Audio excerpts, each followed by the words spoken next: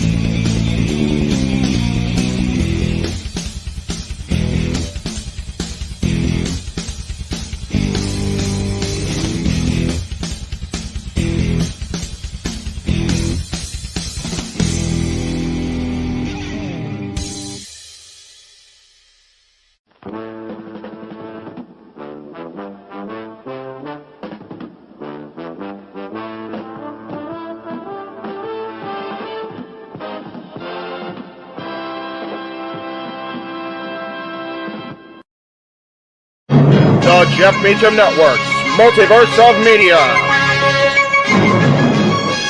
For over 15 years, the recognized symbol of excellence and the standard bearer in coverage of sports and entertainment.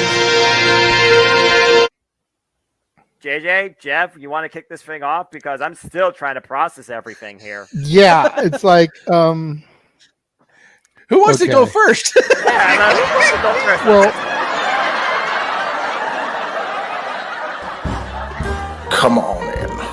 It's open mic night with your host. you could maybe say there's really 4 topics, but it's split into 6.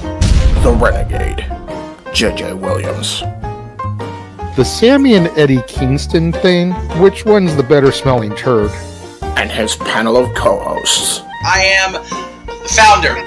We'll call me that for today since we're going with the Jeff Jarrett love theme here this week, according to JJ. The West Coast Professor, Jeff Meacham. Karma is karma. That's professional wrestling! Damn it! The Simple Man, Noah Foster. It's showtime! Yeah! How you doing, JJ? How you doing, Jeff? James. Yeah. And the Heb Man, James Hebert. Imagine Bill Burr, Joe Rogan, Paul White, the Baldies! There you go! It sells itself! Get in there! Short his ass and shit the bed. He's not Amber Heard. Give it time, JJ, give it time. No, I'm sure Jeff has some stuff that... Dumb move. Just don't pull this bullshit again. You get one. Tony needs to stop caring about the ratings. Bradshaw said as long as the ads are in place, we're not going to lose that third hour. Real Honor does not have to be AEW Live. They don't necessarily have to coexist with each other. We kind of saw that tonight to a degree. Along with a panel of guests. He is no longer glorious. Don't you bring that up. You want me to rant about what my NXT used to... No, we are done here for the night. I swear, James. Because you never know who may show up for open mic night. I leave our company in the capable hands of an extraordinary group of superstars, employees, and executives. The first thing that came to my mind was, it's about damn time. Hey, man! I literally touched everybody in the state's trash. So it's horrible, you guys. Peyton's new thing is Dennis the Menace, but it's funny because she calls it Dentist the Medicine. That's great. When Elliot Taylor came out and did Born for Greatness live, I was popping my pussy, having a great time. I didn't care. I was having so much fun. Sit back, relax, and enjoy the show. Fuck Bill Belichick.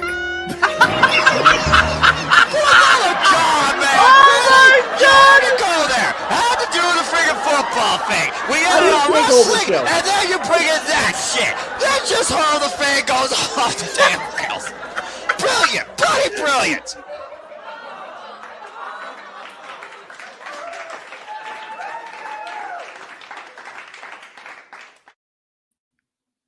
What is going on? Good evening, ladies and gentlemen, boys and girls, children of all ages. Welcome to the Saturday night shenanigans that are Open Mic Night. I am your moderator, your host with the most, the Renegade J.J. Williams.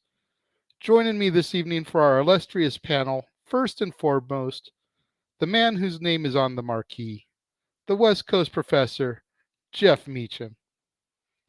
What is going on, good sir?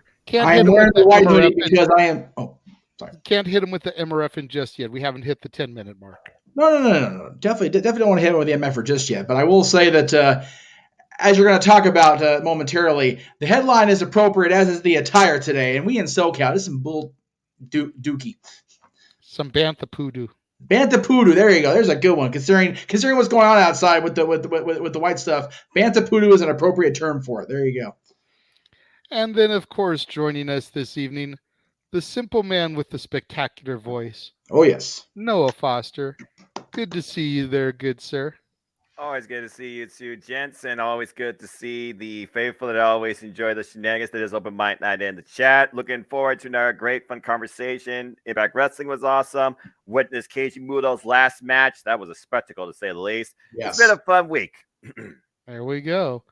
Gotta say, I did get to tune in and see the call yesterday of No Surrender. You and the other gentleman about to bring in, the Heb Man, James Hebert, did a masterful job of the call. Thank you. Yes.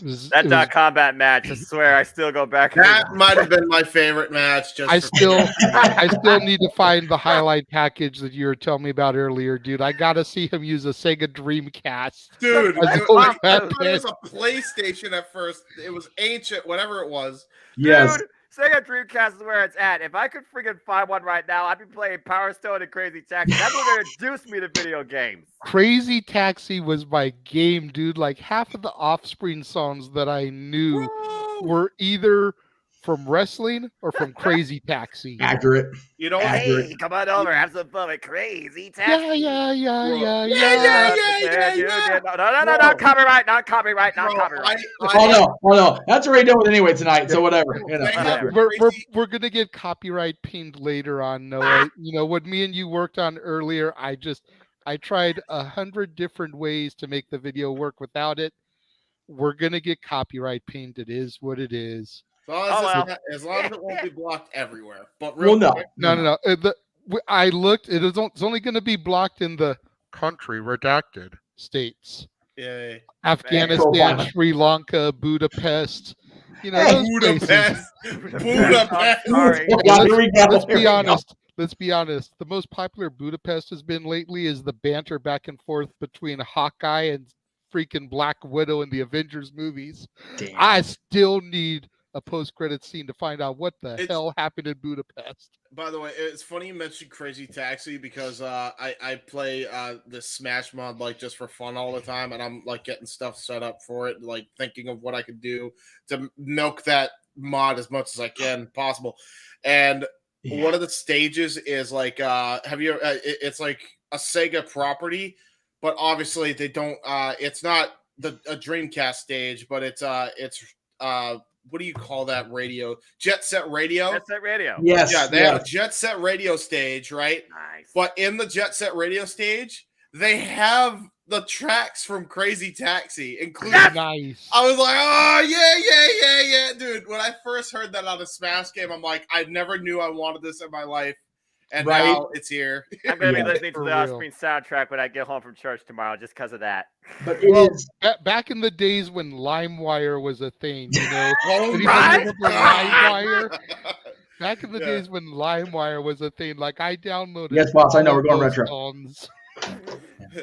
Crazy Taxi was my shit. In fact, when I first started working for Lyft, Statboy asked me, you know, what the job was like, and I'm like, dude, it's like playing a live action version of Crazy Taxi. Accurate. Yeah. You drive somewhere, you pick your passenger up, you drop him off. Sometimes there's a passenger just a few feet away. that you're going to pick up for your next ride. They get in the car, you go to the next destination. It's legit a live action crazy Keep taxi going, but the game. clock goes 10 minutes unless you're on arcade mode. You keep that clock going, and you try to avoid the red customers, even though they give you the most money. They're the shortest rides. Honestly, Yeah, exactly. can we legit, like, it's funny you mentioned about all this, and you mentioned LimeWire. I'm thinking, I remember my mom used to use LimeWire, right? So this will segue nicely into wrestling. She didn't never watch wrestling a day in her life, my mom, right? And I'm just sitting back. I think I'm playing like on my GameCube. You want to talk about some retro consoles. Oh, hell. That's how old I feel. That GameCube is considered retro now. Right. And like friggin', yeah, I'm playing GameCube, and then my mom is on her office computer, like right next to us, because it just is what it is. When you're in a little space, you have to have the office computer right in the living space where you're hearing Mario go wahoo all over the place. Right. So he's playing music on her LimeWire. And all of a sudden, I hear Story of the Year playing, and it's Christian's WWE theme. And I'm like, Christian! Mom, are you playing Christian Cage's ECW theme? And she's like, no, what do you mean? And I'm like, Mom, that's Christian Cage's theme song. I'm like, what do you mean? What's the song called? She said, Story of the Year, Just Close Your Eyes. I'm like, yeah, that's Christian Cage's theme. Christian Cage! I couldn't believe it. And That's she's brilliant. playing this, and she's playing like a few other themes from the WWE volume CD. Wow. Never watched wrestling in her life. Still hasn't to this day. That's I don't tremendous. think, except That's for the one awesome. show she took me to when the Decade of SmackDown celebration she took me to. That's the one show she's watched. This in her 2009, entire okay, lifetime that I've yeah. known her. This just Wow. goes to show that wrestling transcends everything, because it only takes one little thing, and whether you realize it or not, boom, you're connecting to wrestling. Yep. There you go. Well, There we I'll tell you go. what isn't. Well, I was gonna say that maybe we could have a Braun Snowman, but we got breaking news. Give me a second, James. Y'all trying to jump the gun. I was trying to segue. Y'all trying to jump the gun here. We're Jesus. talking about Crazy Look, Taxi, and James I is thought- already I thought it was trying to the hit the end. fast Japheth, forward hello. Good to see you this evening. Cyback, how's it going? Gabrielle, good to see you. Hassan wants to know if we missed him yesterday. Where We were did. you? I was not there yesterday, but I'm sure if I had been, I would have missed you, Hassan. Yes, We without have- question. Now, So are yes, you- as everyone keeps alluding to, can't just do the slow build. As everyone keeps alluding to, we've got a lot of stuff to talk about this evening. Yes. We've got some comments about the AEW Dynamite main event that we're going to go over. We've got a little WWE discussion, of course, our main event, the fantasy booking for WrestleMania. But our top story this evening: snow in Southern California. This was the view outside of my patio not even 2 hours ago, ladies and gentlemen. That's madness. What Bro, the that's hell? Crazy, dude. I was telling you earlier, Noah, and you didn't believe me. This was legit my view not even 2 hours ago. That's It weird. stopped, but Really nice view. that's what we were dealing with here earlier. I Southern. think I driving too fast for the snow. Bro, it looks like a desert too. Well, Yeah, the high desert. yeah. It's RVD's desert. The high desert. It's the Hey, high nobody gets desert. as high as RVD. Are you sure Glacier didn't invade it? Damn it. I'm wondering. We were supposed to have an indie show here today. Blood runs cold. You guys plugged it last night. I appreciate that. Valor Pro Wrestling, they had to postpone the show today Because of due this to shit. that weather. Right? You can't drive anywhere. You got friggin' ice in friggin' California. What the hell? Okay, well, Legit, Cece tried to take the kids out earlier because they were going to go get new phones. The roads were closed. yeah. The thing We that could you- get out of the driveway where our parking was. but you it's try to because go you all one have way, to drive, right? There's Okay. a barricade at the light. You try to go the other way, there's a barricade at the light. That was as far as we Ow. could go. Oh Jesus.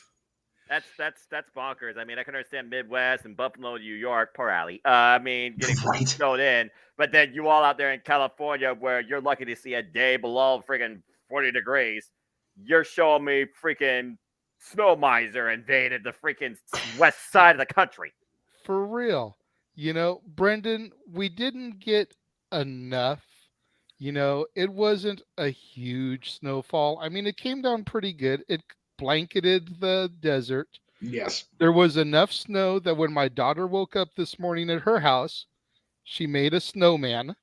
Then named Rocky. Wow. Yes. That's so there was enough snow that she was able to do that. But as you can see, she pretty much cleared the sidewalk to do that. So, Right. Right. Yes.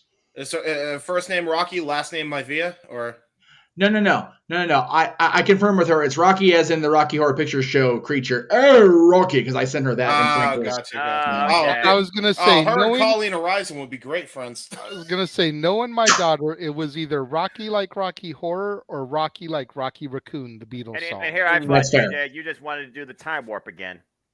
It's just jump to the left. I gotta go back in time, Marty. Wrong movie. Yeah, exactly, Raymond. It's snowing for real. Yeah, it is. No, Safet. Cali is not used to the snow. At least not SoCal. Yeah, unless you're in the mountain areas like Big Bear, Mount Rubidoux, and Riverside, Mount Baldy, then you're a little bit more used to it. But this, nah. It's nuts. It does look gorgeous, though, Kyle. You're absolutely right. I got up when I was told it was snowing. I was like a giddy schoolgirl. I was like, "It's so pretty." It is very pretty. Yeah, it's like because we're not used to it. Fair enough. And y'all should know after doing the Christmas show of Open Mic Night, Christmas is my favorite time of year. Right. Thursday it started snowing for the first time, and it maybe only snowed for about 30 minutes.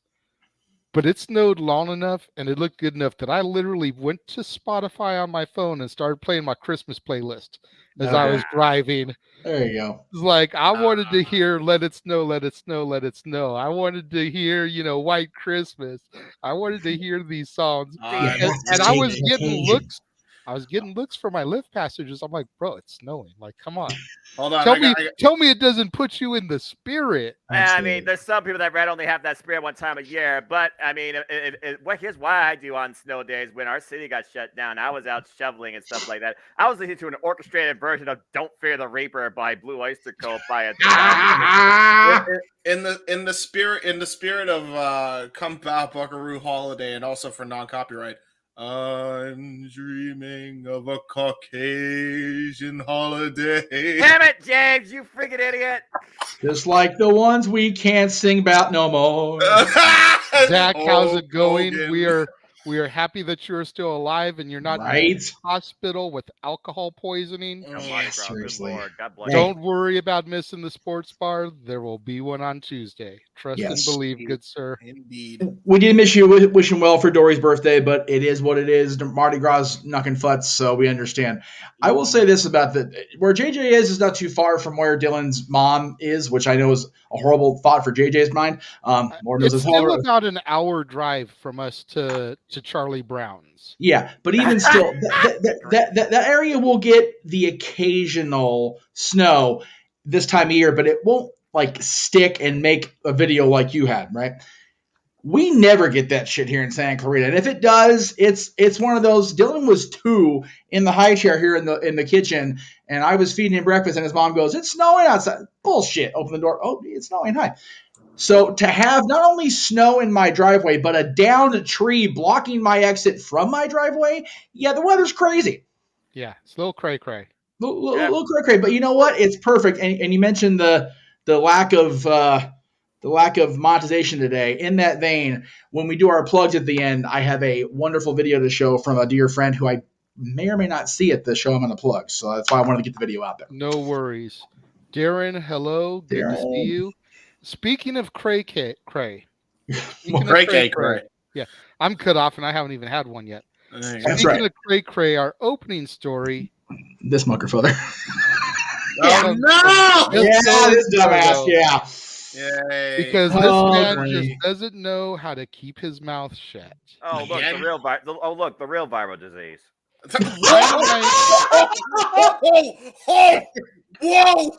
Dynamite was a decent show with some strong segments until the main event. You can't put a fat wrestler with tits in the last segment and have him bleed profusely all over the place and think that is how you draw viewers. Oh my god. Hashtag AEW Dynamite. Whatever, bro. Now, I haven't seen Dynamite yet this week. I've been a little bit too crazy myself. Hopefully, come next week, things will get back to normal around here for me. Pay-per-view week. Good luck with that. Well, no, because you gotta understand the last 2 weeks. Oh, no. Well, the last 3.5 weeks. CC's son Dennis has had practices until about 8 o'clock at night, getting ready for his play that he's been doing for the school for Matilda Jr.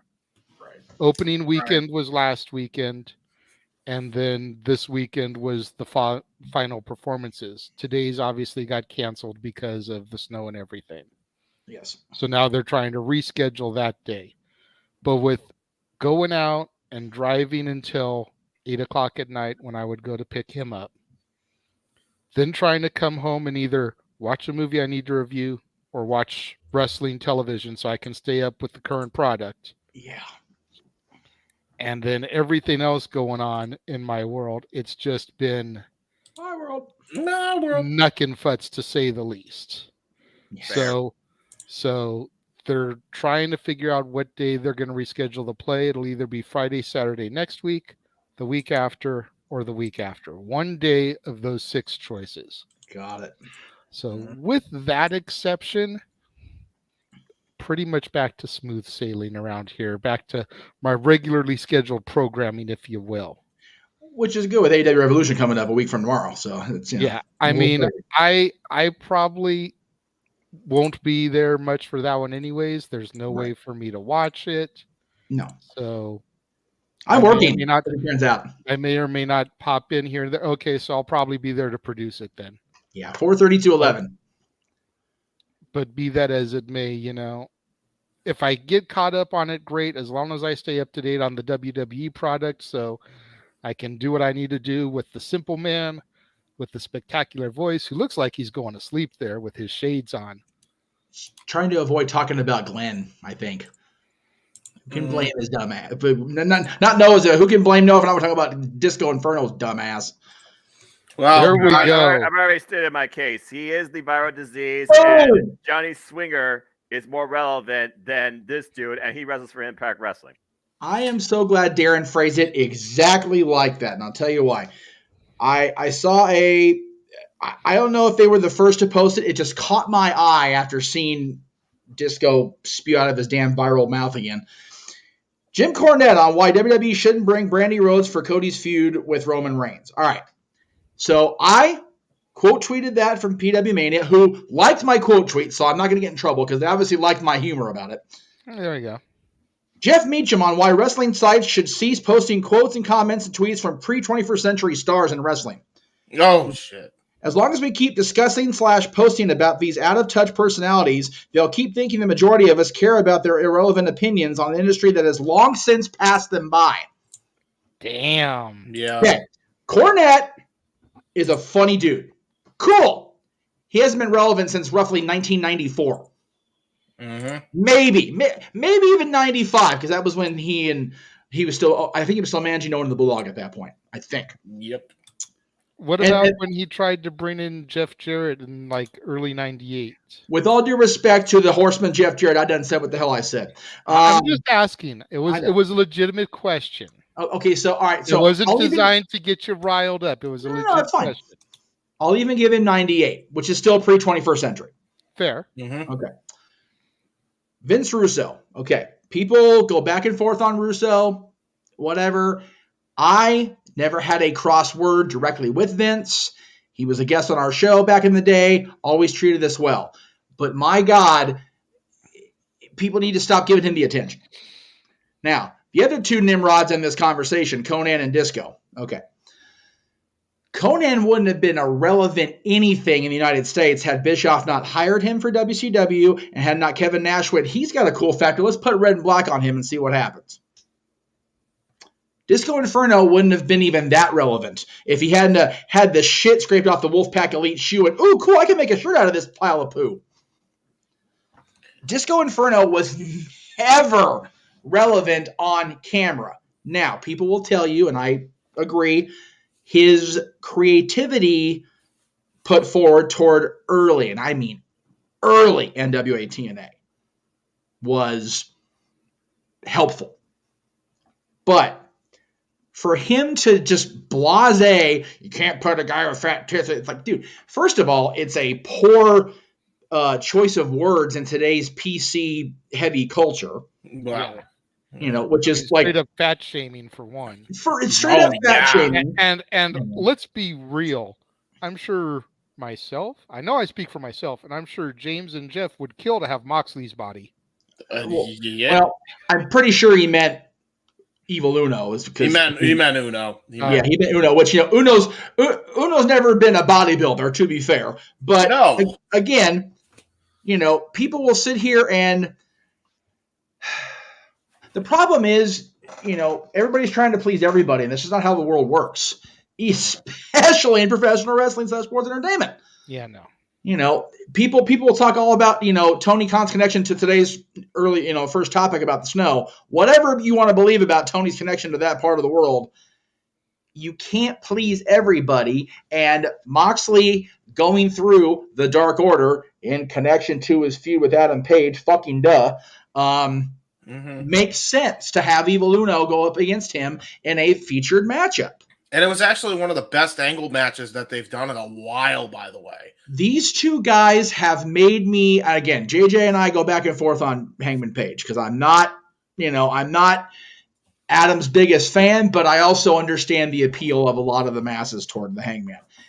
But I'm just saying, like, when Logan Paul does a better buckshot lariat than the guy that does it as a regular move, we got some issues here. No, I get that. Yeah. And the fact is, the most prolific, well-known buckshot lariat in AEW is one where Punk broke his damn leg. So, I mean, let's just call it what it is. What's up?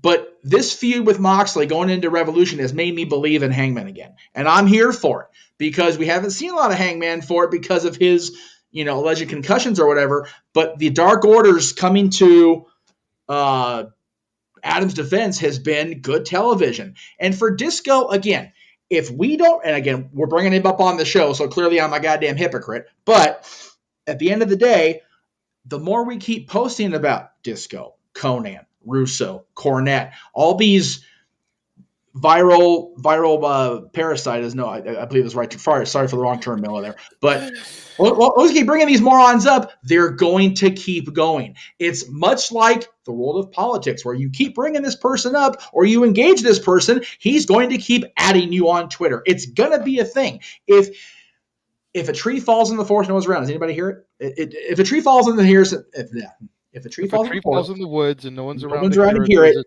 doesn't make a sound. Mm-hmm. If I may also, because out of the four people you mentioned, right, none of the other three aren't even credible when it comes to freaking Conan, because Conan has actual experience in the industry, and I don't know if anybody actually on the show actually has a problem with Conan, but even if they do, I guarantee you Conan out of those four, way more positive with the wrestling industry and the way it is now than a lot of these other idiots. Yes, Conan was a legitimate, he was called the Hulk Hogan of Mexico in his heyday, and I'm not going to sit here and dispute that with anybody. But Conan, you know, some of his takes are by and large skewed the wrong direction for 2023 wrestling. But he is the lesser of the four evils I mentioned. And the problem, you know, it's like Darren said, Disco wouldn't even have relevancy in 2023 if he wasn't part of Disco Conan's podcast. Right. Which is part of the Russo network, which again, you know, people let the shit trickle down the Russo.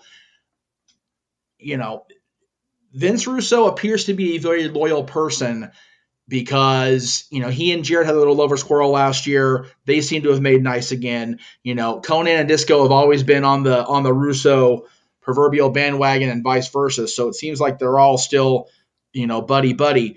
But the bottom line is they wouldn't be getting the attention they get if people would quit posting about them. Does anybody really, truly give one flying if Evil Uno was in the main event of Dynamite because despite how he looks? No, he was in there because he's in a blood feud involving his buddy Hangman Page and the biggest babyface in the company right now, Jon Moxley. He didn't even say anything that was original when it comes and for Disco, because Disco said this before about fat wrestlers too, right? And V and Fuso did a whole video on this freaking dumb shit, saying the same thing. I think he said the same thing about Bronson Reed at one point. And it's not even original for Disco, for Glenn Gilberti's sake. He's just regurgitating the same shit over and over again. And meanwhile, regardless of how people may feel about Conan on his opinions and shit, he's probably rolling his eyes and like, oh my God, why do I have this guy on my show? Why? Like, because at least this guy gets to work out of the other three too. Conan actually still gets work in nowadays modern pro wrestling. In AEW, did? Yeah. What does Glenn Gilberti do other than job the Scarlet Bordeaux on Impact like 5 years ago? Tell me. Right. Like I said, I don't have a problem with Glenn's contributions to the industry as a creative person, under Vincent Russo and TNA. Allegedly he was going to be brought into WWE when Russo was asked back in 2002 prior to TNA forming. Apparently he had some input toward the NWW, which, how you want to feel about the NWW, there were actually some good points. But for him to just think it's okay to, vomit all over Twitter is absurd and obscene of him. Yeah. Again, that's all I'm getting across there. I've never been a huge Disco hater, but this stuff that he's been doing lately really makes me question his sanity. Yep. And I feel like that's all we need to say on that. Somebody needs to wake Noah up. Well, JJ, I'll ask Noah. Here's the thing, to buy wherever the hell that shirt is. I think pretty sure it's on Teespring. The fact that we all seem to lose our sanity within 280 characters nowadays. That's a problem, is that everybody's allowed to have 280 characters to speak their mind without accountability. Mike Tyson's tweet, whatever it was a few years ago, made so much sense to me. Social media has made everybody real comfortable without getting punched in the face for their bullshit. Is basically, he didn't say exactly that, but pretty much. Yeah. Noah, you coined the viral diseases phrase on the show last week or whatever it was, which was just tremendous with regards to Logan Paul. Now that we're chamber call. Yeah, the chamber call. Thank you. Now that we're talking about another seemingly uncurable viral disease on social media that is Disco Inferno. I mean, first of all, cool, Glenn. You can wear the Wolfpack colors even though you're not in the Wolfpack, back then, and, you were quasi-Wolfpack officially. Good on you, Glenn. But, Noah, do you have any opinion on this whatsoever? We've lost him. Noah? Noah, wake up. Respect one another. Don't acknowledge venereal diseases. I see. Viral diseases. Wow. Diseases. Wow. We're having a whole other show now. Okay. Well, what's the difference? We are talking about Disco. Twitter doesn't make you a better person, nor does Twitter make you believe that you have the right to say anything and that actually means something. There we go. There we go. Summed it up perfectly. And all of those opinions are Statboy approved. That's right. More than likely, he's probably like, yeah, I'll approve this. That's okay. Statboy's opinions on a classic content are going to be maybe not Costa approved, but they'll be Statboy approved in retrospect. And you guys will see that soon over in the Costa Studios after WrestleMania. Bro, I don't disagree with that, Brendan, but if that's the only reason he's doing it, then it's no different than clickbait. Mm-hmm. Yeah, and we're opposed to clickbait here. We are, yes, but for me, it's like, I know I'm not exactly Mr. PC. Like, I've said some shit, but like, really, We never noticed, James. I know. But like, dude, come on now, man. Like, I'm a fat boy, and like, this is a dude. What the hell's Conan? Like, Conan is not exactly in the leanest shape anymore. This guy has got to feel somewhat offended by this. What the hell? This is your friend? He's trust calling, and believe. I'm sure if Disco steps too far out of line, Conan will smack him back into place during a commercial break. So there we go. Knowing Conan, he would. So anyway. No, don't have him do that, because then Disco will think it's a freaking angle that they got to work. Everything in Glenn Gilbert's life's an angle. That's why he's on Twitter. That's all he freaking does is angles against himself on Twitter. That's what Brendan is trying to say there. Fair enough. Before we go to commercial, I did want to show these pictures real quick. This was supposed to be part of my welcome and our introduction, but I completely forgot about them because I was down in the videos portion. But I did want to touch very briefly on the party and celebration that we had this past week. Yes. Yeah, look at that. Crazy times. And Brett knew his audience. Brett Buchanan, the man that you guys may not recognize at this point because he's been off No DQ for so long, but he came wearing a Disney era Angels hat, so he knew his audience coming in. So good on him. That was. So this is at a place that was recommended by our boy Wade Needham, Webmaster Wade, called Salty Dog Tavern. Salty Dog Tavern. Now, to JJ's credit, I'll co-sign with your opinion. By the way, Jay, the way it was built up, it sounded like it was going to be Hooters without all the corporate gaga and shutdown bullshit. Yeah, like the way the chat made it sound, you basically were going to be walking into a titty bar, except the strippers were going to be serving you food. You know what? Because one of the comments in the chat even said, "Grab some titties for me." I'm like, wow, this is that kind of place? Okay. And then we get there and like it's your typical dive bar. Like, it's don't get me wrong, the bar. waitress was cute.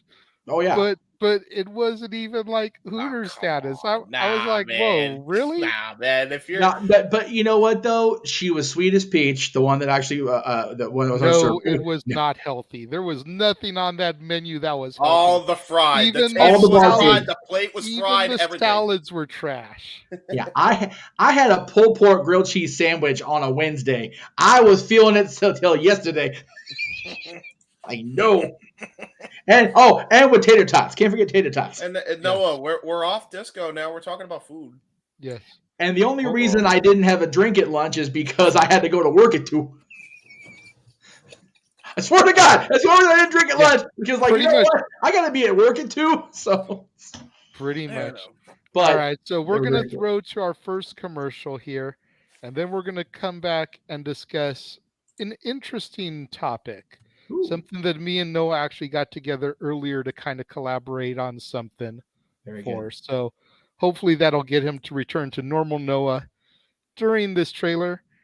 This is not the premiere because it did run earlier today on my review, but this is the first look on Open Mic Night of what is coming to Renegade's reviews next month.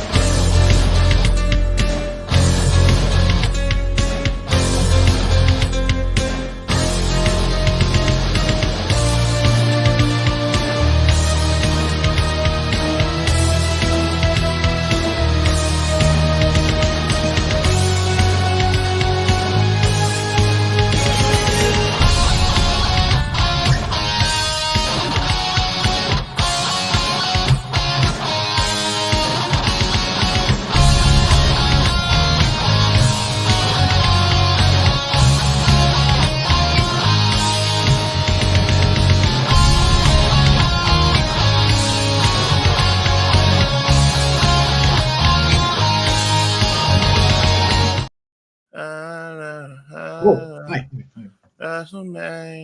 What? We good? We're back. We're back. Weird music. Yes. Yeah, buddy. Why is it still playing? Good question. What? Is it Right playing now? on your... Okay, yeah. I want to thank our friends at Road Sides over on YouTube for that remix of the WrestleMania 90s version song. Much like I used their classic WrestleMania song for the WrestleMania week teaser, which is coming up later.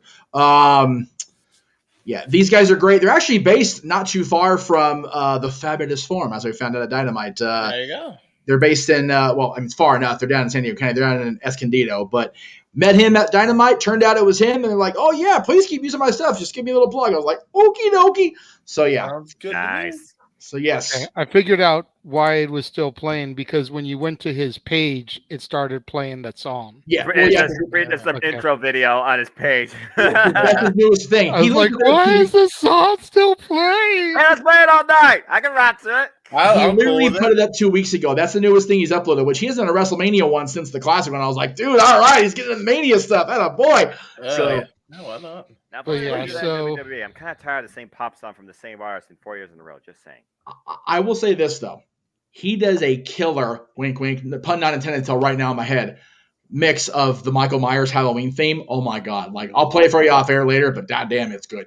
You gotta, if you like killer renditions.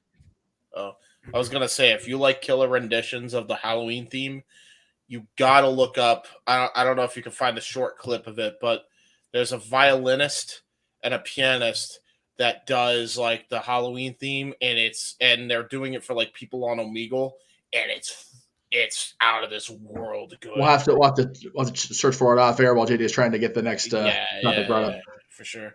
So that is what is coming up in just a couple of days from me. Jeff has been blowing my messages up the last few days, talking about, you got a trailer yet for next month? You got a trailer yet for next month? It's like, no, I've been busy. Like, I explained to y'all earlier, like, what's been going on. It's like, I got a lot of stuff going on in my head. And to be fair, I was trying to wait till the last minute to see if they were going to start announcing Hall of Famers for this year. But they haven't. To start trying to throw some, like if they had made Batista official, I have a Batista movie that I had kept to the side. Yes, he was pictured in there alongside RVD, but God damn it, that is Rob's movie, yes, not Batista's. Everywhere you go, all the posters you see, Batista's like front and center. Yep. Dude is in the movie for like 15 minutes. He's only in Guardians of the Galaxy and that Uber movie. It is RVD's movie. It is Rob's movie, very much so. Knock at the Cabin, that's going to be a new release. That's got Dave. That's Dave, yeah. But that doesn't even count as part of the movies that star Hall of Famers, because that's a new release. So, I got to figure it in, because you got to figure Kevin Hart's going to be in the celebrity category eventually. Kevin Hart deserves a celebrity induction just for his friendship with The Rock. That's I right. agree. Then the one, Your Place or Mine with Ashton Kutcher, that 70s show had The Rock on it very early in his acting career. And playing his dad, Soul Man Rocky Johnson. That's right. And then the other one, we have a ghost, Anthony Mackie from the MCU, who's been in Avengers movies with Dave Batista. So, we got some whole 6 degrees of Kevin Bacon going on here, and how we can connect some of these people to pro wrestling. I haven't heard Kevin Bacon since Footloose. Hey, and I guarantee you, though, Pro Wrestlers versus Zombies, the only reason Shane Douglas is in that movie is to make sure he can be in the movie with Hall of Famers. Because he ain't getting in his damn self, poor Shane. Brendan Crabtree said he saw Pro Wrestlers versus Zombies, and it was so stupid it was funny. 100% agreed. Oh, my God. Safed says next month is going to be wild. Absolutely. Alistair, good to see you. Hey, Alistair. Darren says no one needs a Mountain Dew. I'm covered. He's covered. He's already covered. He was just doing that until he knew for sure we weren't going to talk about Mr. Dipsheet. I will say that just be glad that JJ didn't make himself do 31 days like he was talking about doing for March. Jesus. Yeah, I'm not going back to 31 days, not counting Halloween and Christmas, until I can stabilize my life around here and actually focus all energies to the channel and not have to go out doing lifting stuff. Priorities for passions, but also Absolutely. organization is key. Exactly. So moving on here on the topics, we're going to jump to WWE. Hi. All right. And everybody knows, it is no secret, if you have even done anything in wrestling since WrestleMania last year, you've known the direction that WWE was heading when one Cody Rhodes made his return for Seth freaking Rollins. Yes. He won the Rumble. Everyone now knows it's going to be Cody versus Roman at Mania. Finish the story. But the question here on my mind is, if Cody doesn't do it, which all roads lead to WrestleMania and him accomplishing this. Right. But if Cody cannot finish the story and his finish to the story ends up like Sami Zayn's, then who? Who? Yeah, exactly. Yes. No, not them. Before I go into my spiel, I want to go to Jeff and James here and see if y'all have any suggestions about if it's not Cody, so that Roman can get to those 1,000 days. Pedro Morales, 1,074. He's the next one. If Roman beats him, he is the top 5 of all time. He's number 6 right now. And JJ, you can go and throw it up. Noah's stat is most definitely. Let me find. Yes. There you go. Because I've been checking. I've been watching the list myself because Roman's getting close to Pedro every day. So. You figure if he carries it until SummerSlam, he surpasses. Yeah, I had it. I finally mapped it out. If the announced dates are true that we were going to talk about this weekend are true, Memorial Weekend, Double or Nothing, and the King of the Ring, Queen Crown weekend is the end game for 1,000 days officially. So, like you said, hell, even Money in the Bank, if he gets there, he's set. But Money in the Bank wouldn't eclipse Pedro, would it? Because that would only be another 60. Pedro, no, but he'll get the 1,000 if he gets to Memorial Day weekend. So he'd have to get to SummerSlam. Oh, for Pedro, yes. I'm sorry, I misheard part of that. I apologize. So I know what you're going to throw to, so I'll stay off of that one. God, if it's not Cody at this stage, the way it's been built, the way they've involved Heyman, the way Heyman's involved family and invoked Dusty, because damn, man. Y'all know how I feel about the Rhodes family and how close I've been with the Rhodes family over the years. I met Dustin live and told him myself. You don't have to tell me anything, Jeff. Nah, the Rhodes are so special to this multiverse without a doubt.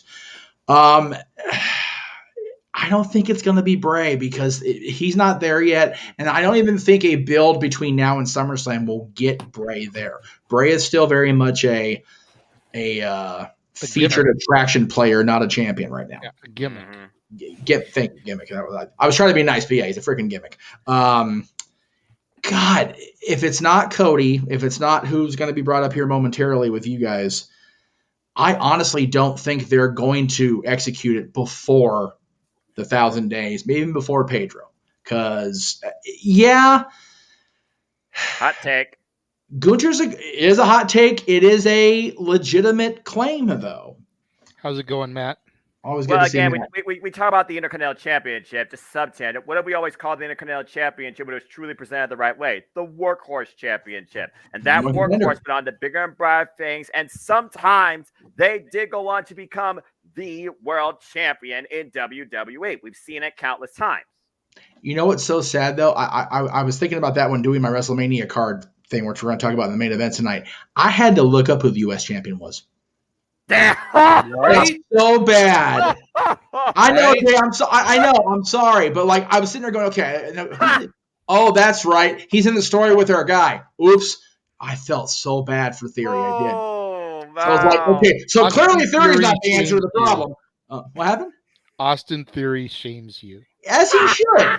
As he should. But the bottom line is, I'm a hardcore fan. So if a casual fan is thinking this, even less than me, he's not remembering who the U.S. champion is either, so he's clearly not the answer to the Roman Reigns problem. So theory is out. Gunther, I think if Gunther can maintain the aura without having the championship after WrestleMania, possibly. Because the likely theory is not, and clearly not Austin theory, because I can't remember his damn ass being the champion, but the working theory would be that one of Drew or Sheamus will beat Gunther finally for the championship at WrestleMania. You would think. So I like that. I like that, Ray. We'll go with Gunther for my answer on that. Go ahead, Jay. You're good. I said James. He was gonna go to me, but you continue, Jeff. Oh no, it's okay. I was just gonna comment on the thing. It's like I like Gunther, and I do see him as a world champion because he's been carefully crafted into the WWE mold. He's lost all that weight. He's still in ungodly good shape, and now he's an even bigger killer than he was as Walter. Do we have to remind people of his conditioning with the fact he went over a damn hour and 10 minutes in the Royal Rumble? Right. Nope. Exactly. Walter want to be able to do that. Gunther, good. That's the difference. Yeah. Honestly, for me, if it's not Cody, the only person I could realistically think is Sammy next at SummerSlam. It would be Sammy at SummerSlam. Honestly, I don't see. There's only two guys now, at least right now, right? And that's Sammy and Cody. What about the comment from Darren there, Braun Breaker? Nope, not even close to ready. Not even close. I don't think so. I like Braun and everything, but like he's got a lot of work that needs to be done right now, and it's not happening. Especially not this year. It's not happening. No, I agree with you. I know, James, you often don't see the comments because you're not on the screen, so you don't see all the comments come in. So I just want to make sure you addressed it since it was brought up. Yeah. Yeah. No. Fair enough. Man. No. Rollins, it really depends how thing with Logan goes. Yeah, honestly, it really does. I don't see that happening. I don't either. I actually last year at the Royal Rumble, Roman got disqualified.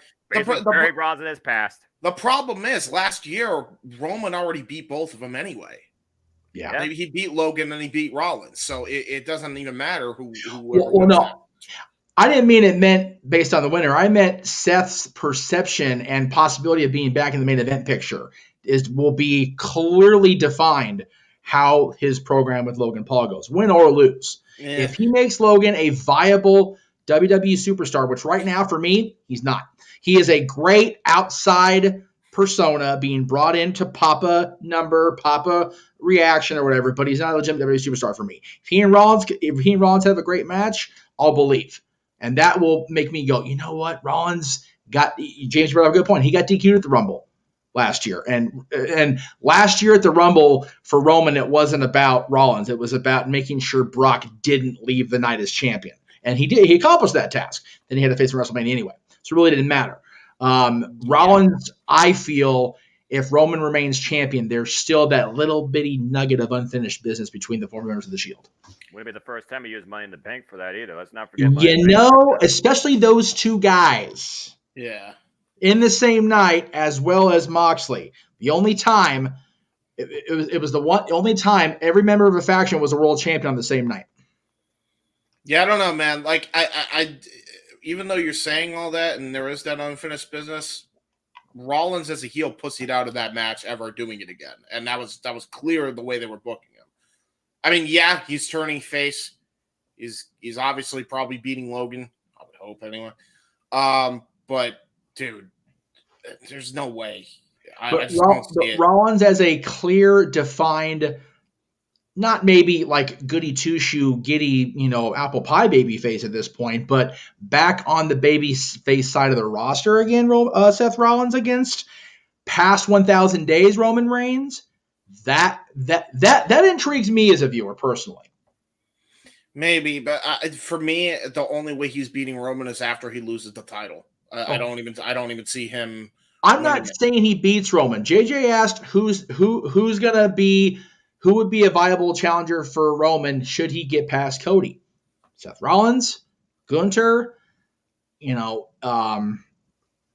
Sami Zayn, you mentioned again, if done properly again, possibly. Yeah, I don't know. Well, I'm not really sure. Those are the only ones that I could see. There you go. Well, I have a video that I'm going to present. It's the reason why we're going to be unable to monetize today. That's why the little ticker is going across the bottom.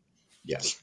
Despite the 100 ways that I tried to fix this, adding my own commentary with Noah, deleting the audio, covering up the WWE logo, flipping the video.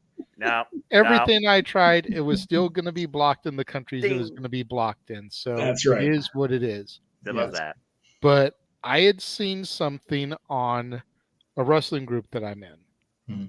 And it really got my head thinking to where I went on YouTube. I found a longer clip of the match than what they had originally presented. Mm-hmm. Like I said, I messaged Noah. I was like, hey, I want to do this. You down to help me out? And we know the simple man with the spectacular voice. You're offering a chance for him to call a wrestling match? He's like, absolutely. Let's do this. Bring this man to WrestleMania Access. So, yeah, exactly. Think about the days at Access where you would call just a few minutes of a match. Hell yes.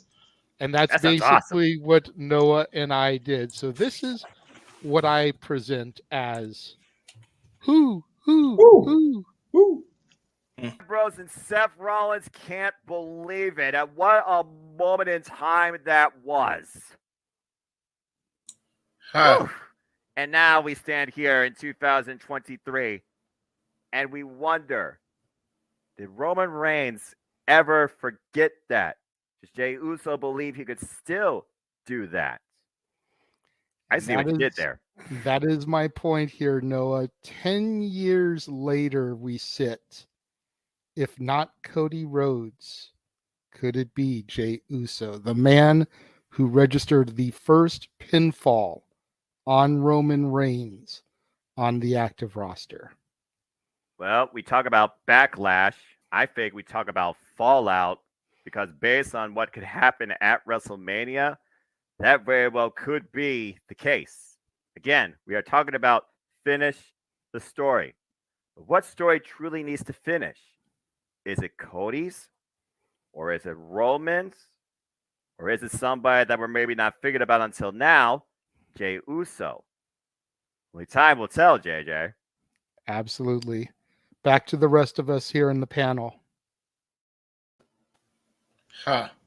That is... Yeah, maybe. I remember the pin. I remember that match because, God, the Authority was on the Shield once they decided they were on him, man. Right? I forgot that was Roman's first pinfall loss. That's an interesting take. I dig it. September 23rd, 2013.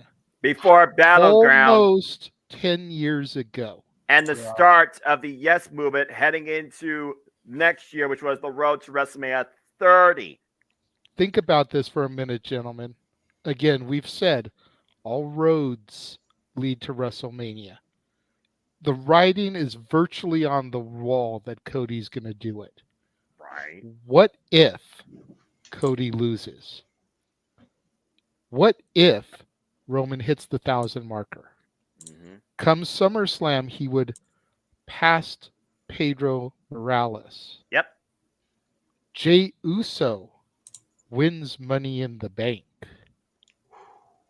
Cash in at SummerSlam. On his cousin. Almost 10 years later, Jey Uso finishes the story. The first person to pin Roman on the active roster. Main event Jey Uso, the first man to fall in line with the bloodline. Mm. The man to end the tyrannical streak. Well, considering Noah's going to be there in Detroit, and you and I will be on that call, JJ, we'll probably hear Noah's pop from here. I'll tell you that right now. I'm not going to have a voice when I get back to my hotel room, but I guarantee you I will have some sort of reaction afterwards. I'll blast in this room too. It'll be me and JJ on the call for WWE until Survivor Series with your lack of voice after that, you poor bastard. So that is That is my proposal. That is, you know what? Like I said, I knew what your initial pitch was going to be and who it was going to be, and James not bringing it up did surprise me. But yeah, this the way it was laid out, it makes so much sense. I dig it. It's I dig it. long-term storytelling at its finest. A decade in the underwriting. Right. My only thing is,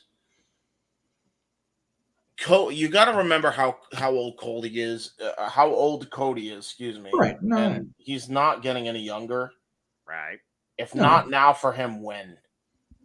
Well, that's my point. Honestly, I maybe you could wait until they have WrestleMania 40 in Georgia, but I can't think of a more Hollywood story than Cody winning the belts. Well, WrestleMania 40 is going to be in Philly. He's in Philly already. Yeah, they already announced that. That's right. That's why I'm saying you can't wait until they just decide to, he's finally in Georgia.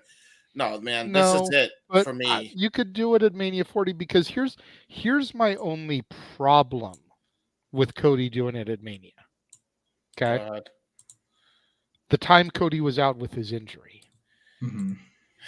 If Cody hadn't been sidelined, I'd be more in favor of him taking the strap off of Ronan.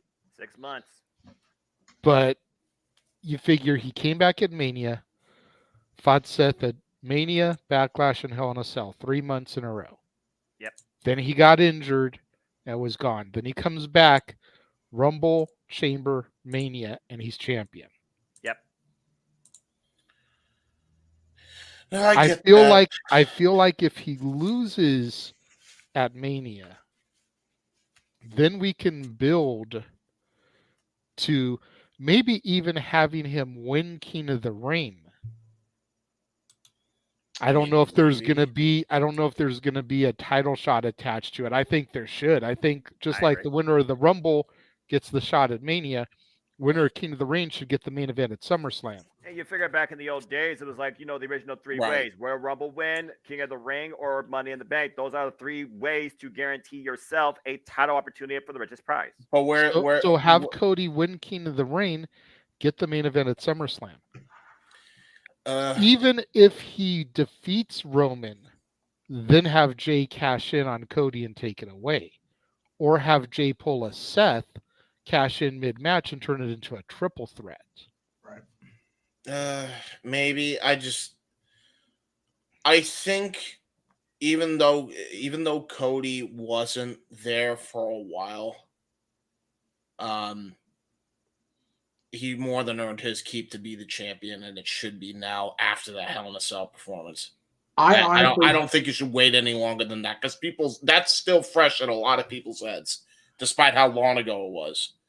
I still think the end game was always going to be Cody at WrestleMania. I think he was going to win the Rumble regardless if he was on the roster the entire year or not. Yeah. Right, but if he had been on the roster the entire year, it would have been almost a year's build to him winning the belt at Mania, as opposed to a split build.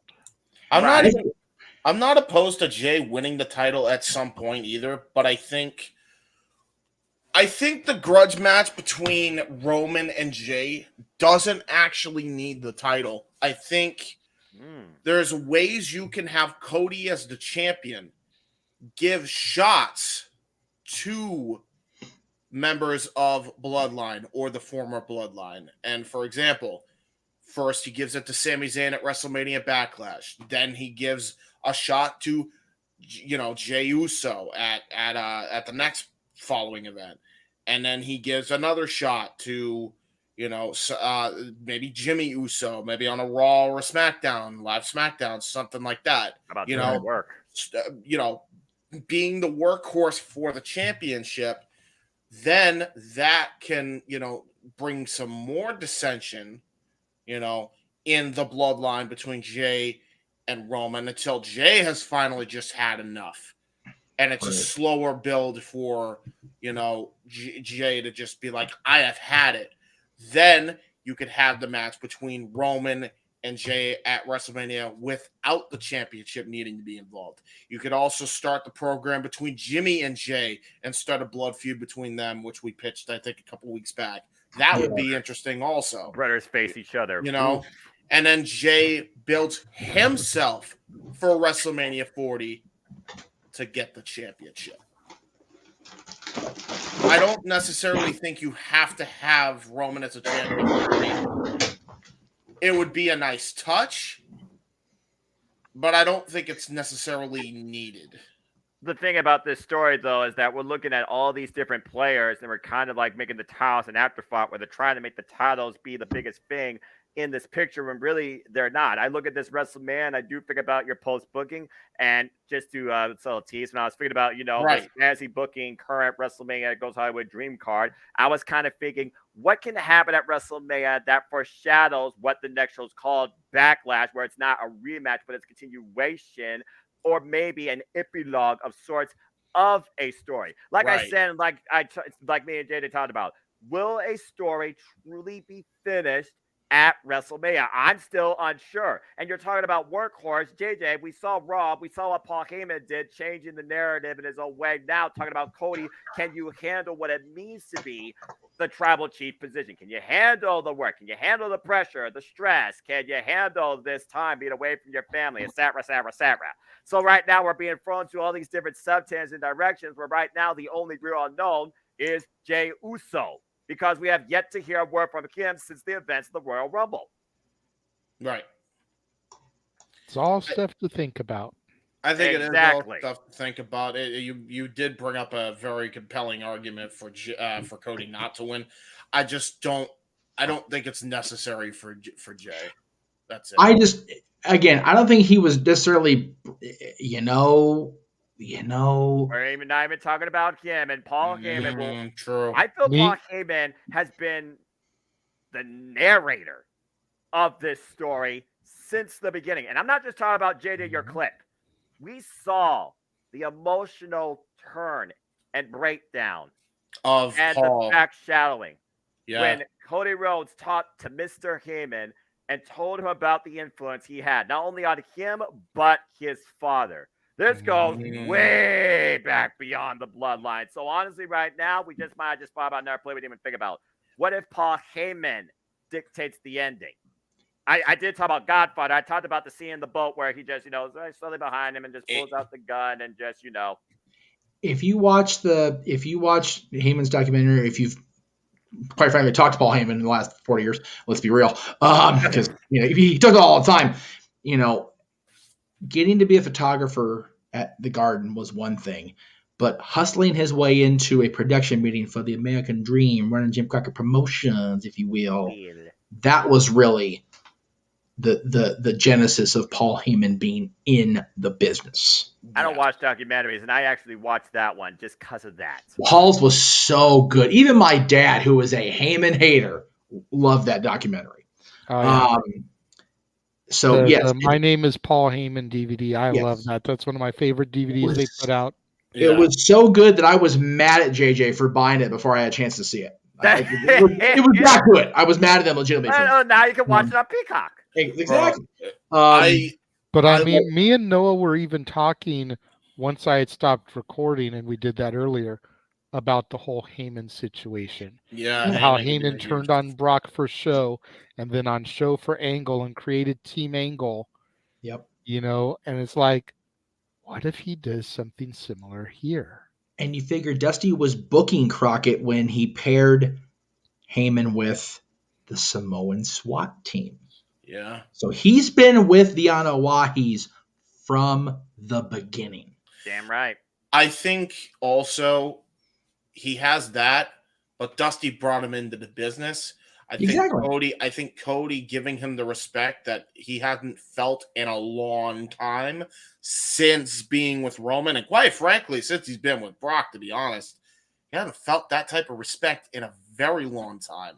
Cody giving him that respect, giving him his just desserts, turning on him for that, and this is here's a thought for you.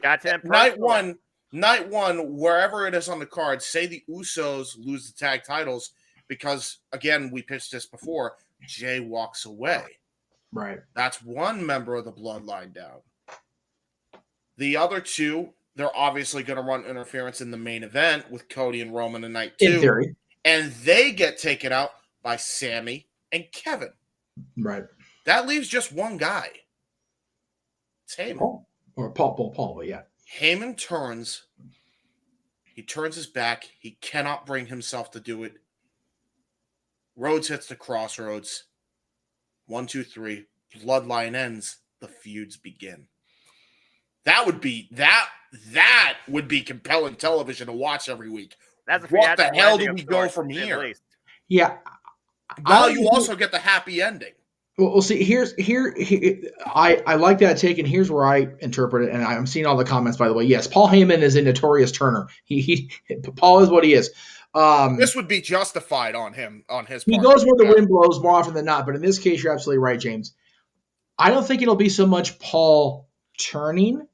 It'll be as Paul just can't, like you said, can't bring himself to take Cody down. He can't take Cody down. He can't take out the son of the man who brought him into the industry, because I know firsthand, between my association with the Dream and talking to Paul about it over the years, Paul and I and so many of us adored Dustin and Cody so much that I tell you this right now: win, lose, draw, whatever, I'm going to be a bubbling, blubbering, bawling idiot at WrestleMania when Cody walks out there in the main event, because God damn it, that's long overdue for a Rhodes to be in the main event at WrestleMania. Let me just be clear on that right now. Quick production meeting here. As soon as I'm done talking about Roman, you're talking about Cody and his entire career during his entrance.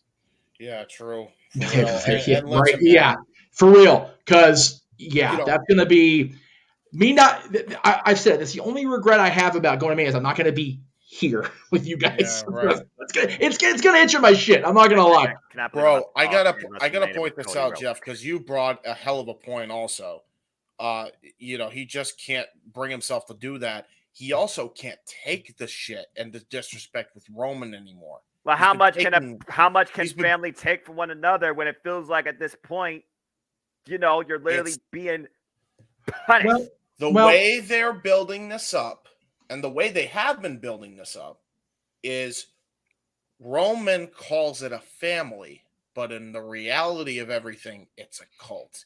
And Heyman's been at the bending of the knee for Roman from day one when he showed up next to him.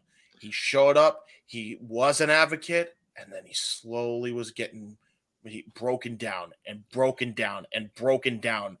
That's the story. You want to talk about long-term storytelling. There's a lot of long-term story with Jay. I ain't even going to hold you, but there's also that element of Heyman's been shit on by Roman. But you know what, though? He hasn't, James. And what about the thing with the whole thing with Brock in the middle of this at Rumble last year was all a swerve. That was completely swerved to get Brock and all of us into false sense of security. Heyman has been the loyal soldier, and Roman has not ever once, truthfully, it's all storyline, people. Don't yell at me and at me on Twitter. But within the context of a storyline, Roman has not ever legitimately turned on Paul or berated Paul or anything. He's had Paul be the one to keep everybody else in friggin' line, but he's not actively berated Paul that I recall, other than the whole sword with Brock. But there's the thing, though. Yes, they orchestrated that mastermind play, but the reason Heyman hasn't done it, and you'll notice if you watch it back, is Heyman's too scared to try and reason with Roman, and that has happened a couple times as well. Well, yes, that's true. That's true. Is he or is he acting? Like I said, we talk about storytelling, we talk about acting, we talk about the players and the roles, and you called Roman Reigns' bloodline a cult. I remember when finally Jimmy and Jay came together with Roman Reigns during the Thunderdome era, and there was a subtle way they embraced each other. We didn't see Jimmy or Jay's face behind Roman's shoulders. We just saw Roman and the subtleness that's like, I got them. Is this family just an insurance policy? Is the bloodline about all or truly just one? Think about that. Included. Well, and Heyman's ties with the bloodline start and end with Rikishi and Sam. So if it comes down to that, I think he'll start to realize, man, he's bagging on Junior's kids. This is not right. And even go back even further, his direct ties with the trio of terror, Albano, Blassie, and the Grand Wizard. Albano managed the Samoans for years. Yeah. So, like I said, Heyman's ties to this cannot be understated. And I love the scenario of him not being able to enable Roman to pull the trigger on Dusty's son. I love that. That's great. That's storytelling for wrestling at its finest. That's good shit. And here's the funny thing, and just for comedic purposes, since you brought up the entire Anoa'i lineage, there's one name we haven't mentioned. If this storyline was real life, dude, I don't care who you are. Haku's coming in and putting the Tonga death grip on you. Well, that's fair. Real, for shoot and ripping your jaw out. Haku's not legitimate on Anoa'i, but he's still enough where it's like, all right, look, motherfucker. Fuck you. I ain't having it, boss. You don't F around with freaking Haku. That's all I have to say about that. Well, there was that brief about 45 seconds when Haku and Rikishi were tag team partners in 2001. There was that brief.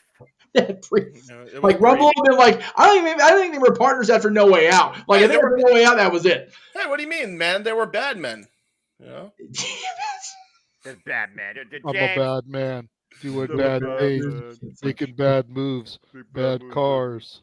Freaking John Cena's on UPW going, hey, the bad rhyming's my gimmick, just not yet. Anyway, the boy's a bad man, and we not invading the streets yet because Haku is the damn right. It's happened before 2003. Nobody knew about it until 2023. No, Haku is the goddamn man. They're like, I agree with that. And there's so many scenarios that could play out. I did like the one comment though, so I reached out and grabbed it. I hope that the claims we've been hearing about this coming back are a thing, man. Like, for real. I want this so bad, because if that's at WrestleMania, I'm going to find a way to zoom that camera in 100 pixels and just like, better. The Eagles here. We did the thing. That's my childhood right there. That line, JJ, from that promo segment where Paul Heyman turned the personal into a whole different direction. Cool. You know Paul Heyman literally did that line just for work, but the way he delivered it and just sent Cody into another tailspin of anger motivation. Give me WrestleMania already! I want to try and put a bow on this topic. Go ahead. But I really think Paul Heyman has been slept on in this entire thing for his acting abilities. Bar none. I'll sit here, and it doesn't matter who's sitting next to me, if it's Cece, one of her kids, or my daughter herself. And I'll sit there when Roman is on screen, and I'm like, watch Heyman's reactions in the background. Yes. He doesn't have to say a word. No. With just his facials. Yeah. It's phenomenal. So much from so freaking little. Exactly. He reminds me of a silent movie era actor. Yep. All you've got to do is get his facials. Yep. And you know exactly what he wants to say. You may not know what he's thinking, because goddamn, you couldn't pay me enough to rent space in that brain. The hell no. No way. No. But you can tell what he wants to say. Yes. With each one of his facials, and it's something that's a lost talent today in professional wrestling. And it's something that doesn't get talked about enough in this story. No. Nor in promos. I mean, again, it's the way you not only speak, it's the way you manifest it. And that's the reason why people like Cody, like MJF, are such great promos. Yeah, and you mentioned how Paul is such a great actor, and I'm gonna just say this, and then we can move on. And we already talked about that. Fair. Yeah, I was gonna say Fear the Effing Beard. I've talked about that a few times, right? And not just tonight, JJ. Look at a stage. No. Yeah, we've talked about that, but continue, James. If WWE does somehow what they've been striving for years now, by the way, and especially internally in the back, get an Emmy award, this would be the storyline where they get it. Oh yes, I'm serious. Yeah. Like and this honestly, if this, I'll tell you right now, this should get a nomination, but it won't because the Emmys haven't really been relevant should be years. nominated for the Emmy. And Heyman deserves to, and Heyman should be the one to accept it. Heyman should be nominated for Best Supporting Actor in a drama. There's Drama so many good players. There's so many good players. And by the way, Kevin Owens now has become a great player also recently. Jesus. Seriously. Like, there's so many good movie parts. I don't know where they all fall in line because we're still figuring out WrestleMania. It's so good. At least. That's good shit, pal. That's good stuff, Beard. Jay, before you go to break, James, you mentioned Cody's not getting any younger. He's actually 2 years younger than me. He was born in '85. He's 37. He'll be 38 this year in June. And also, in looking up Cody, I didn't realize all his familial ties. I knew about, of course, Dusty and Dustin and Brandy, and Magnum's, of course, his godfather, and Uncle Fred, the Shockmaster, and Uncle Jerry Sags. Guess who's his cousin through Brandy, which I didn't know till right now. Oh. Scorpio Sky, dude. Oh, that's right. Sky and Brandy are cousins. I didn't know that. Well, that's right why now. Sky got a job. That's why I was gonna say. Well, to be fair, Sky kind of got PWG lumped in with everybody else. To be fair, but if anybody effing deserved it, it's Scorpio friggin' Sky. And then they got Powerbomb Symphony by Wardlow and hasn't been seen since losing the TNT. I was gonna say, by the way, it's been a long time since seeing Scorpio Sky on my television. I want me some Sky back on TV, but with what Frankie happened to Sky? Is he still injured? I don't know. So I remember he was injured, and that's why they did that powerbomb thing. Well, no, I remember he got hurt for real, and then he got cleared as far as I know. But with Frankie making a good point to exit. King Mike X, Scorpio's a great guy, dude. We love Sky, especially the upper tier here, man. We go back way with him. I missed him out of the year, man. I do. I do too. But with Frankie making not a public, because Frankie's not that guy, but with him making a clear-cut exit of AEW, going back to Impact, and Daniels being pretty much mentor guy at this point, competing on Darker Elevation on occasionally, Sky's future without a championship program or his buddies there. Interesting to see where that goes. But anyway, I was looking at, wait a minute, Sky is Brand. I didn't know Sky and Brandy were cousins. Totally threw me off. Honestly, since we're on a sub tangent with Sky, man, I don't know, because maybe he just figured, you know what? I got my singles championship. I got my run on national television. Maybe that's him riding off into the sunset quietly. Maybe. You never know. He was at the show on Saturday, or what was that? Friday. Last night. Last night. Yeah, he was there last night because it was close enough where he'd be at the moment. So yeah, fair enough. Yeah, I mean it was out in Vegas, right? I believe so. Yes. Yeah. Sky stays in Vegas, so yeah, that's Sands Place. It probably was someone there too. Anyway. Well, yes, it was, because our friend Lex and Henderson, JJ, was filming her that. Oh my God, everywhere. God damn. But there's no climate change, right, folks? Anyway, carry on. Actually, it's not going to science, all right. So it's either they're saying it's either climate change or it might have something to do with the freaking thing that they found on the sun, whatever the hell that thing was. Well, that's true. That's fair. That honestly might be. This is legit. You know what, though? I don't know a bigger Lakers fan in wrestling. Maybe TJ Perkins. Maybe. Yeah, maybe. But Sky's definitely up there. Sky had a Lakers-themed Kobe Bryant-inspired TNT championship. Enough said. Seriously, how was Harold not in the Lakers versus Nuggets match on Raw? Just bring him in for a cameo. Killing me, kids. Speaking of cameo. That missed freaking opportunity. That's right. Anyway, we were way off topic there. But yeah, it happens. About to throw to another commercial. Before I do, I'd like to remind our 21 plus viewers, which thank you very much for your viewership this evening. Yes. This episode is not being monetized, so we strongly encourage super chats, and they are very much welcomed, especially if you want to suggest a topic for us to discuss. Yes. We will discuss your topic if you throw it up with a super chat. You got to keep in mind, I'm trying to bounce back and forth between graphics videos and comments and the tickers that are on the bottom of the screen. So my attention is going to get caught a lot easier if it lights up to a super chat as opposed to just generic comments floating by. So if you really have a topic you would like for us to discuss, please attach a super chat to it, and we will get to it. But for right now, let's take a look at what's coming up on the Jay Hebert side of things from FTW Productions. Even though it's all old content. Because James can't make a freaking new video. Yeah. Leave me alone. I'm always busy. Shush. Organize yourself, damn it. He just wants to promote. What do you think I try to do, damn it?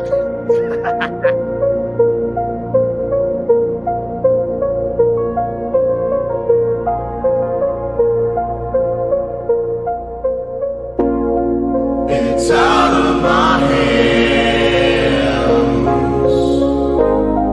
but I'm still in control. It's out of my hands. You can never take away the power of my soul.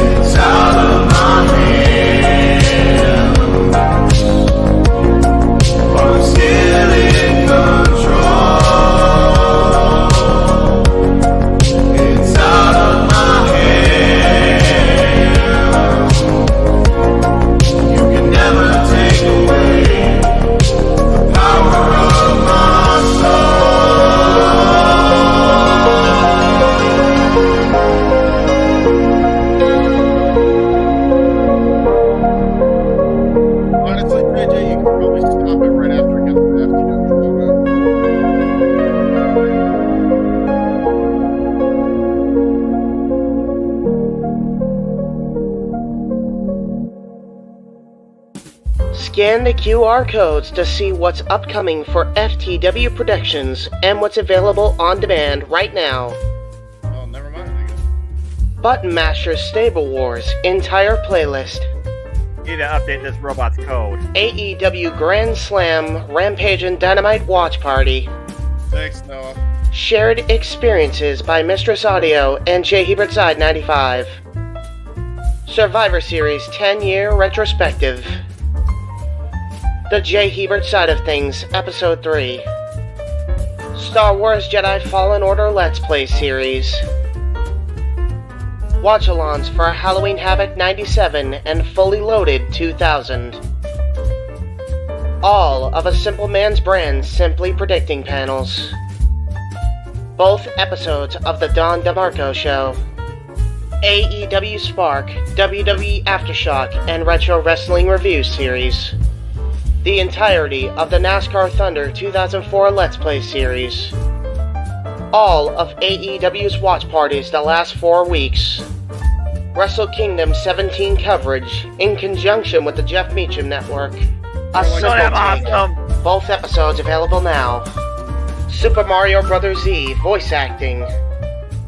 Day 2 for episode 3, actually. Breaking news. ATW View Impromptu. WYW Intro and Immortal Stream. Royal Rumble Match Marathon with retros of events following Marathon.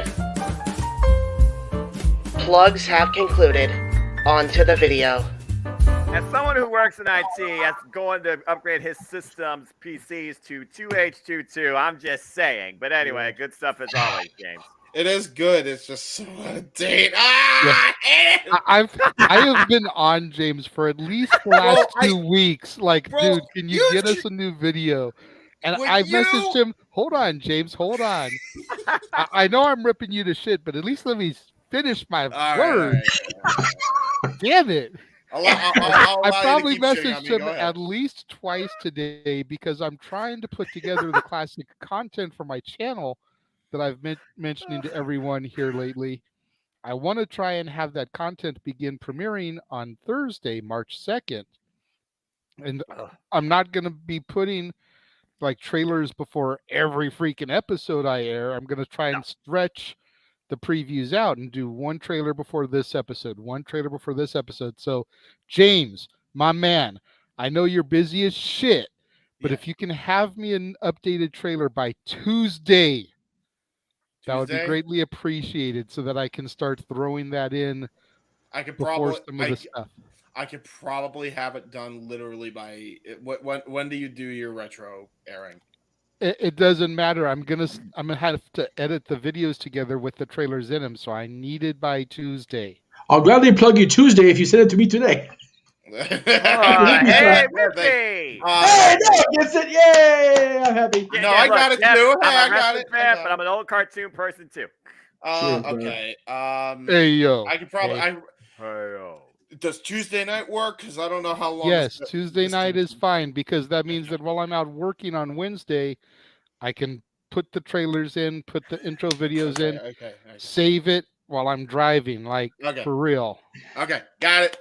I'll do that. James, you need help? I'll be your voiceover. You could upgrade my software if needed. I'll help you, dude. I know how to run PowerPoint, stick slides together. The next birthday boy, Jeff Meacham on a Wednesday. Bro, yeah, but my graphics are cool and I like them. I just can't. I have time. I don't have time. I'm on hot time, baby. Hot time to get my shit done. If you will, you gotta make the time to do these things. I gotta make the time. I need the time.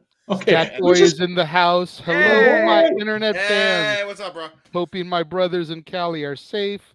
Love seeing the snow. Love you all, my family.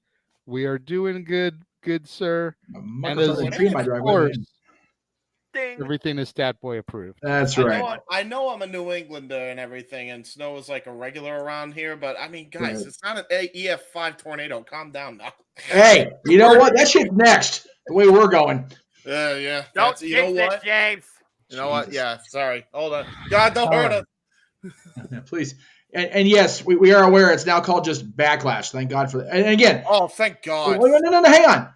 That, to be fair, the reports of that are still not either WWE approved or, press release, which is why we didn't throw it out there with the comments and everything. But yes, as of most reports, wink, wink, we've got only Backlash, no WrestleMania attached to it.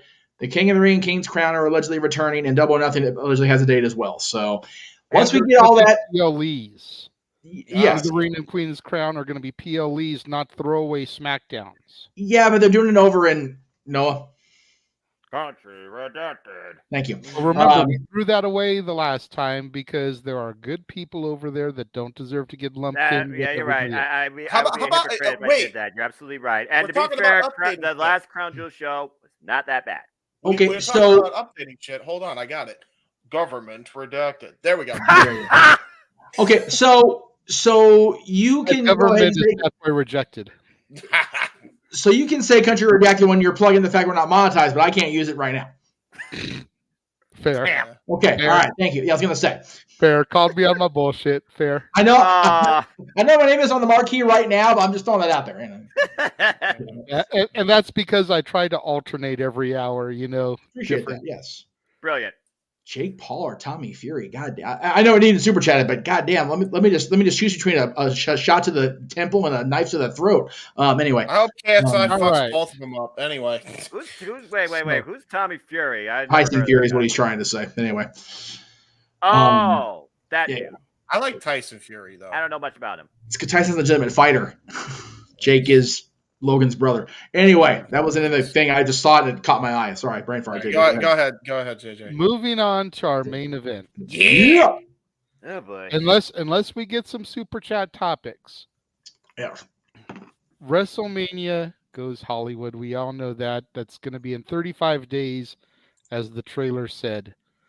Last week, towards the end of our show, we got a super chat from Emmanuel, who gave us a super chat saying, next week topic, if you were Triple H booking Mania, could be one night or two, but what is your dream card you would make in the future if possible? So, Emmanuel, this is for you. We are going to go through now our stuff. really quickly, we got a super chat. Look at that. Who put that up? Because I didn't touch that. I didn't. I didn't. James, are you still on my account? Must be. No, I swear to God, I'm not. Okay, it must have been super sensitive then. Anyways, early thoughts on who might win King and Queen. Well, see, I think a lot of it has to do with if they're going to give SummerSlam repercussions to it. Right. You know, if it's going to just be the gimmick of Keen, can go anyway. Right. If it's going to get a title shot at SummerSlam, then you're going to got to take it a little bit more seriously.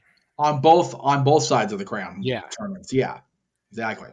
For the Queen, based on the people that are currently on the main roster. Keyword currently. I'm going to go, well, because it's early thoughts. Yeah. Exactly. God only knows what could happen the night after Mania. Oh, God. But I'm going to say, since she didn't get the win at the Chamber, I'm going to go with Raquel Rodriguez. Okay. To be Queen. Especially if that means that she's going to get pushed into a title program with, as of right now, either Bianca or Charlotte, or Rhea or Asuka. I think both will change. Either way. Talk about that later. For the King,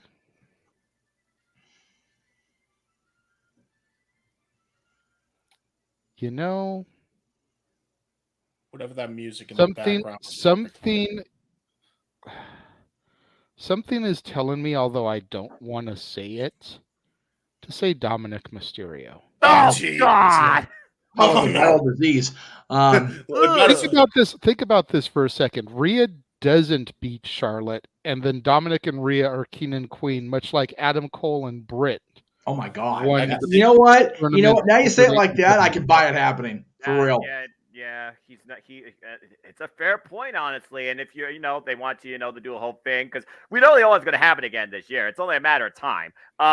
Or my other thing going that way is if she does lose the belt at Mania, Tez and Bianca.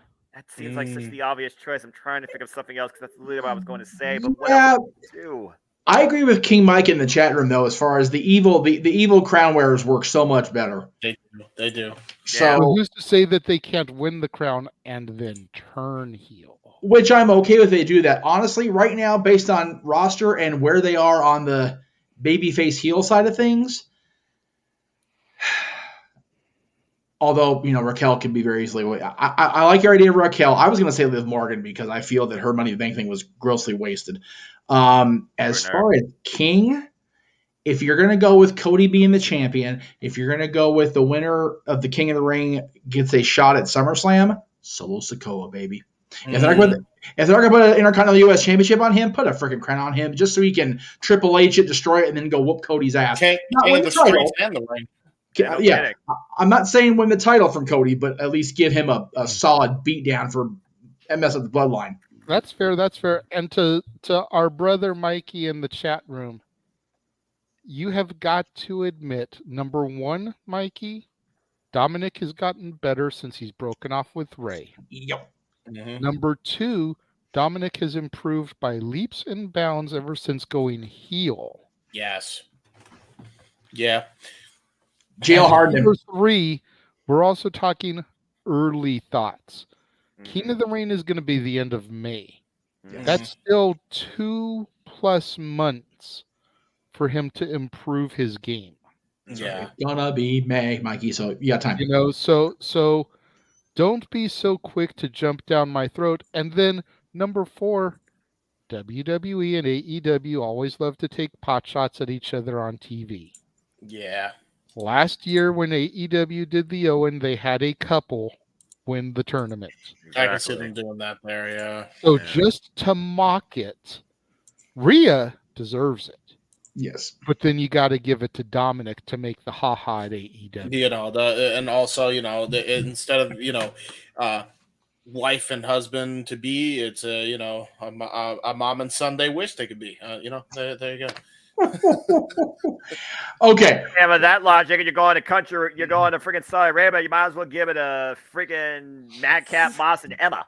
No, I can see it now. Logan Paul, Dominic Mysterio in the semifinals or finals. And there you go. You know what? Don't put that out there because WWE will do some shit like that. They'll have Logan Paul win the King of the Ring tournament. Right. Yeah. Oh Jesus. Then Ronda Rousey be the queen. You mentioned Rhea and for anybody who didn't watch SmackDown or hasn't watched SmackDown yet, I still haven't. Okay.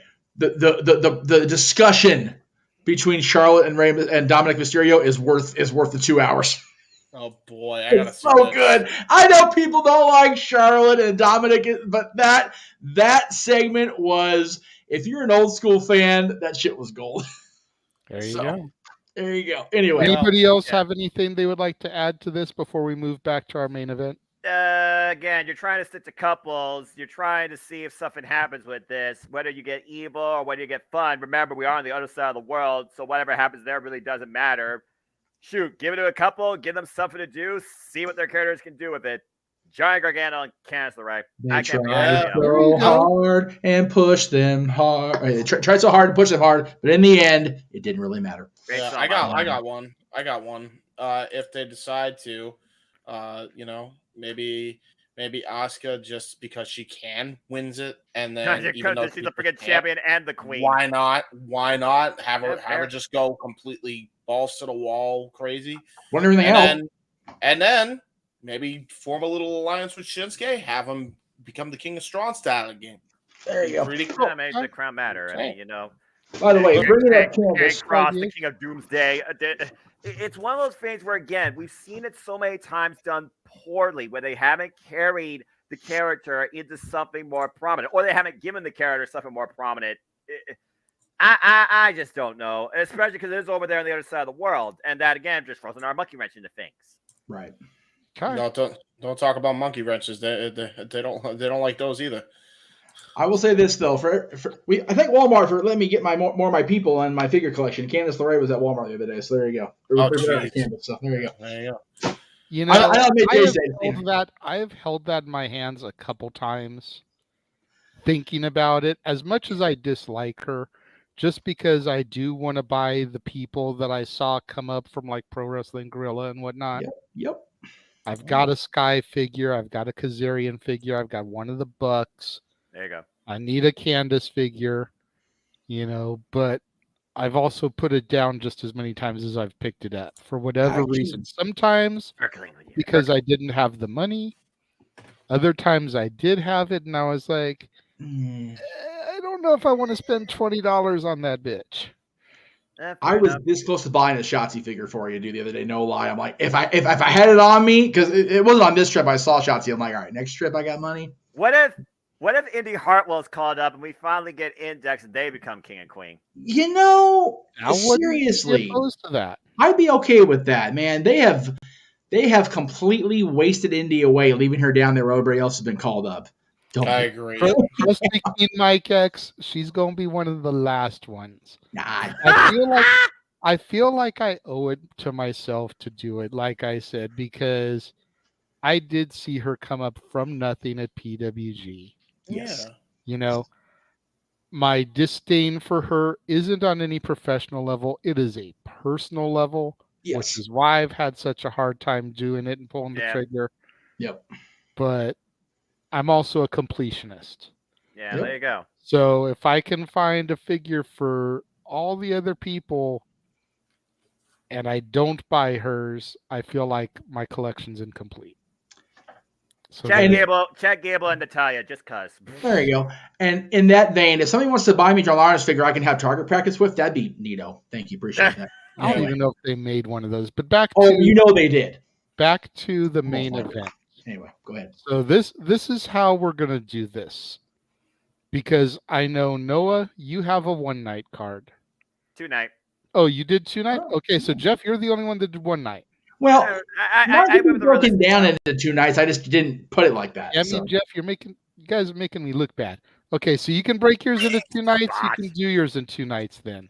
Yes. So Jeff, you're going first. God damn it. God damn it. All right, hang on. Oh, producer man, respect his authority.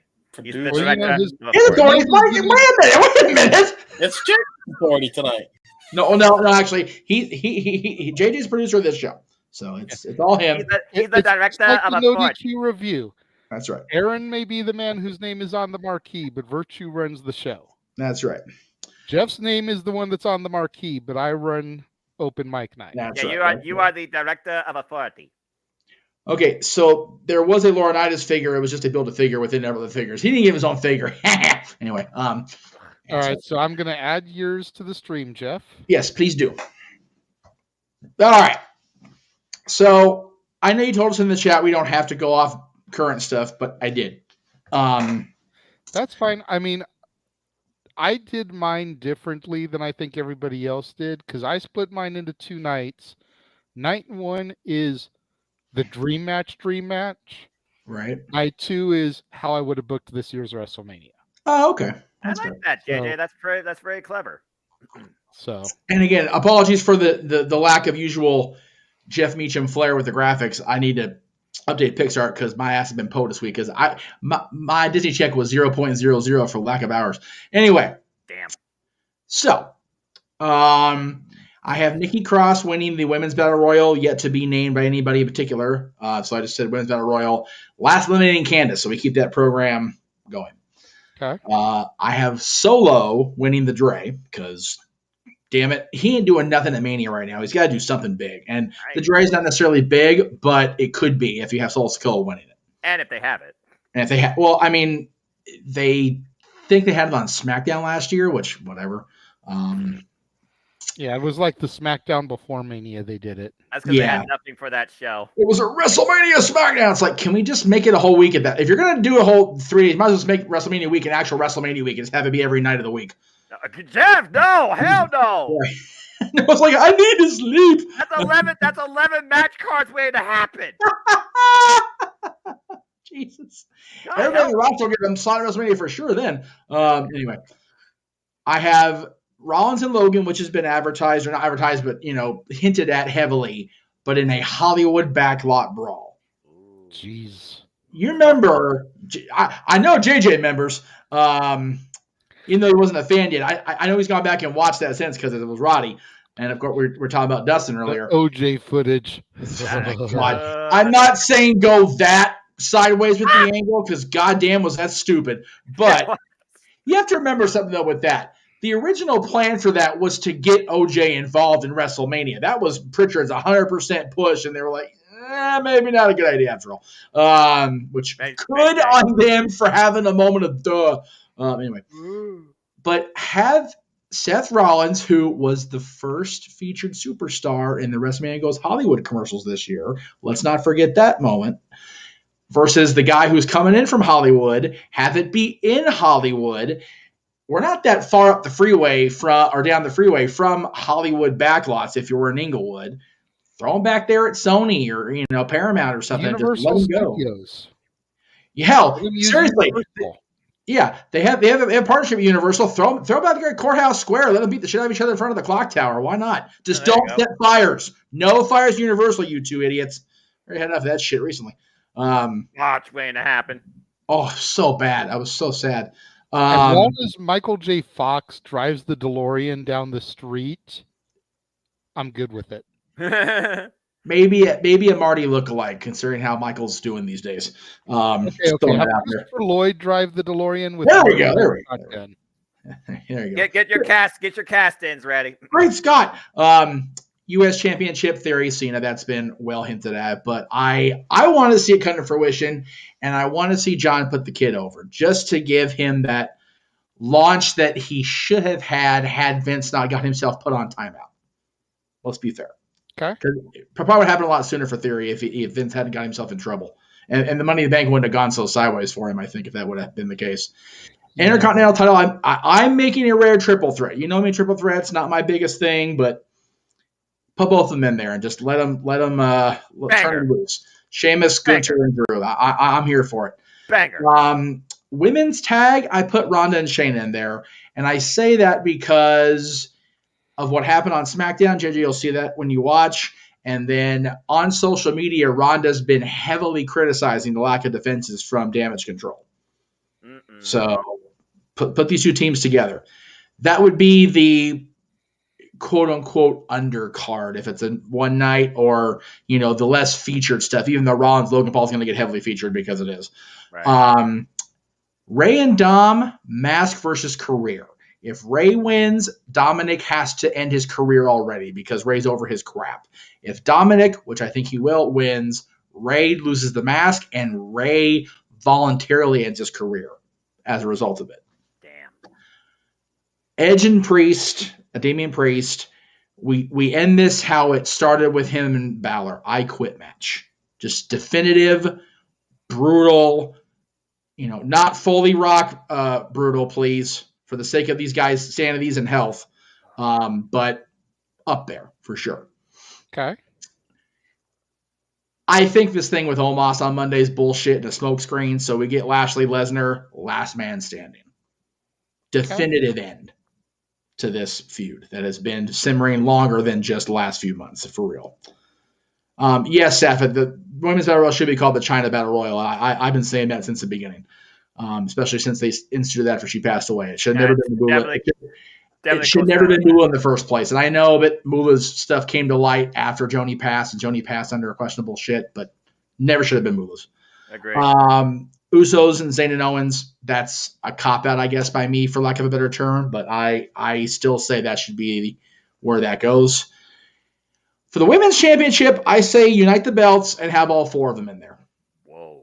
And I know, again, triple threats, fatal four-ways, whatever, not my usual cup of tea or glass of whiskey, if you will. But I always liked the gimmick that they had when they set up the brand extension in 2002. One set of champions, one women's champion, one tag championship team, one world champion, with Intercontinental US getting the weekly feature.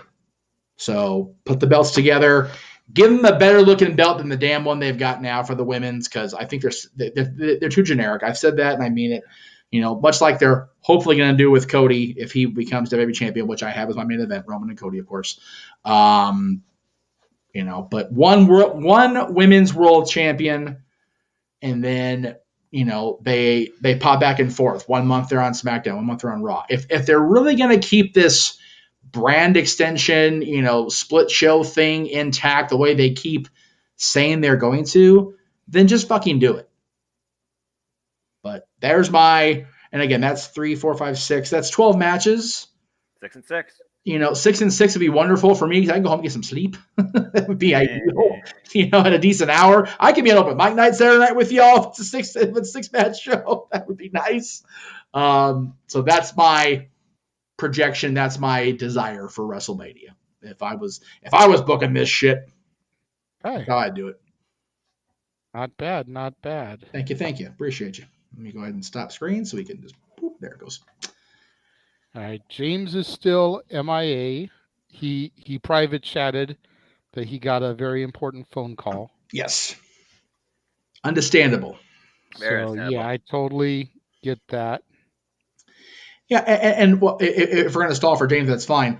Yeah, Ryan, it's one of those things. I liked that. The thing is, when they did the brand extension, there was no U.S. championship at the first year. True. And the Intercontinental got, merged into the world title with the god-awful Katie Vick storyline. So they didn't really have a hope for the secondary titles, which is bullshit when you think about how important both of those championships were in their heyday. You figure, one of the topics we're having on Dads this year in September for the 30, however far back it is, 1979, however far back that is, almost 40 years, top Intercontinental champions of all time. JJ and I, he pitched that as well. I was like, absolutely. Because we can each have a more than 10 list on that. We'll have to challenge ourselves to narrow that shit down. There are a lot of goddamn good Intercontinental champions. Oh, yeah. A lot of them are wasted potential, too. Yeah, exactly. And same thing with the U.S. Championship. Yes, it was wonderful to see it brought back in 2003. And I don't care what the WWE Network tries to claim. Benoit and Eddie Guerrero was a fantastic final match in that tournament. It does exist. Ken, good to see you in. But the championship history in WWE has been, either spotty and sketchy or long reigns like Ambrose, like MVP. And again, people will have their opinions on MVP. I love him as U.S. champion.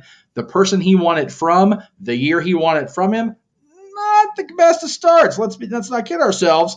But again, as we've talked about, you separate the last 3 days of Benoit's life from the rest of his career.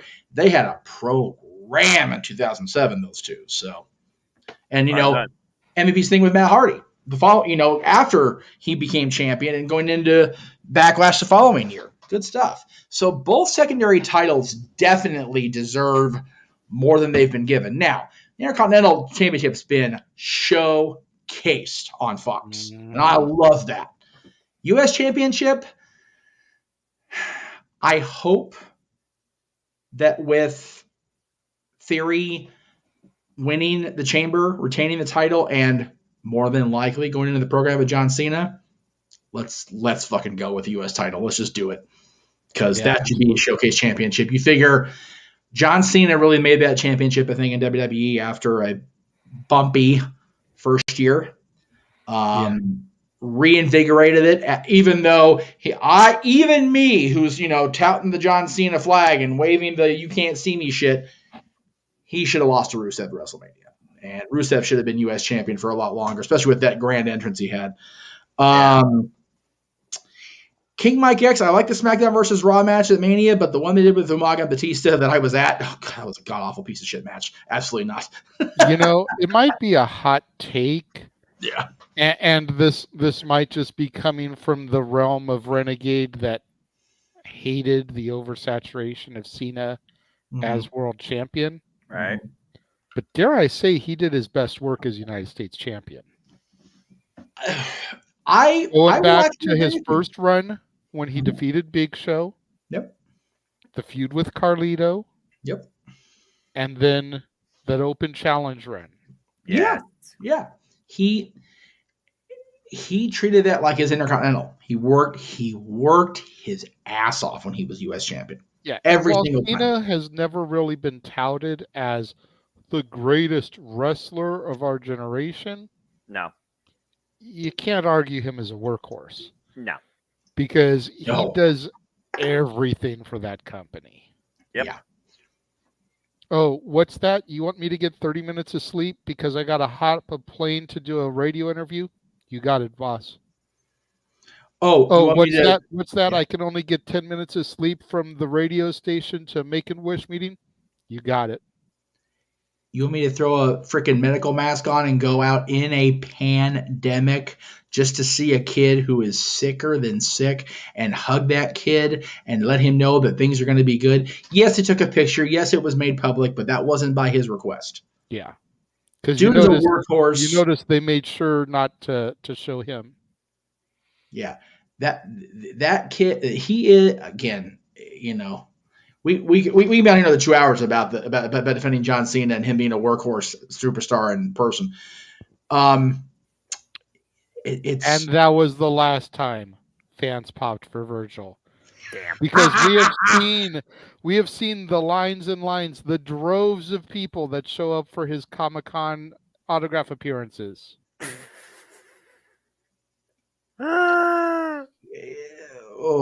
Ken's reply to that is sad. No. The only edge Virgil has is the can of the RC Edge and an Adam Copeland action figure. No, the only edge Virgil ever has is trying to get a paper cut off the paychecks he's not earning. Anyway, that's a bad take, Ken. Sorry, I love you, Ken. That's a bad take. Anyway, that is not Stat Boy approved. Yeah, no, that's Stat Boy rejected. I know it's Stat Boy approved because even Mikey would go, yeah, Virgil's a dick. So yeah, he knows. Mikey knows firsthand, I think, at this point. But the pop when Ray finally does lay out Dominic is going to be epic. I have no doubt in my mind about that. Yeah, it's going to take something massive to make that happen. Well, at this point, yeah. Are they going to be in San Diego before WrestleMania? That's the $1 million question, whether it's a Raw or a SmackDown on the road to WrestleMania. Will they be in San Diego? I have no idea. Because that is where I would do it. Do it in their home.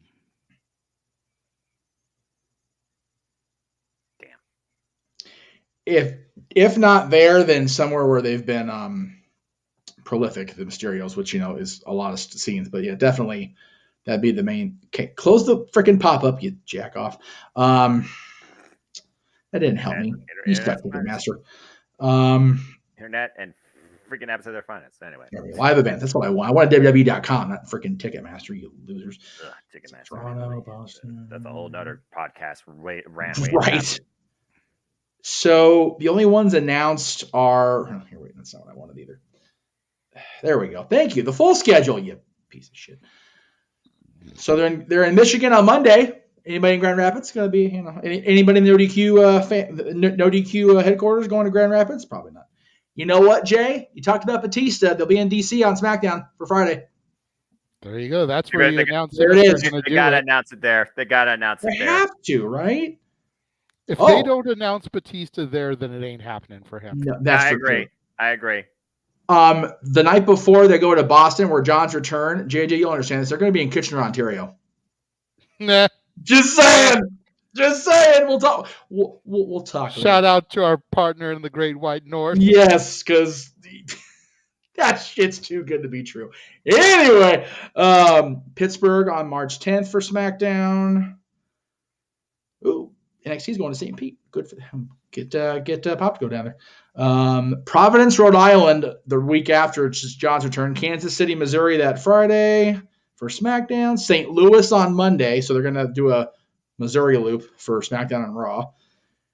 They're going to be in Vegas the Friday before WrestleMania, the Friday before WrestleMania week. That might be where it finally. Yeah. If they don't go to San Diego, Vegas would be the good place to do it because it's close enough to home without being at home. Phoenix for Raw.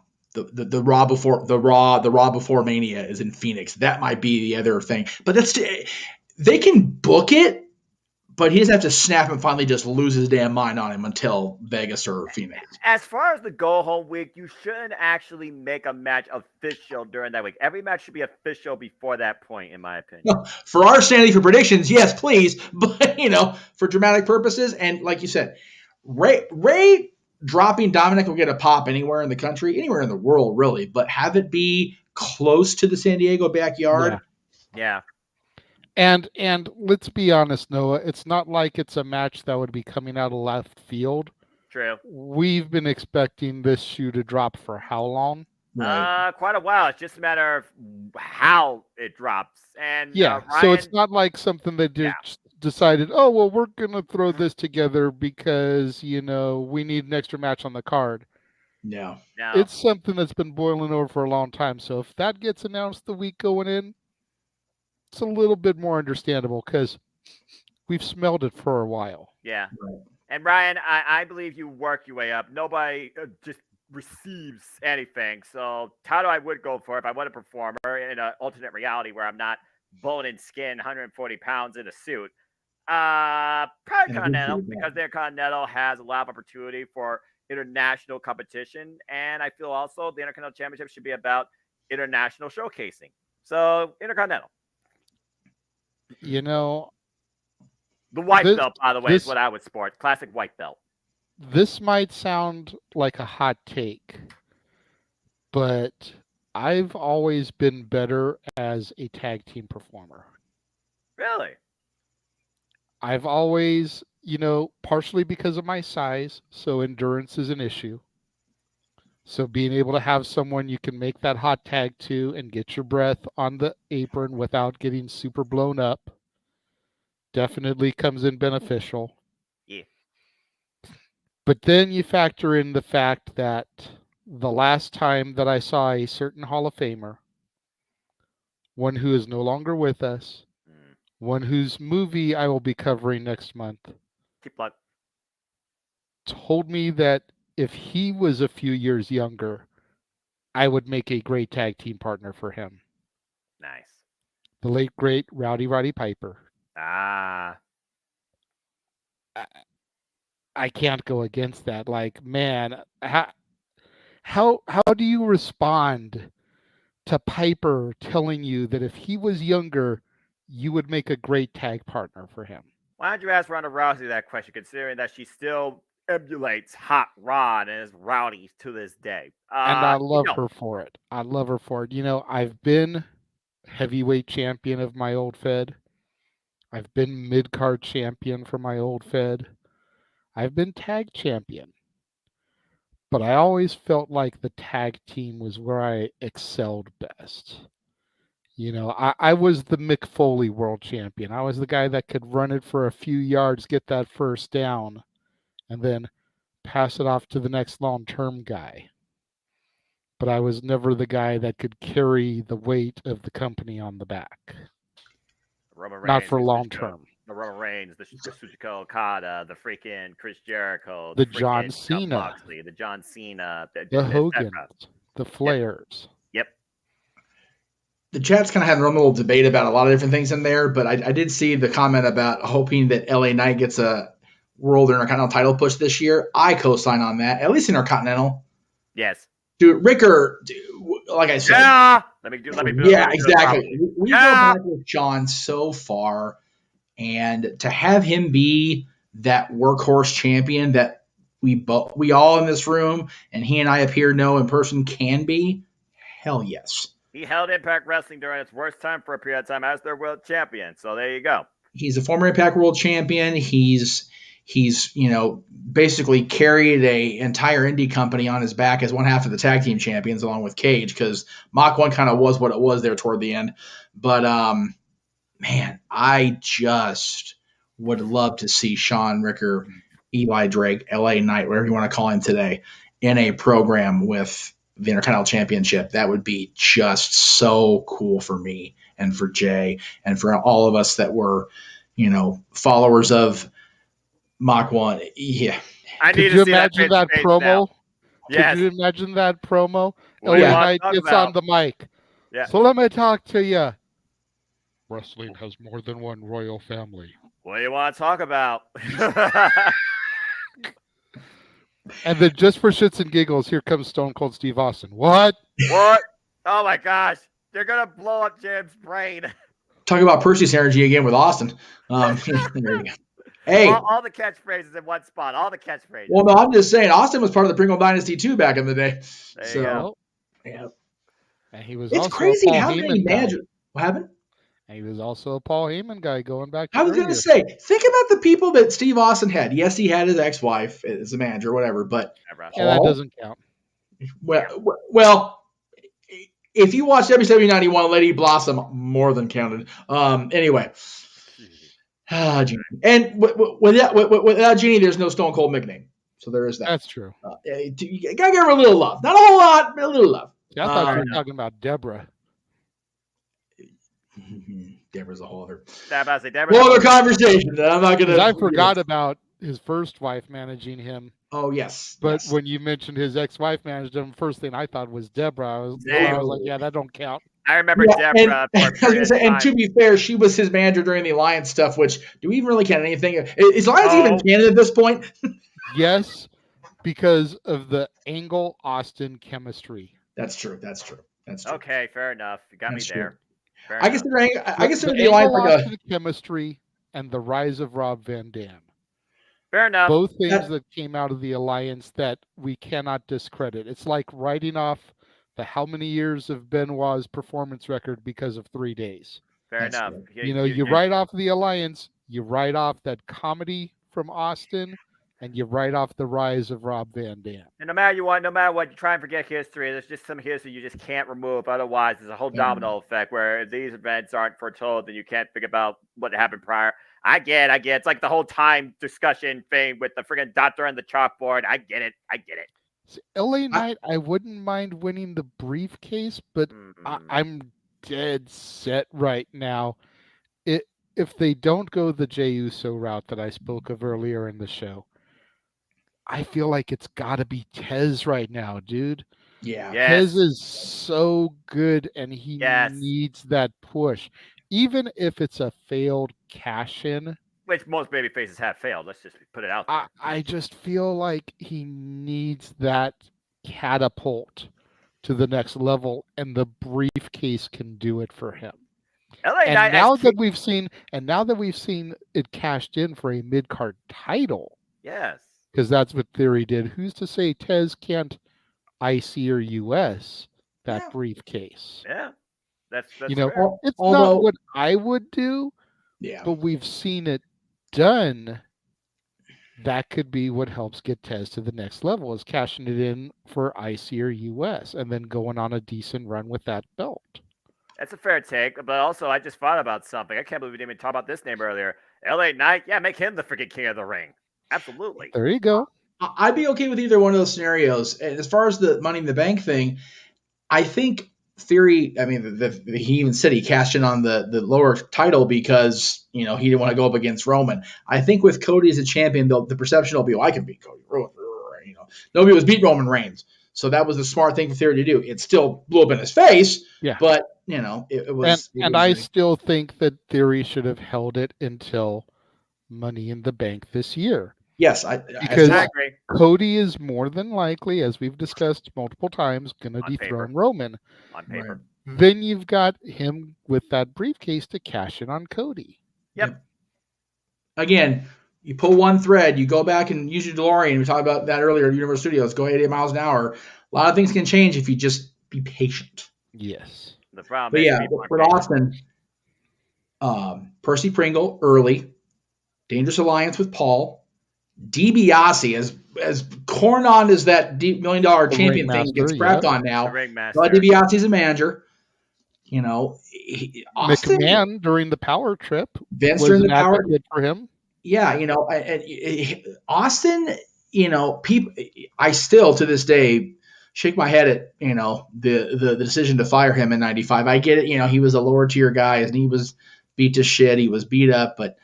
Man, he had such solid support behind him as managers and his tag team partners. He couldn't help but be anything but great. Yeah. Yeah. Really quickly, just so everybody knows, we haven't completely forgotten about the topic at hand. No. James is still on a very important call. Yes. He's asked us to stall a bit longer. He said there's seriously nothing he can do about it at this point. So go ahead, Chad. That's why we're chatting off topic. As soon as he gets back in here, we're going to come back to the main event topic at hand, and he's going to give his fantasy card for Mania. So go ahead, so Chad. Just give so us you'll some know. questions. Feed our brains while we're just freelancing here about connections and still kind of bringing it to the current present times, if you will, because there's been a fun conversation. Well, because when you talk about things like Money in the Bank and King of the Ring, you have to look to the past because there's such a rich history of both. Got Money in the Bank. You talk about worst cash-ins. Yeah, Theory, botched it on a mid-card title. If anybody is a worse cash-in in Money in the Bank than Baron Corbin, they need to be fired on the goddamn spot because that was horrible booking, and he has not recovered. He lost to Jinder Mahal because of John Cena in 2017. That pretty much should have been the ending of his career. Yeah. I think Young Rock finally hit the season finale this week because I think the episode I watched today was the last one. I could be wrong though. You have to talk to NBC about that one in the chat room. But yeah, Corbin. You mentioned the cash-ins. Edge cash in as a heel successfully. RVD called his shot and won. Edge beat Kennedy, got the title back. Punk's first cash in was babyface and he won. The second one, he wasn't a heel at the point he cashed in officially. He morphed into a heel in the thing with Jeff Hardy. Okay. They mentioned Jack Swagger, Jake Hager earlier. I still say that was kind of a lost opportunity too. I think they pulled the trigger on him too fast. Right. And then when he was world champion, it just kind of, it was a mess. Yeah. Say 2011 and actually there was 2010 was the first one they had the pay-per-view itself. So Kane, I still say same night. Yeah, Kane was the first cash in the same night. His run as world champion, I think, was benefited by the feud with the Undertaker. And granted, it kind of ended with the whole Buried Alive and again Nexus being what it was 2010, they had to be involved. So it's like okay. Yeah. But the other 2010 Money in the Bank was Miz, and that one came off wonderfully. Awesome. Yeah. Angry Miz Girl will forever be a thing because of Miz being Money in the Bank in 2010. And cashing in on Randy Orton. And it was beautiful. And I don't know if I was at JJ's a place when that happened, but I do remember us talking about it the entire time he was champion because it was so cool to see a guy that we had seen so many times against a guy that you have a infinite amount of respect for now, Randy Orton. I've always liked Orton. Well, as I was saying, you've always liked him. I know it was a point of contention in your house back in the day with your pop. But, man, Miz cashing out on Randy and then holding it past Mania, beating John Cena. Yes, The Rock did it. He, in the record books, if you go by strictly numbers, stat boy approved, whatever, Miz defeated John Cena in the main event of WrestleMania. Boom. Yeah, that's fair. As WWE champion because he cashed in Money in the Bank. 2011, again. 2011 was Alberto and Dolph. Alberto's Doritos. Yeah, it was Alberto. Who was the? Oh, Brian. Oh, that's right. Because he cashed in on freaking Mark Henry at TLC. Yeah, and again, that one, or actually, I'm pretty sure it was an unconscious Big Show after Mark Henry took him out. Oh, that's right. But, you're right. It was, yeah, I think people forget about that one too because of the way it ended, where JJ's partner was completely destroyed because angry Ginger Snap was in effect at 18 seconds. Crap. Oh God. And then 2012 I think was one of the best ones because Ziggler just was such an effective. That pop. Yeah. Maybe the run with the case itself kind of was what it was, but the cash-in was legendary. Still is. No, you're good, dude. You're good. Expected. You are totally good. He's back. It was, put it this way, it was preventable, but that's neither here nor there. But I'm not blaming anybody in particular. It is what it is. Behind closed doors. Anyway. Thank you. That's a good one. Limp Bizkit. All right. All right. So back to. I feel really bad. I had to leave during the first card. What was the first card? It was. It was mine's. I show again if you want. Hang on. Please. I just quickly. Let me bring it back up 1 second. All right, James. I don't know. I felt bad. Honestly, I'm glad he had me go first because mine was very much just sticking to what looks like it's going to be the thing anyway. So I wasn't. Mine is too. Mine is too. Yeah, I wasn't overly giddy about it or anything. I was just like, okay, well here it is, and only because that makes me feel good for mine because if y'all more or less kind of stuck to what you feel is going to happen. Mine truly is a fantasy card then. Right. Nice. To be fair, also, my inability to make the Meacham-centric graphics kind of is what it is today with my lack of fun. So that's why it's kind of what it is. But I have Nikki Cross in the Women's Battle Royal. One more time. I'm sorry? Mm-hmm. I was just going to say, go ahead and run through them one more time. So I have Nikki Cross in the Battle Royal winning the Women's Battle Royal with Candice being out last to continue that program. I've got Solo Sikoa winning the Andre Battle Royal because Solo ain't doing shit anyway at WrestleMania, so I have to do something. Make the Dre mean something, right? Another title for the Bloodline. Yeah. JJ enhanced my thought about Rollins versus Logan Paul being Hollywood Backlot Brawl. Universal Studios, right at the freeway. And they have a partnership with NBC Universal. So put it at the backlot. Hell, have them fight in front of Courthouse Square. Just don't set the clock tower on fire. Theory and Cena U.S. title, Gunther, Sheamus, Drew, Intercontinental. Women's tag, I went with Dakota and Io against Ronda and Shayna because of what happened on SmackDown. Again, Jay hasn't seen it, so I don't want to go in depth on SmackDown. But Ronda's been digging at damage control on social media for lack of defenses, so that shit kind of writes itself. Mask versus career. Ray's mask versus Dominic's career, but in a plot twist, Ray loses the match, loses his mask, and voluntarily quits as a result. I Quit, Edge and Damian Priest. I know they did I Quit with Edge and Balor already, but I think the definitive end of the thing between Edge and Judgment Day needs to be something violent and brutal, and I Quit is the way to go. Just don't take it to the Foley Rock level. That's all we ask. That's right. I think this Lashley Omos thing is the Lesnar Omos thing is bullshit. I stand by it. Bathroom break. And I understand they're probably going to get Lashley and Bray, which whatever, but I still want Lesnar Lashley last man standing. Sponsored by Slim and Usos versus Sami KO. It should be. For the women's, I went a different direction. I took the two challengers and the two champions and one winner, one undisputed women's champion for both brands. Right. And then Cody and Roman is my main event, just because that's what I think it should be. That's what I hope it is. And I'm going to buy my weight in facial tissue. That way I can be ready for the crying, because just seeing Cody Rhodes in the main, just seeing a Rhodes in a WrestleMania main event is going to make me ball enough. That's fair. So there is Jeff's booking. James, we're going to throw to you now. Do you want to share a screen? I do. Okay. I do have a screen. I'm going to leave my thing up in case we need to throw back to it. So I do. I will have to step out in a second. But once I do this, I am going to run down the card and then I'll step out. So I'll be here for a while. But yeah, I just want to make sure I get my card and then I'll come right back afterwards. But with that said, here's my card for WrestleMania, my dream card, for what they've been building already. This is for the road to WrestleMania going to Hollywood. So I did a 2-night card, and my first match right off the gate to get the people hyped is United States Champion. We are going to be doing John Cena versus Austin Theory, who's the champion going in. WWE Raw Women's Championship, Asuka versus Bianca Belair to second match on the card. Keep the good pace of matches going with high quality talent. Speaking of which, my third match on the card, just to give LA Knight a freaking win. Yeah. LA Knight versus AJ Styles, because I think that would be awesome. Phenomenal. That would be really cool. I booked another interesting match that I think could actually really work.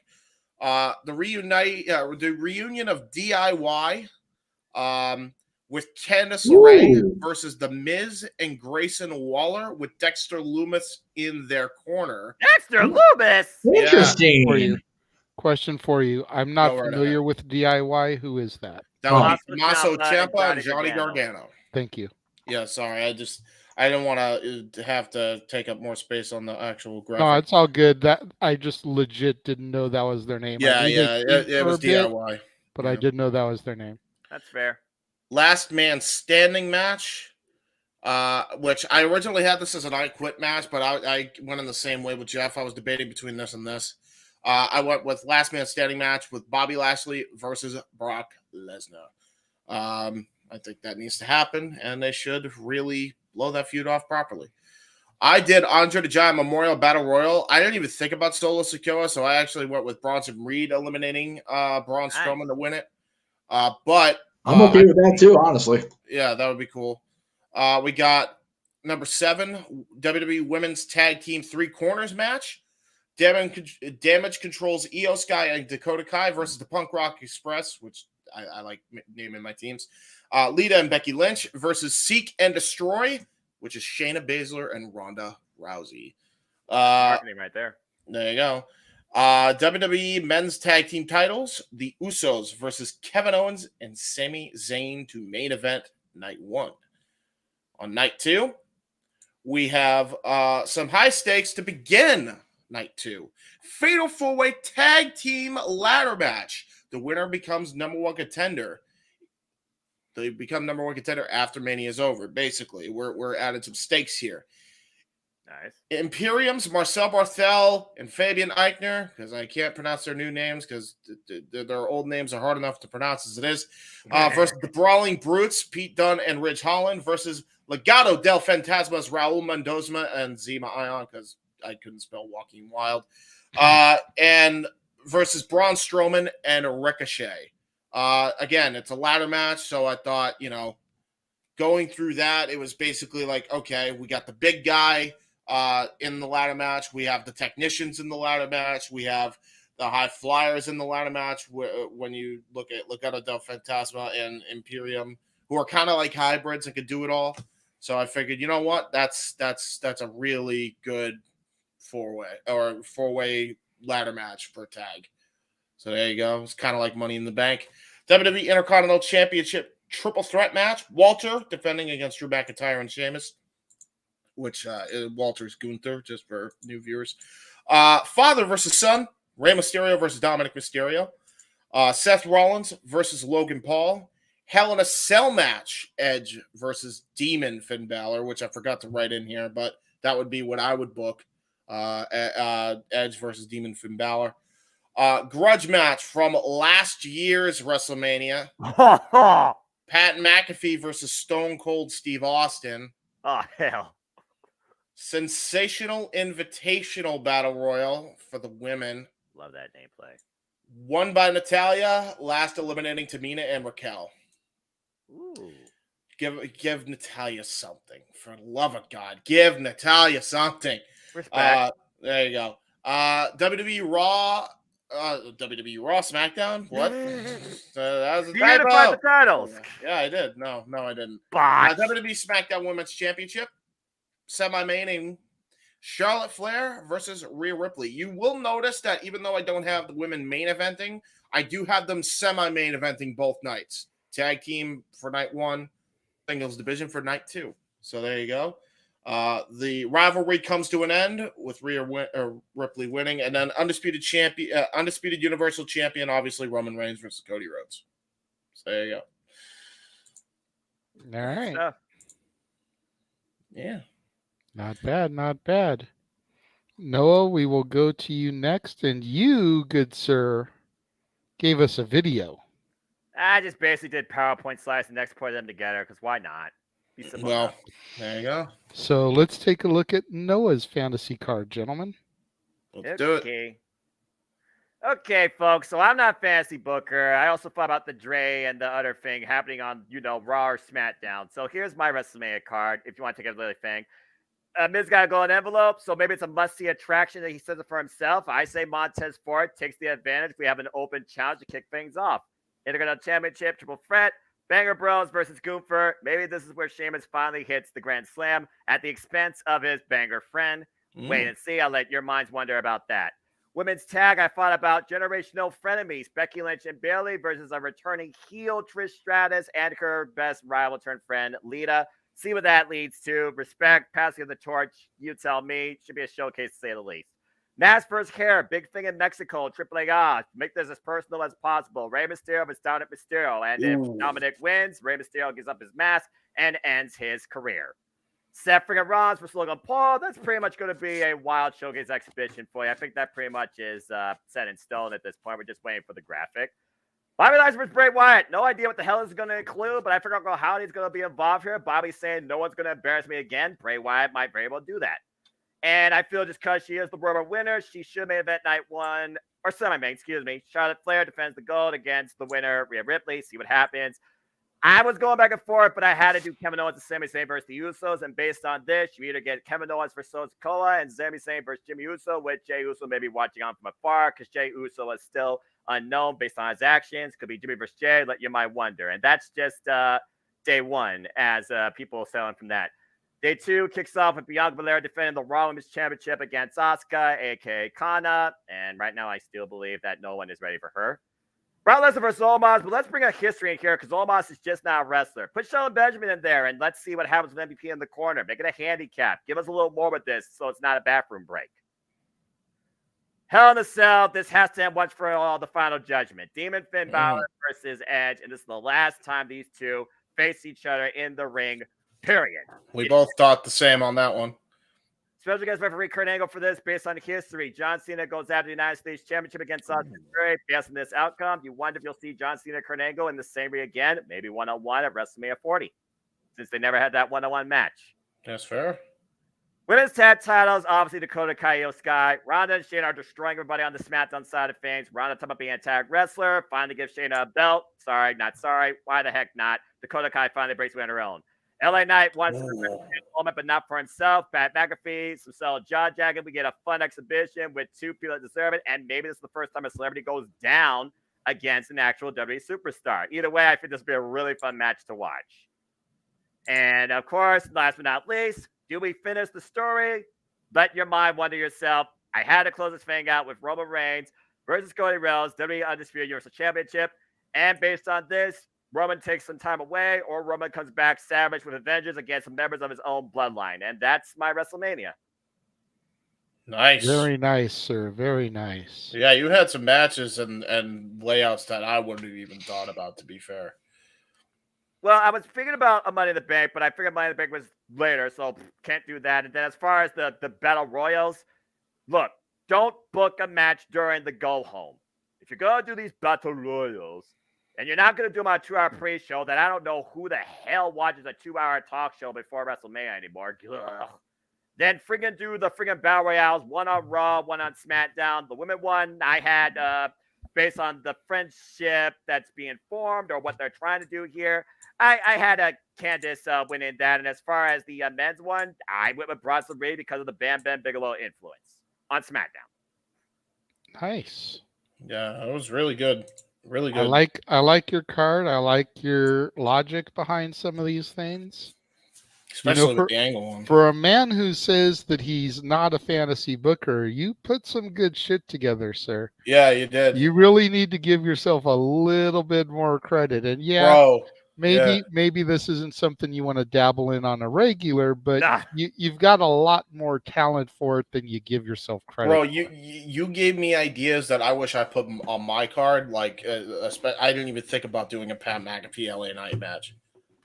I want to see the two go face to face in the promo. Because I did like a combination card. I realized I had dream matches plus freaking all the other stuff. I think the thing with me and the Forbidden Door, because I watched so much resin, when you talk about Dream, I was like, oh God, what do I use in the current? But when I just think about current and WWE and the fact that, again, JJ and James and Jeff and I, we've all been like tuning into the current product. And I'm kind of getting a glimpse of everything and getting behind a lot of people and where things stand, especially now with Triple H at the freaking creative seat was the best thing that's happened to the company in the last 10 plus years.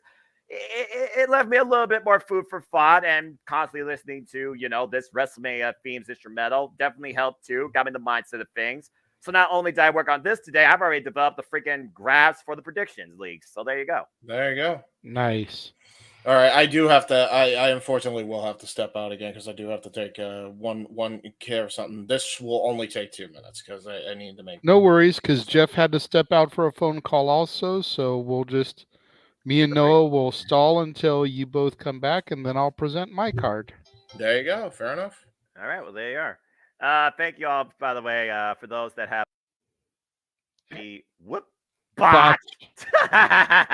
Well, as we wait, let us know some of your thoughts based on the card you heard, or if you were fantasy booking like a match or exhibition, or do you have a superstar that you want to see? Maybe someone in NXT. Do you maybe think somebody from Stand Deliver could maybe become part of WrestleMania in a capacity? Come on, chat. Talk to us. Let us know. Yeah, we're here with you.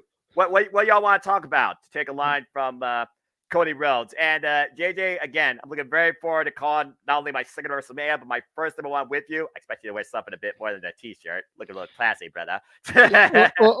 We'll see. I'm kidding. You caught me there, Noah. Like I figured I was going to get dressed a little bit nicer for the Hall of Fame. That's fair. Because I feel that's what needs to happen. Like the fans that are going to the Hall of Fame, yes, I know it's a SmackDown too. We talked about this. But I feel like the Hall of Fame is a classy event. So I was figuring to dress up a little bit nicer for Hall of Fame. Yep.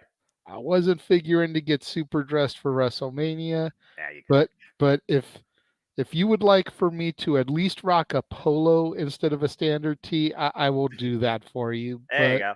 At least for one night. I'll know about a shirt and tie, bro. I will give you that for the Hall of Fame, but for WrestleMania and Stand and Deliver, like, bro.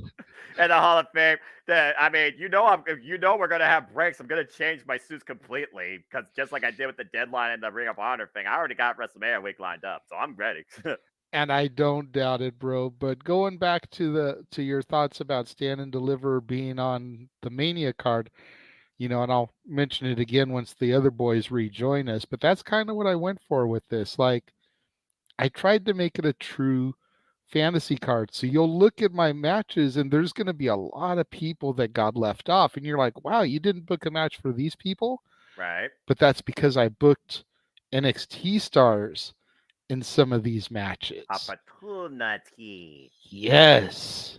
And especially since, as we joke, it's no longer your NXT and it's my NXT. Like, I see such promise in some of these people. I do too. That I think some of these matches present those opportunities to at least make a showing on the grand stage. I see you, Jeff. 1 second. It allows them to at least make a showing on the grand stage, even if they don't fully seize that opportunity. You know what I mean? Right, it's their first taste. It's like, you go to the movies, what you see, constant teaser, constant teaser, constant teaser. Yes. It builds to something bigger. Whether or not you get a date, that's a whole different story. You've been to a movie theater enough times to know that firsthand. I've seen enough video game trailers to know, when is this coming? You're giving me a teaser. Where's the date? Damn it! And they finally gave me a date. Like Fight Forever.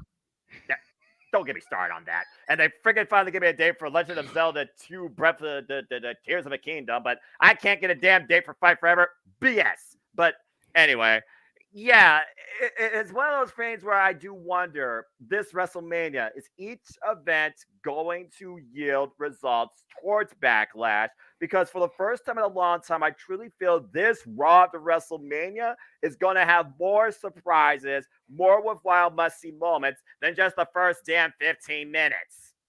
Absolutely. I mean, you figure you've got Triple H booking WrestleMania for the first time ever, start to finish. Exactly. And even if he goes to dear old dad for some advice, oh, Vince, damn it. That doesn't mean that he has to take the advice.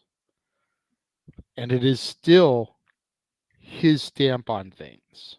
He's had a great. Yep.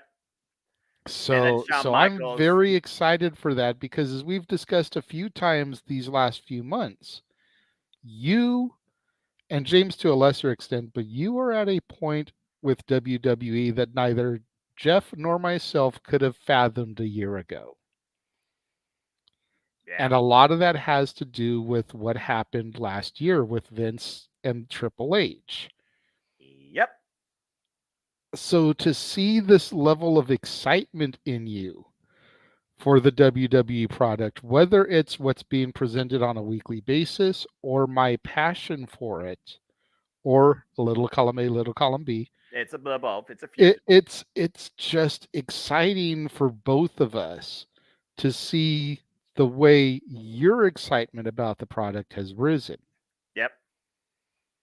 Because a year ago, and we won't even count WrestleMania because that's WrestleMania, but like Backlash, it was like, I'm only here because I'm getting paid for it, and I'm not even fucking getting paid for it. Why the fuck am I here? To be fair, that show, already had a black note with the main event, with the fact they did not put the titles on the line, to the point that the man on the marquee, he freaking called on, but we started with Mike Knight, damn it, during that 6-man tag, because we didn't give a damn.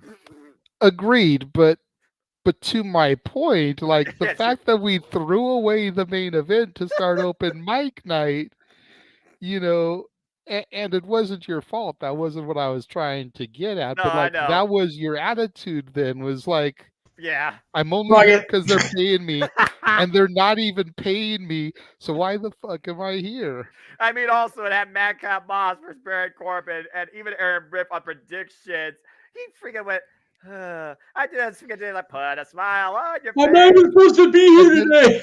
And then you fast forward just 4 months from WrestleMania Backlash to SummerSlam, and how the landscape had started to change.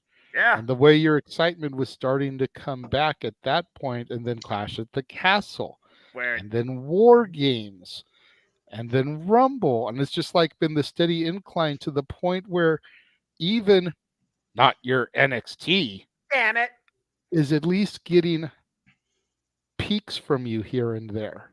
I look at the women's clips. I look at Carmelo Hayes and Braun Breaker. I give some thoughts and some things on the tweeter. I don't watch it yet, but yes, it has definitely come further.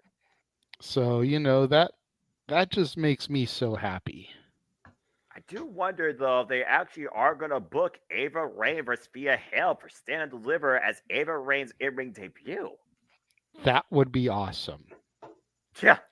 You think about it, her daddy made his debut at the Garden on, at the time, what was the number 2 pay-per-view. Yep. So for his daughter to make her in-ring debut in Hollywood, the city that he dominates at the box office. Yep. At the WrestleMania for the NXT brand. Pretty poetic, if you ask me. That might talk me into the building, honestly. You know what? And especially if he decides that he wants to show up? That's what I was thinking, because I almost, and I nearly put this in, I almost fought after the United States Championship match, even Austin Theory and his braggadocious, boasting nature, the history, Kurt Angle, John Cena, Ruthless Aggression, Next Generation. I was thinking after that, but the fact that I kind of had that, I think, before the actual Cody Rhodes and Reigns thing, if Roman wasn't going to face The Rock, I don't think Roman should go after The Rock in any capacity. I almost had The Rock and Kevin Hart showing up just for giggles. But right. I think The Rock and Kevin Hart would be more funny if they opened WrestleMania somehow. Even if The Rock's not there. The Rock somehow opens WrestleMania and welcomes us in with Kevin Hart, and we just start the show. Kevin Hart be the guest host this year. That actually would be really cool. If they have The Rock open this show via satellite without showing up, the people lose their goddamn minds in a bad way. I'm sorry, but they will. And what if Kevin Hart calls The Rock and says, "Rock, where you at? We supposed to go out here and open the show." What? That just like that'd be the only way. Like the only way that works is if they do that and then he shows up later. Right. Because if he's hinted at and seen on screen or heard on voice and he's not in the stadium, the people will lose their shit. Yeah. So maybe Kevin Hart just opens WrestleMania by himself without any acknowledgement of the electrifying man and co-star. I'm not even sure if they should have Kevin Hart because he's so closely tied to Dwayne. Like that's still like a dude. We wanted freaking Skipper. We got Gilligan instead. Really? Like, come on. Right. As long as Kevin Hart comes out dressed like The Rock, oh God, imitating that picture of Rocky with the fanny pack and everything, we've seen the similarities when Kevin did that. Have Rocky's music hit and then have Kevin Hart come out dressed like that to cut a promo. Okay, all right. Hear me out here. Go ahead. Have Kevin Hart come out to the Hollywood Rock theme because you're in Hollywood. Fanny pack, Jerry curl, the whole thing. Gets going for a few minutes, then you hear the "if you smell," and Dwayne comes down like, dude, knock it off. They get the raised eyebrow. He's like, "What are you doing? Do you think you can be me? Is that what you think? It doesn't matter what you think." Right. Right. And that's why I suddenly brought that up. Hey, so do you all have any idea who should should they do that actually? Should they open either day? I would think the very beginning. Should they have somebody open up and welcome us into WrestleMania? And if so, who? So it's generationally been Vince or Hunter. Hogan did it the one year when they were in the year after Pandemic Mania. Right. Hogan and Titus. Let me not discount Titus's contribution there. And one person was booed out of the bid. Titus World Slide. Titus World. Well, that was after that. Thank God for Titus. I honestly, this is going to sound like another cop out. If that's how they used Dwayne, I'm okay with that because at least he's there. Yeah. I feel like you have to have Dwayne there in some capacity. It's freaking Hollywood. Yeah, I don't think any McMahon except Triple H should open the show. I agree. Stephanie resigned. Vince is supposed to be not involved. So. Yeah. See, and I was going to say Stephanie. Right. She retired. Yeah, doesn't mean she can't come back. Yeah, it doesn't mean. Yeah, she can come back for a spot. It's WrestleMania. Yeah. You're telling me Stephanie McMahon is not going to be in Hollywood with the Hall of Fame and everything? No, I think. Well, okay. With the girl, she'll be there. I think she'll be at the Hall. Well, you know what though? I don't know because she'll be there to support her husband. Even a gorilla. I think if she's there, she won't be on camera. She won't be visible to the audience. That makes sense. Yeah. I think she'll pull an Undertaker and stay behind the curtain. Well, it's like Sable and Brock Lesnar. They still. I mean, well, Rena very rarely goes herself to these things now. So the travel again. Boy. Yeah, I just can't see Stephanie being there on camera because her declaration of departure was very timely in its appearance, and I think that was done by design on her end. I agree. So I don't think it was just an ankle injury. No, I don't think that. I don't think, and again, she's the only one I haven't met, so I don't really know anyway. But I don't think that she'll want to appear and make it look like she's endorsing everything that's going on. Yes, she made it clear she still supports the company. Of course, she supports Paul because that's her husband and the father of her children. And yes, it is still under the McMahon auspices, at least for the time being. I don't know. I'm very torn. Obviously I'm torn. I'm starting over my words worse than I ever do, even drunk or not. I don't see her being there on camera, at least. Fair take. I want to. I really do, because I want to be able to have the chance to meet her, but I just don't see it being a thing. This is how much I'm out of touch with entertainment tonight in Hollywood. Is Joe Rivers still alive? No. Fortunately. No. Joe Okay, She's otherwise I been would- deceased for a couple of years now. Okay, I couldn't remember. Otherwise, I would have had her open up the freaking thing. Less Just- than 5, but not that long. Like she went just a few years ago. Gotcha. All right, so gonna check, I'm we've curious. seen everybody else's fantasy card. So for the people in the chat watching, I'm not going to be able to get to your comments here in a timely manner because I'm going to start running over my card now. Do it. Like I said to Noah, the first night is strictly Dream. The second night, I kind of went a little bit of a different route, you know. I brought some NXT talent into things. So you're going to see my night 2 card and you may wonder, well, why doesn't so-and-so have a match? And it's because I decided to give opportunities to the next in line, the new breed. Opportunity. So that's the way I went with this. I'm going to be curious once I get done to go to the comments and see what people thought of this. So for night 1, kicking things off hot and heavy, the Heartbreak Kid, Shawn Michaels versus Eddie Guerrero. Nice. Match 2, The Outsiders, Kevin Nash and Scott Hall versus the New Age Outlaws, the Road Dogg Jesse James and Badass Billy Gunn. That would have been cool. And you figure you got NWO versus DX. Literally. Yeah. Coming in next, Stone Cold Steve Austin versus Goldberg. Match that we always wanted to see during the Monday Night Wars. True that. For some pure technical showcase, Owen Hart versus Ricky the Dragon Steamboat. I would give my freaking wallet to see that.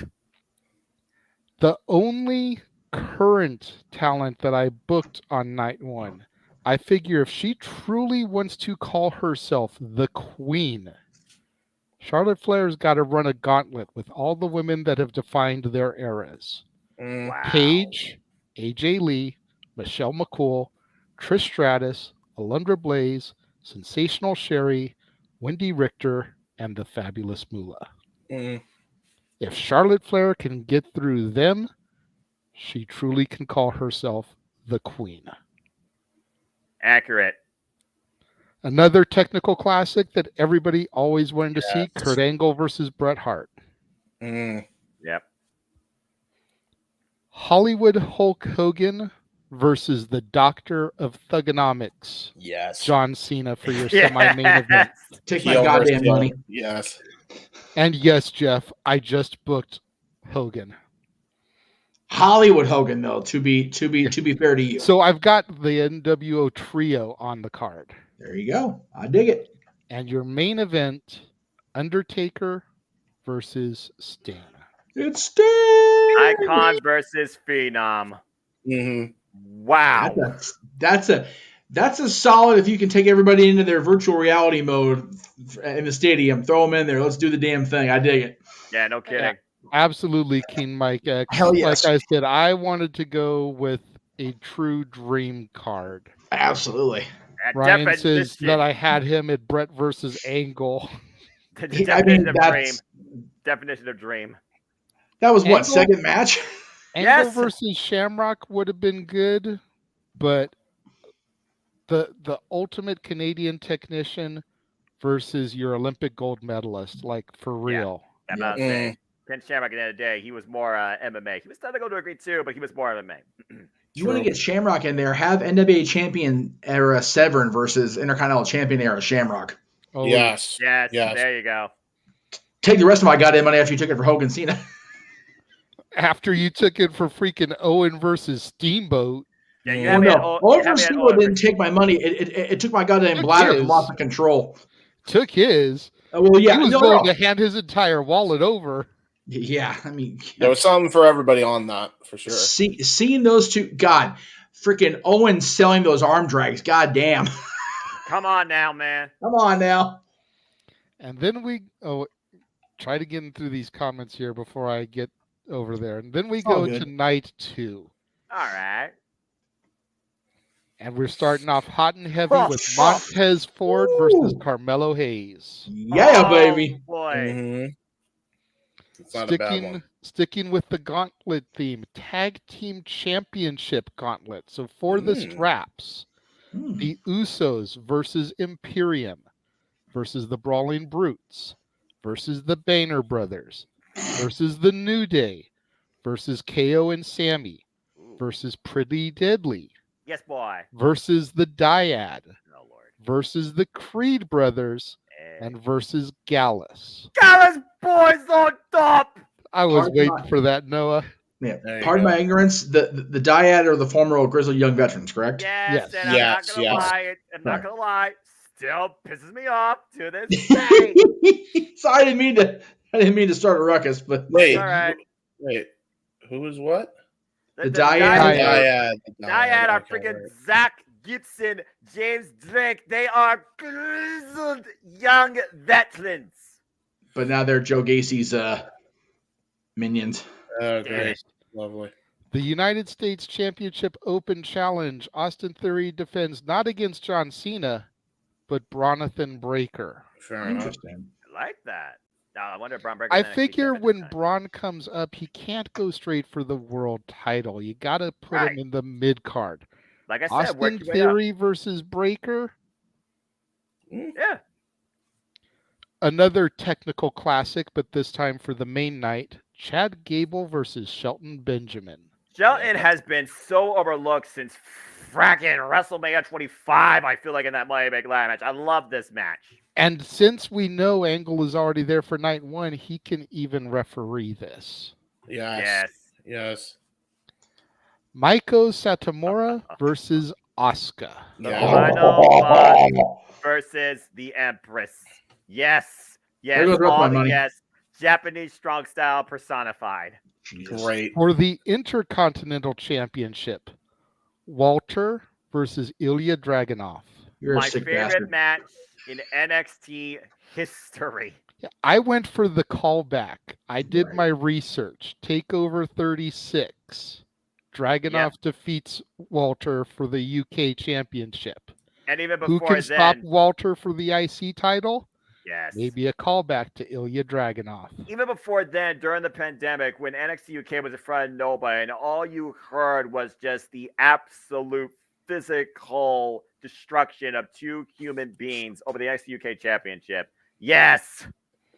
The Raw Women's title, the match that I wanted to see, Bianca Belair versus Raquel Rodriguez. And your main event for the WWE Undisputed Universal Championship, Roman Reigns versus The Rock. That's really good. That's incredible. Both absolutely incredible. I enjoyed that. I love that. There was that one match I was like,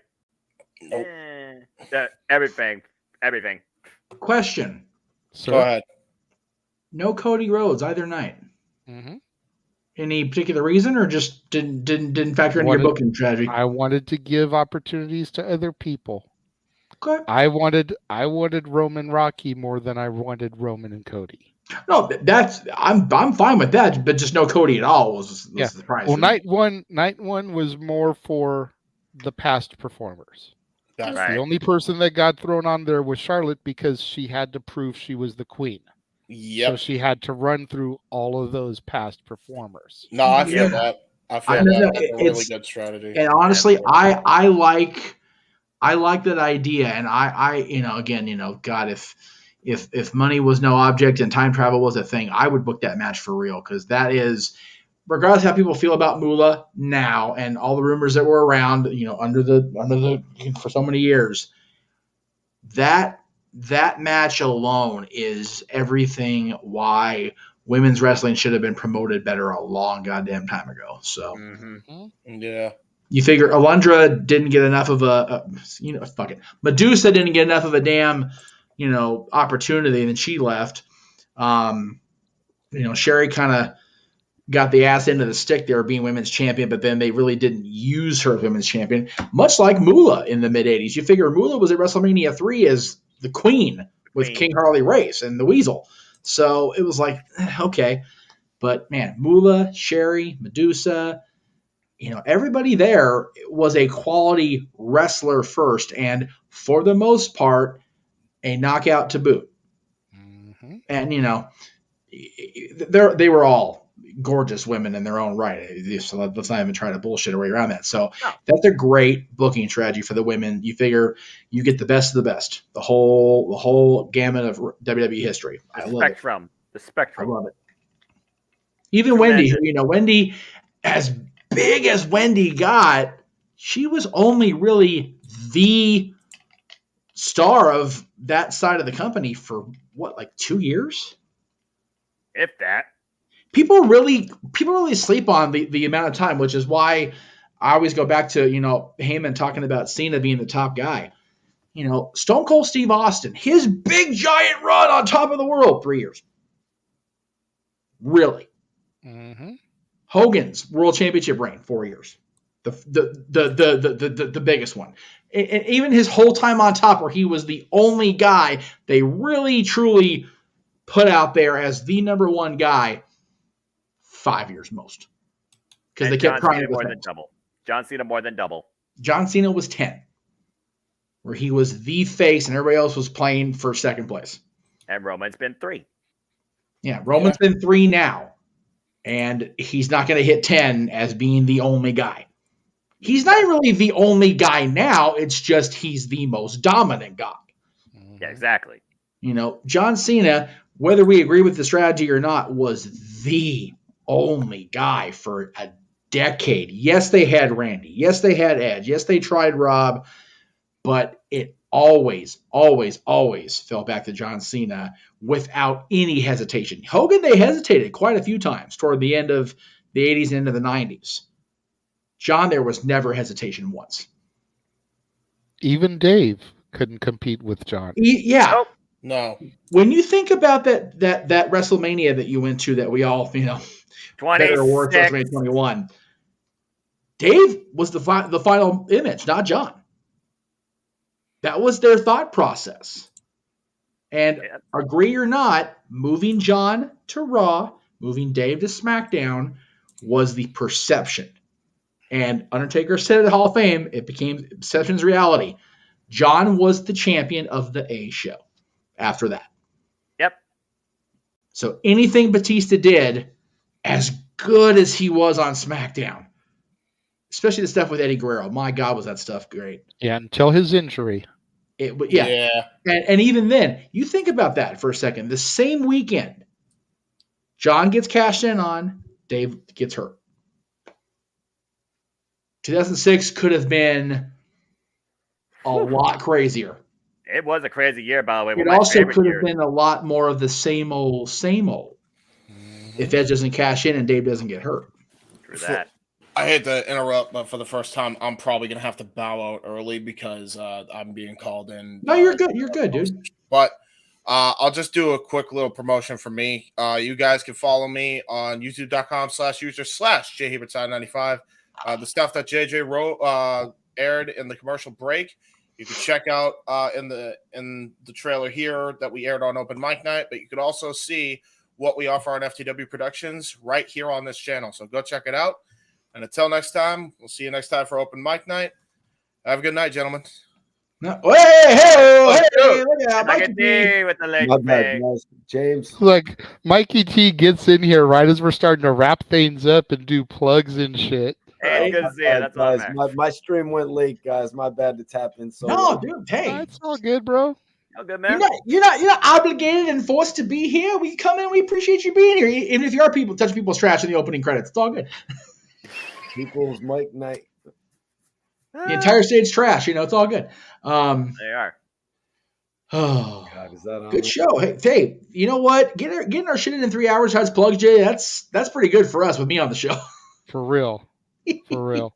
You know, just trying to keep things streamlined, trying to keep the topics down. Thankfully, the last month or so hasn't really been heavy news. Yeah, So it hasn't been where we had 25 things we needed to try to Brian Cage and get our shit in. It's like, and the disco thing for this week, it's like, did it really need to get talked about? No, I think it did. because we're just giving him publicity that he doesn't deserve. Well, that's fair too. But it's a talking point, so it gives us something to discuss.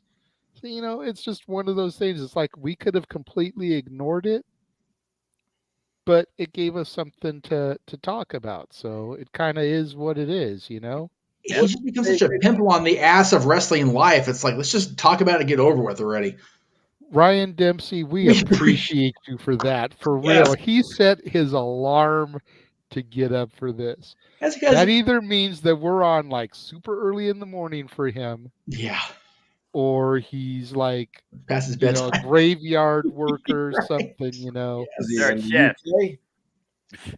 We appreciate that, Ryan. We do, man. And again, it was brought up. We're not going to get monetized tonight because of the video we used with WWE footage in it. But yeah, it is what it is, which is why we appreciate the super chat that came in. So thank you for that, guys. As minimal as it was, we do appreciate it. No, yeah, it's absolutely. We're basically getting ready to start wrapping things up and start plugs. So if anybody else has anything that they'd like for us to discuss, super chat it. We'll get it in right now. If you want to do what Emmanuel did and super chat us a topic for next week, there you go. You can do that too. Like I said, that's how that whole topic came to be, because we got a super chat for it last week. I look way thinner with the denim jacket and the cap on. I'm gonna start wearing that again. This freaking is way fatter than I actually am now. I actually am losing weight, and this hoodie's doing me no goddamn favors. Okay. Just like I see the cap, it's like, wow. I can see what Bree was talking about when I started the podcast. Put a freaking screen cap. I'm just watching freaking JPW. Hey, you know what? You did that last week, and that shit was great. It was tremendous. I almost had that clipped for this so I could show you. It's like, man, I don't even remember what it was I was talking about. I was doing one of my plugs, talking about a movie, and just out of nowhere, here comes Noah, Rainmaker. It was so perfectly timed. It was. I'm gonna have to go back and find that somehow. It's gonna have to be. It's gonna have to make the highlights at the end of the year for James, because it was so random but so well placed. Like, if you tried to book it that way, you would never get the timing right in a million years. You just showed up on the screen. I hear the coin drop. I do the thing. You talk about shit with him that we wouldn't have envisioned a year ago when we really went gung-ho into this whole watch-along project.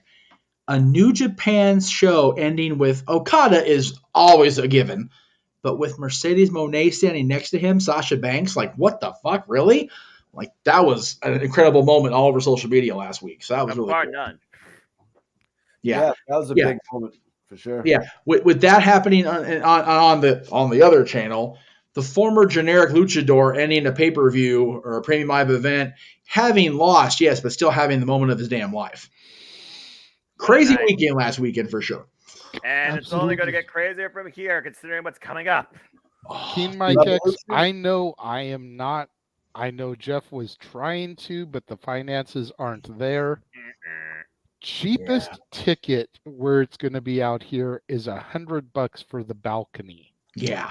Like, I can't do that. As much as I would go and love to see The Undertaker, I know he charges like $100 for a meet and greet. Yeah, more than that now. I would rather pay the $100 for a meet and greet and actually get to be this close to him. Yeah. As opposed to paying $100 to see him do a public speaking engagement and be in the nosebleeds. Yeah, and granted, the Novo, the former Club Nokia, is not a gigantic venue, so even balcony's not bad. But what they're charging for a toast or an on stage with him, I could buy an entire section of seats at WrestleMania, and I'm not kidding. I think there's a video on YouTube that someone spent $20,000 to be front row where Brock Lesnar was tossed into their lap. Yeah, pretty much. Damn. And it's like, hey, that's great. You got that kind of money you can throw away on shit like that? Cool. I wish. More power to you. Yeah. But, we used to know a guy who, when he lived in SoCal with us, would go to every show at the Honda Center, Staples Center, now the Crypt, San Diego Arena, and Vegas. Yep. Every time they came around, he would go to every show and be, generally speaking, in the first 6 rows, especially if it was a pay-per-view. Well, he might bypass a Raw or SmackDown if the pay-per-view was the same week. Right. But he would go to all those cities, and we were just like, bro, how do you have the money for this? Like, I did it 1 year, SummerSlam 2010. My girlfriend, my daughter's mom, were the first 6 rows. And that we had to use tax money for that. Right? For real, like, the tickets went on sale around the same time we got our tax refund. And we used part of our tax refund for that. That's the only way we were able to afford it. And my drunken first HG episode of Talk Wrestling, thanks for your attendance, by the way.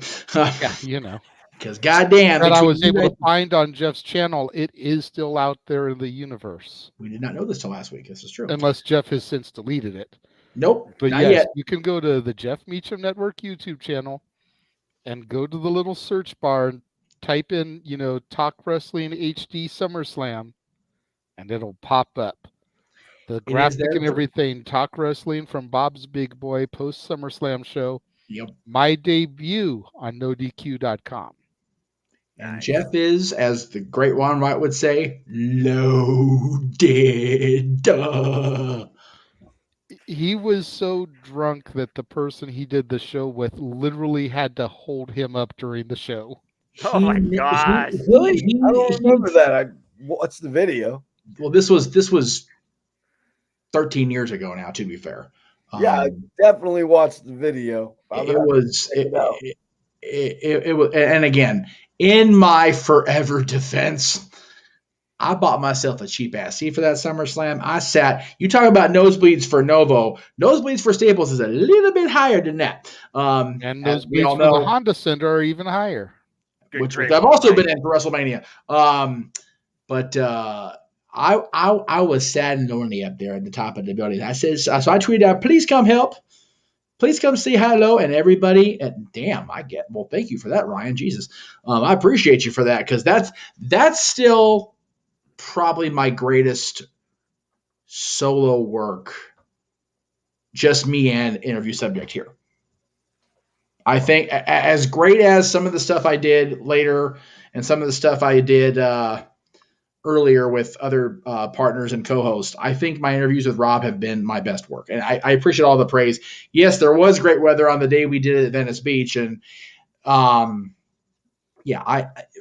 will always be a great interview subject because he's also a friend. And we can sit there across the table just for an hour. It's like, oh shit, we got content. We can go now.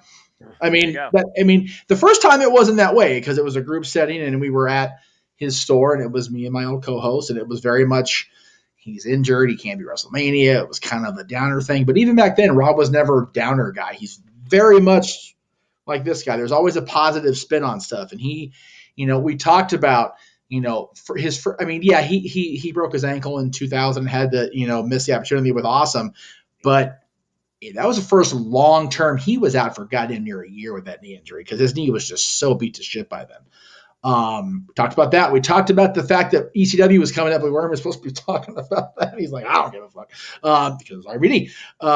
And then we had him back. He was the only contracted WWE superstar we actually had on the show more than once when he was still a WWE superstar. Not counting Legends contracted Gene Okerlund in 2003, which was very grateful for that, Gene. If your family's watching, Gene Norcolin was on twice in a week with us back in 2003. But yeah, Rob and I will always have great interviews because we just sit back there and bullshit for an hour or two, and it's, okay, cool, we got good content. Didn't know which part. What didn't he know exactly? There's probably a lot of the contracted superstar. Yeah. He.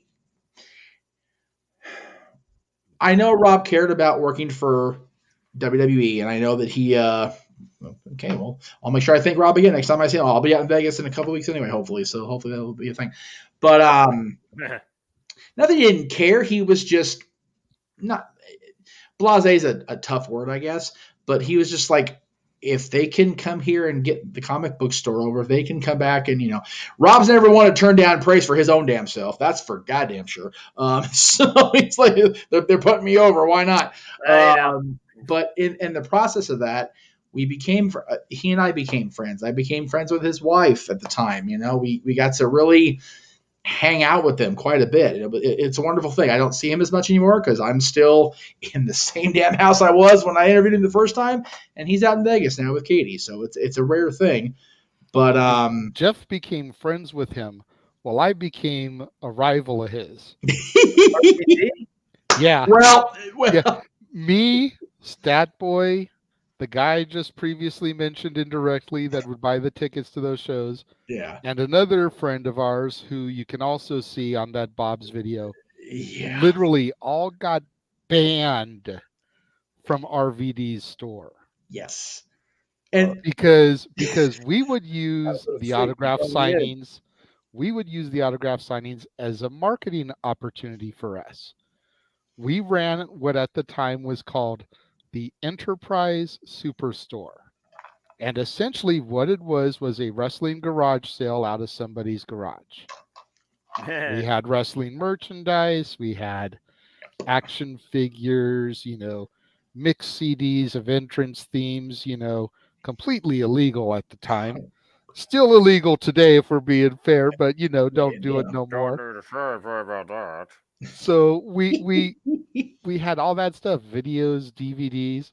And so we would use the autograph signings as a chance to pass out flyers telling people that we were going to have a sale that weekend. Nice. Come check us out. Now, one of the customers in line showed the flyer to Rob and his staff. Yep. And that's when the shoe fell. Yeah. Because we were pulled in, we were talked to about it, we were told we were no longer allowed in the store.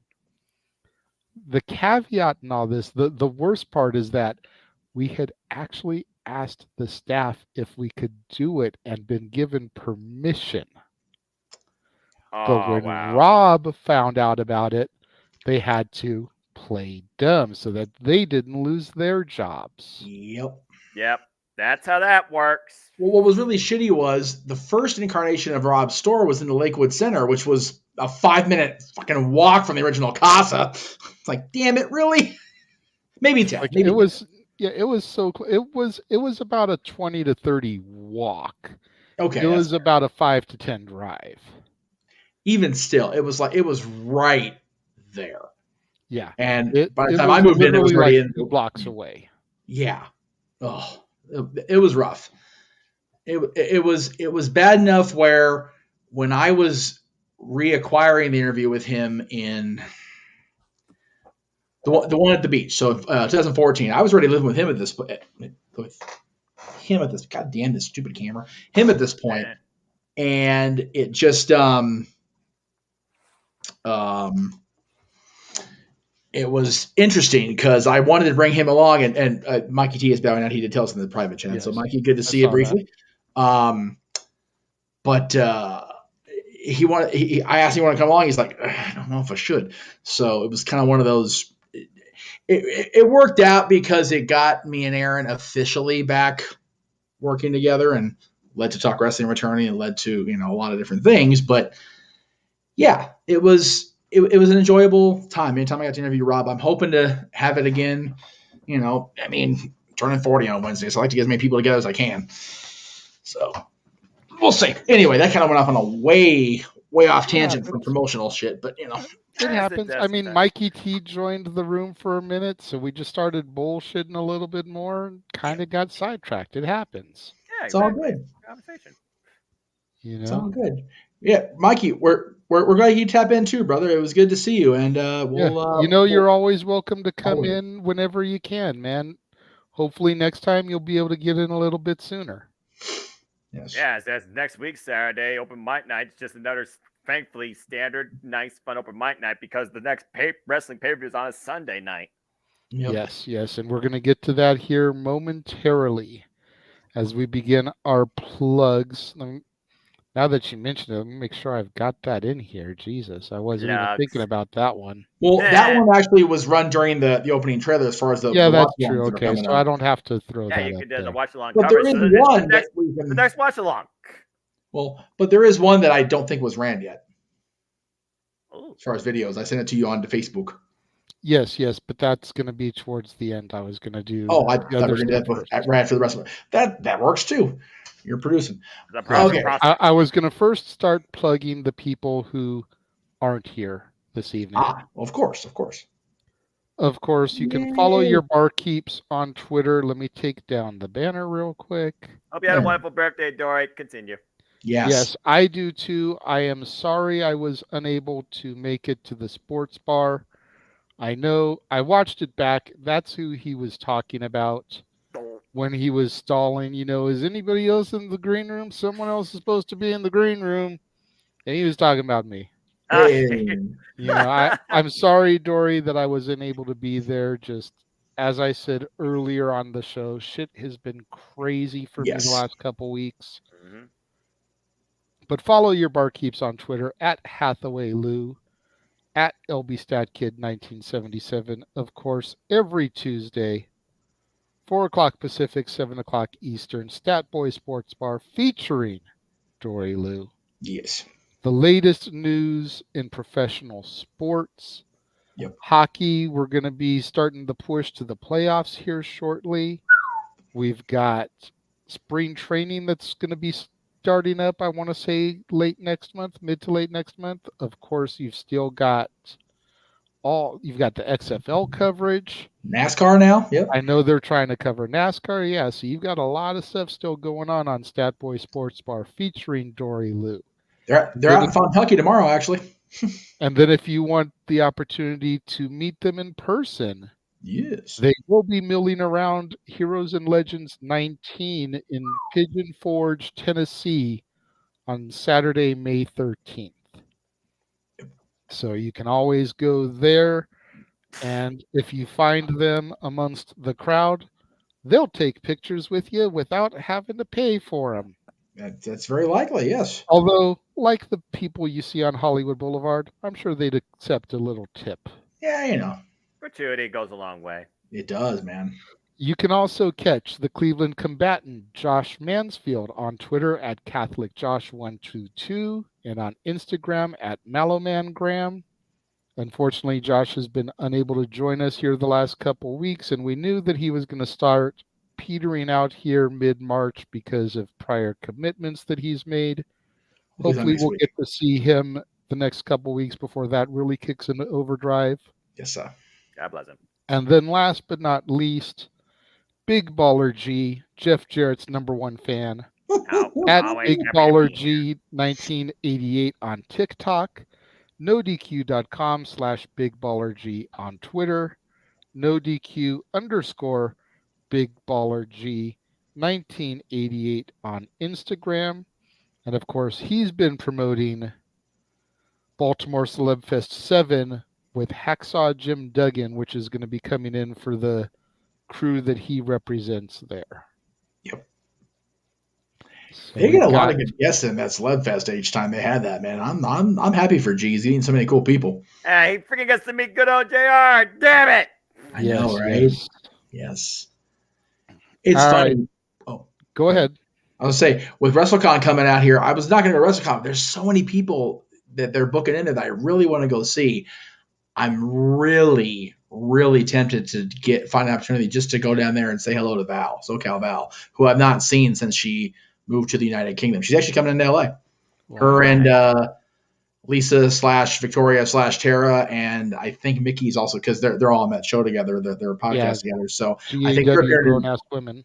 Yeah, I think they're appearing together. It's like, God damn it. So we'll see how that goes. Got the funds. Got the funds. Well, I've never met Mickey. I've never met Lisa, and I don't think I've seen Val in at least 10 years, at least in person. More than that. So it'd be cool to see everybody, but we'll see how it goes.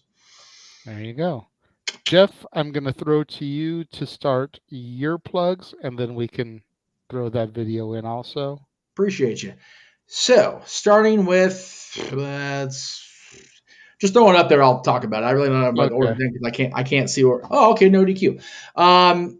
Pretty sure the review is still on Sundays at 8 o'clock Eastern, at least while Aaron's back in Detroit. His Raw recap, SmackDown recap, Dynamite recap, each and every week. The No DQ review is always a adventure, to say the very least, whether I'm on it or not, whether Ralph's on it or not. It always generates a ton of cool discussion. Yeah, there is a lot of cool stuff coming up. Talk Wrestling, of course, this week. Man, I'll tell you, Talk Wrestling this week is going to be interesting because it's the last full day before I hit my birthday. So I'm going to be talking about, I had the thing off here. There it is. I'm going to talk about how much next Sunday's Revolution is going to shape the future of AEW. And, of course, all WWE roads now lead to Tinseltown and Hollywood, WrestleMania. And, yeah, one more sleep till I turn 40. So that'll be a interesting show. And here, granted, we don't know faux show about most of the bottom row. And I botched that graphic. And I was telling everybody in the chat this because I thought Money in the Bank was June 1st, actually July 1st. Yeah. So I thought it was the weekend after Memorial Day. So I'm sure there'll be a show between Double or Nothing and July 1st for WWE or for the NWA or for Impact. But everything up to there, we got coming up, man. Revolution next Sunday, Roadblock a week from Tuesday, Sacrifice at the end of March, and then WrestleMania week kicks in. And with WrestleMania week kicking in, we go to this. What is it you're trying to plug? The video. That's okay. Okay. Because I had something else I was going to throw. Okay. Well, hey. Oh well, yes, definitely that as well. Yeah, and that's actually part of the video that's too. Actually WrestleMania week. It is actually WrestleMania week, and yes, that's actually part of the video too. But have you're talking about that video. Yes, I'm talking about that video. Not communication. I thought you were talking about the one for the Paradise Kitty girl. No. But that's okay. It's okay. It's all good. It's fine. So yes, on the Tuesday of WrestleMania week, I'm airing Talk Wrestling the Monday, as far as on every channel but Aaron's, and then Tuesday in Talk Wrestling's time slot on the Multiverse channels, not No DQ. As of now, it's Cece and Dory, and I think Natalie is tentatively committed at best right now. But the ladies of the Jeff Meacham Network, Multiverse of Media, will be previewing and predicting WrestleMania coming up that week. So we got a lot coming up WrestleMania week and after, like that graphic showed. But in the meantime, for WrestleMania week, here's what's in store.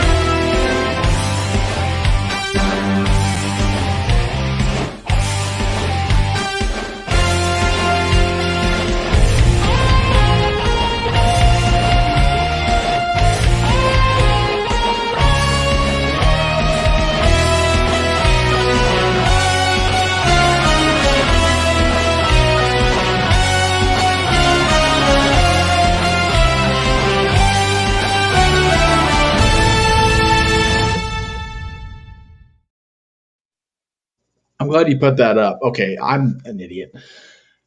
Now I get chills hearing that old theme, seeing that graphic for the first time on video with me live at SoFi. I was like, oh, fuck, that's going to be a thing. Yeah, I am looking forward to it a lot. But then after I turned 40 this week, whatever, next Friday, March 10th, before they go to Australia and do their thing, as only they can do, as the best female Guns N' Roses tribute band in the world, Paradise Kitty will be returning home to the Viper Room with special guest Candace Levinson on guitar. I have not been able to talk to the entirety of the band, so forgive me on my ignorance, but I believe she is sitting in for Ariel, who I believe is on tour. She's not with Debbie Gibson at this point anymore, but I think she's on another project. But I did want to throw this video up really quick because she put this on either her story or her Instagram post today, and it just kicked so much ass. And just want to get monetized anyway, I figured, hell with it, why not? So check this out. This area posted this earlier today.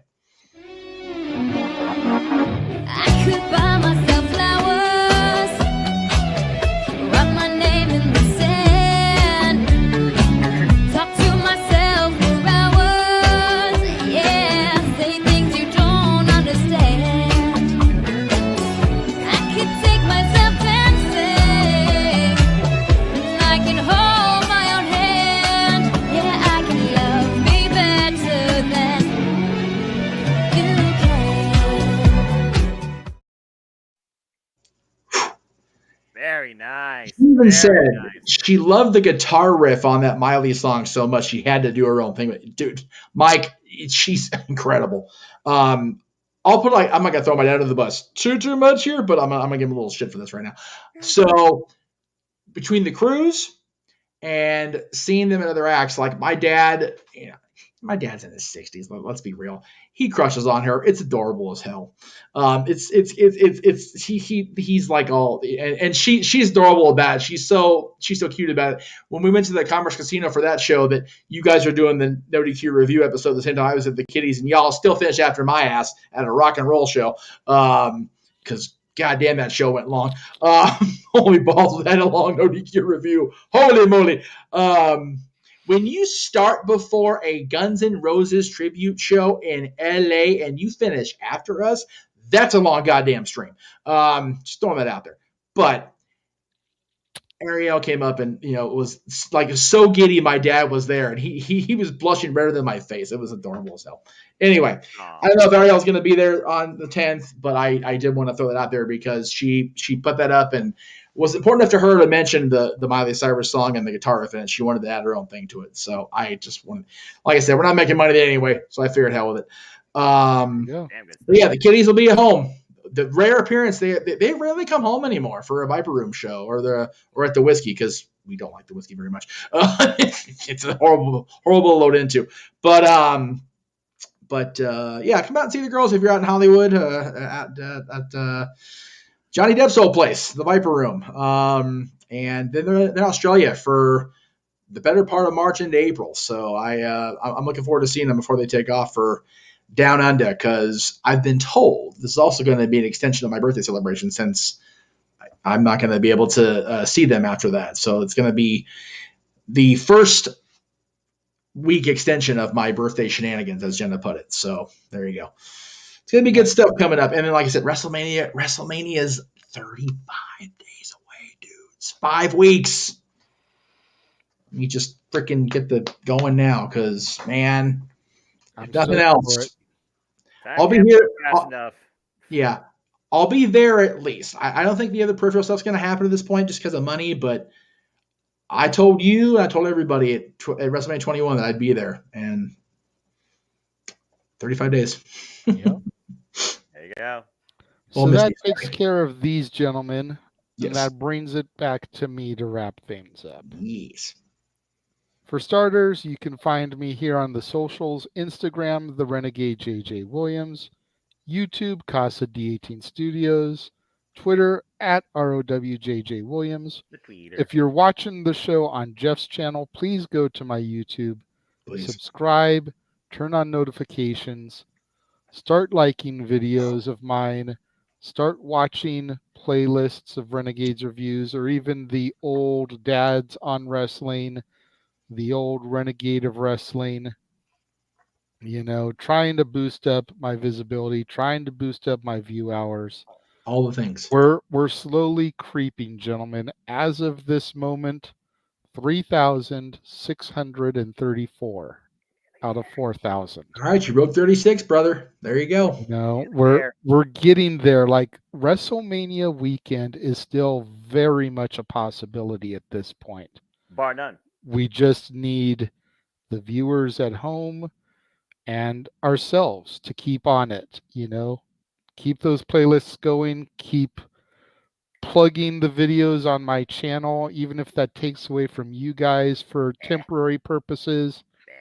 That'll definitely help get those numbers up for me. Or at the very least, if y'all plug like the replays, I'll down with that too. This week was a week of epic fails and shenanigans when it came to tech issues and getting things up on time. So please go back to the archives. Check out Jeff and I doing our top 10 No Way Out matches of all time, which was the dads that was supposed to go up on Monday. I think it finally went up on Thursday. Either Wednesday or Thursday, one or the other, yeah. Because of tech fails and just power outages and weather disturbances, like for real. There was so much going on Jeff's end.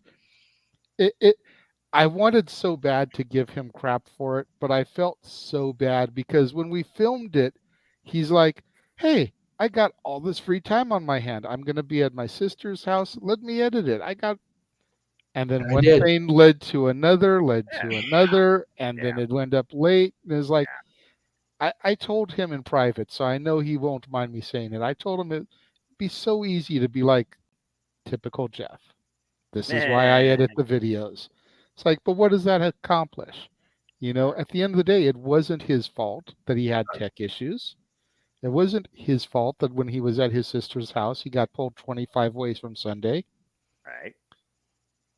So it's not his fault. It would be his fault if he was sitting at home in Studio 1A, sleeping the day away, and just not doing it.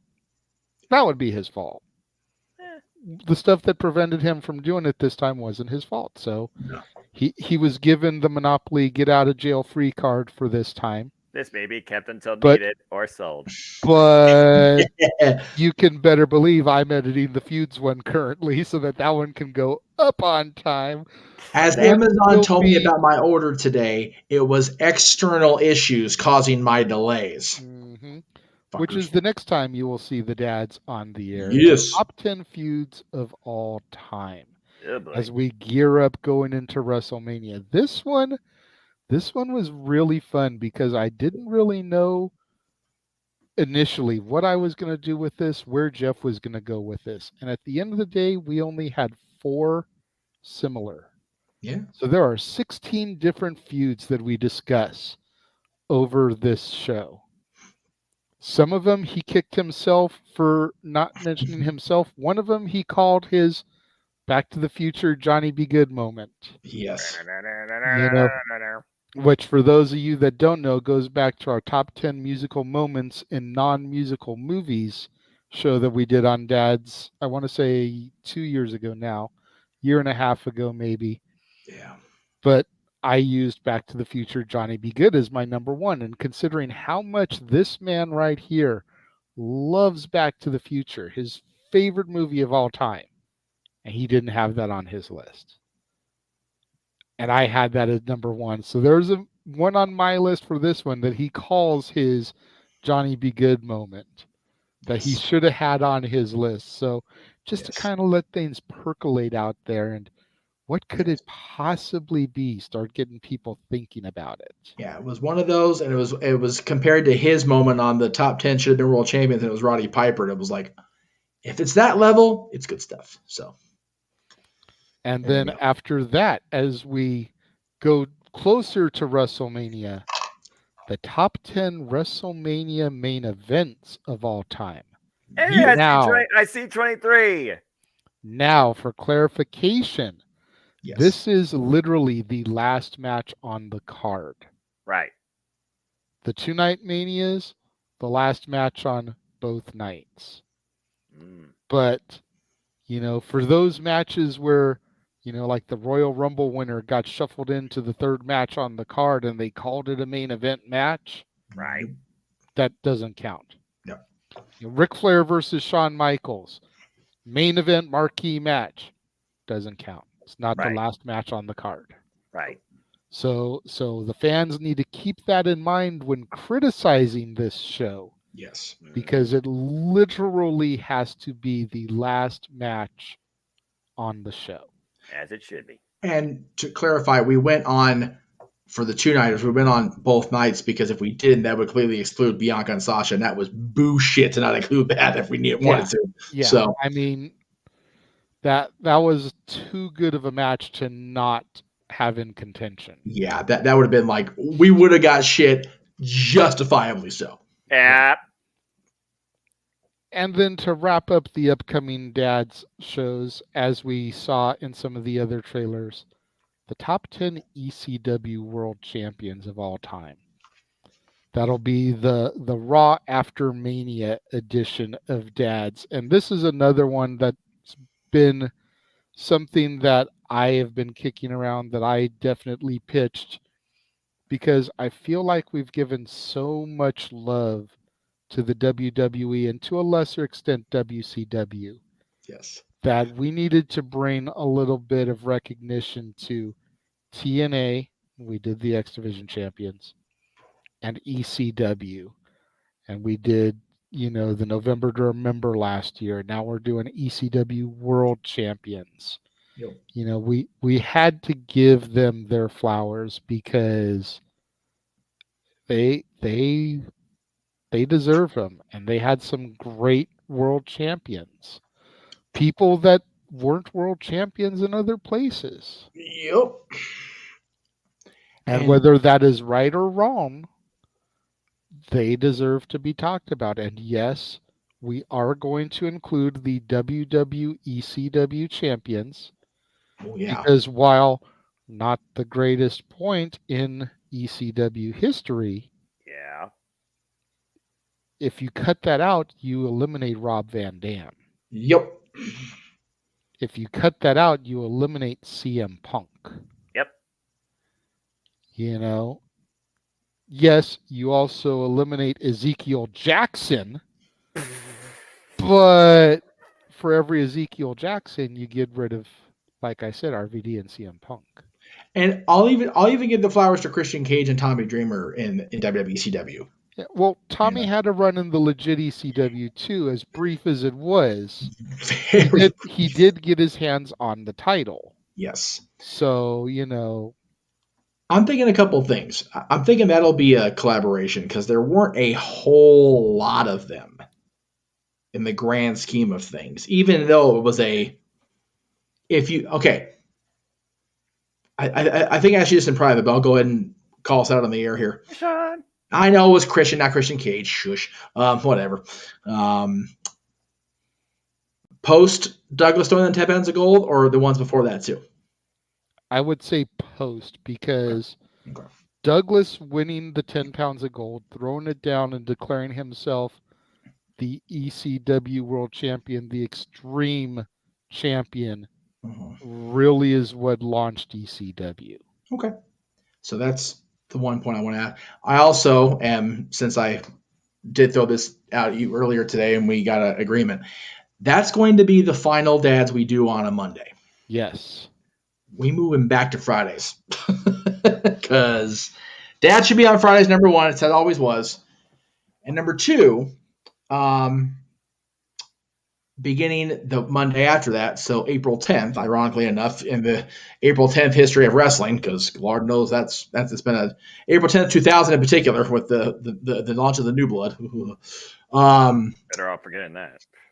We're going to be doing a new thing on my network, and I completely forgot to make a graphic because I can't do graphics right now because I'm so po. We're going to be doing a deep dive back into the history of the war. So we're going to be talking about, or at least I'm bringing everybody in. Like whoever wants to come talk about it, I don't want to make it a whole big panel thing. Got enough panel shows on this goddamn channel as it is. We're going to talk about that for Mania too. But anyway.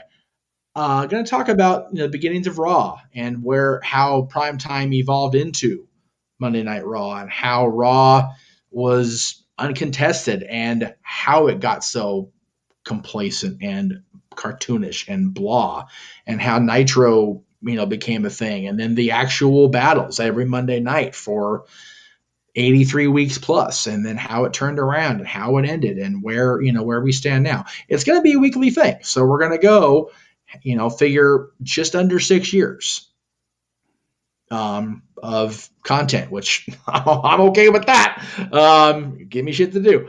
But yeah, we're going to go week to week. We're going to start with the first head-to-head battle, which will actually, we're going to talk about the beginning. So like we'll do Prelude and then Labor Day for Nitro's debut, and then second week we'll go right into the battle and off we go. Because I feel like, yes, it's been a talked about topic, granted, but me being a fan as long as I have, I never really did a deep dive on it, and I think it's time.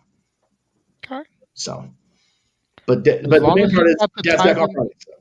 As long as you've got the time and the resource to make it happen, man, go for it. I'm all about that.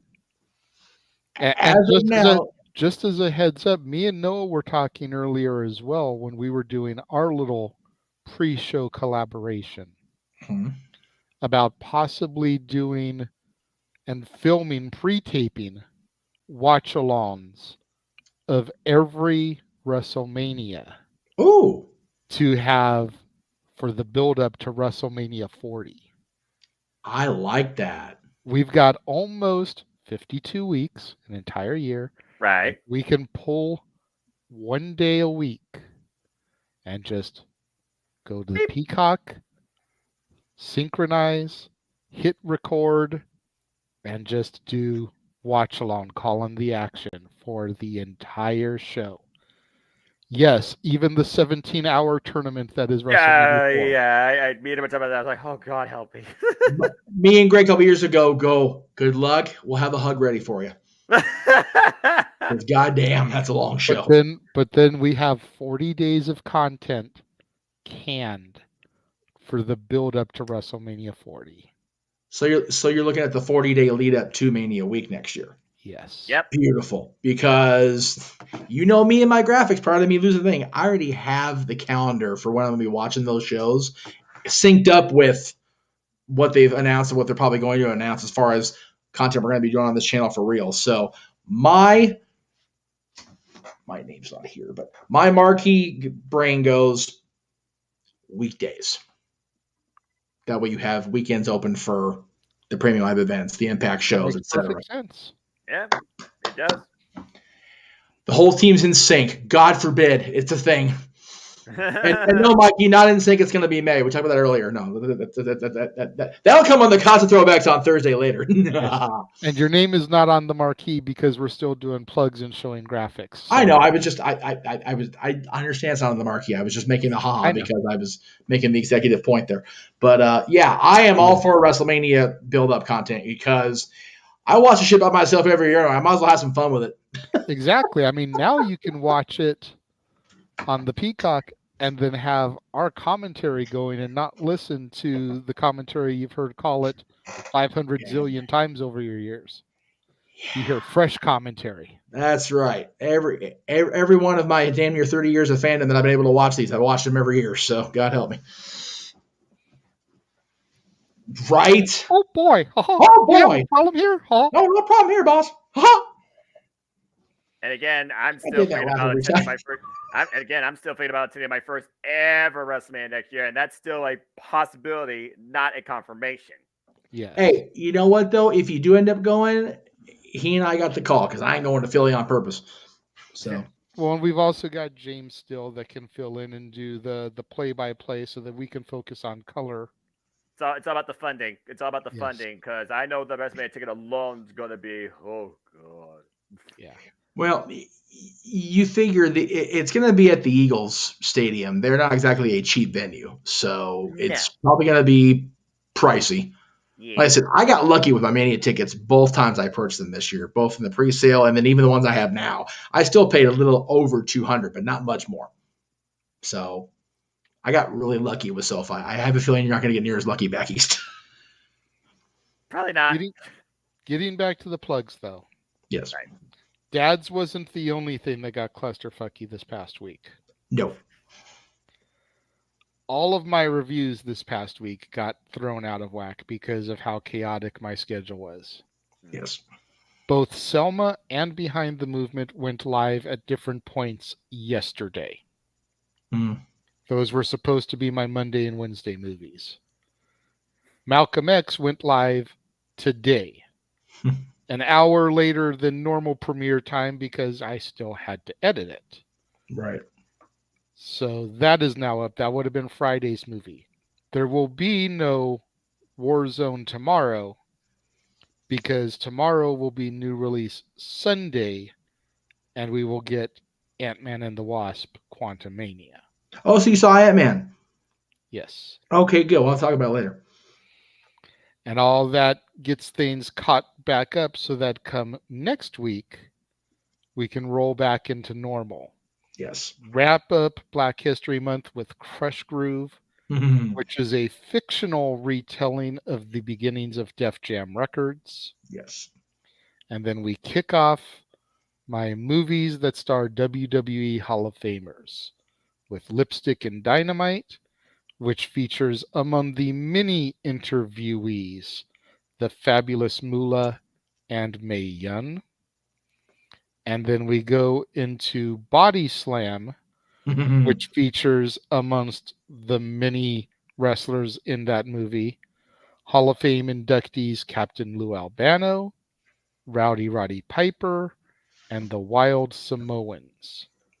Wow. And even in the final wrestling scene features cameos at ringside by Bruno Sammartino, Classy Freddie Blassie, and the Nature Boy, woo, Ric Flair. Nature Boy. I do love that and go ahead. Tonga Kid plays a major role in the movie as well. He's just not a Hall of Famer yet. Right. Yes. He is Piper's tag partner throughout the majority of the movie. I do love a couple things. Number one, you put the women's wrestling thing on my birthday, so thank you for that. That's really cool of you. And even new release Saturday this week has a WWE Hall of Famer. Yes. I mean, he's been announced, just not officially inducted yet. Yes. New release Saturday for next week will be M. Night Shyamalan's Knock at the Cabin, starring Dave Bautista. Have you actually seen it yet? No. Okay, because I got an early screening of it. It was goddamn good. No, but it is available on Vudu right now, where you can buy it early. Right.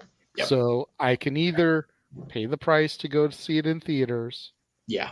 Or I can pay the greater price, watch it from the comfort of my own home, and actually own it.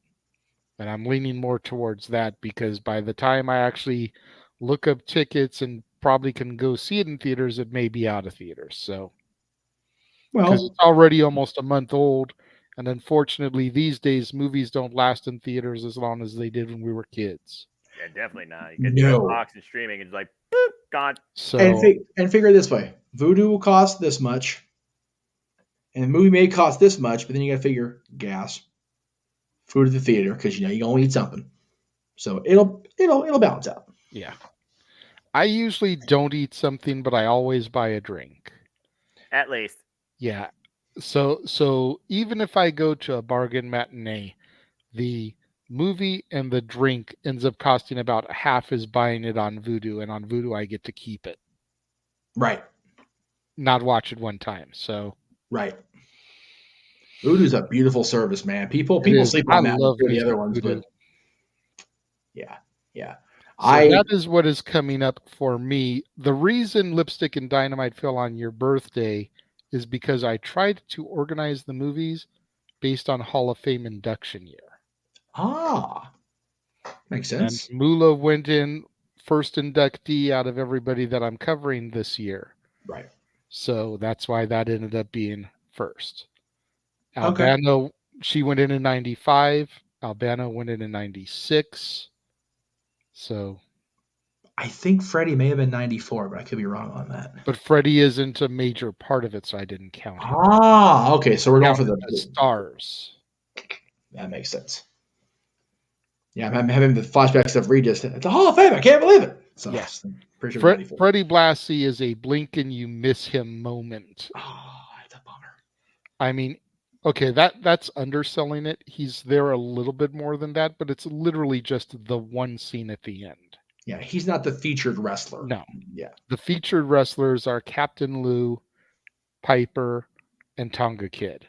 Even the Samoans are bit players. Right. But they're in it more than Flair, Bruno, and Blassie combined, multiplied by 3. Well, you figure Bruno at that point.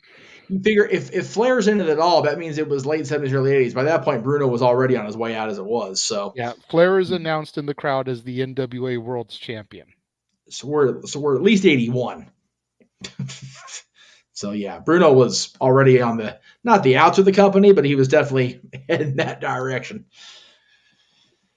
But yeah, Albano would have been 96 because you go with Piper 2005. That's way later. Yeah. Good on you, dude. I'm glad because people kind of slept on the documentary with Moolah May after everything went down with Moolah May. So I had seen it once prior to all of that coming out. Right.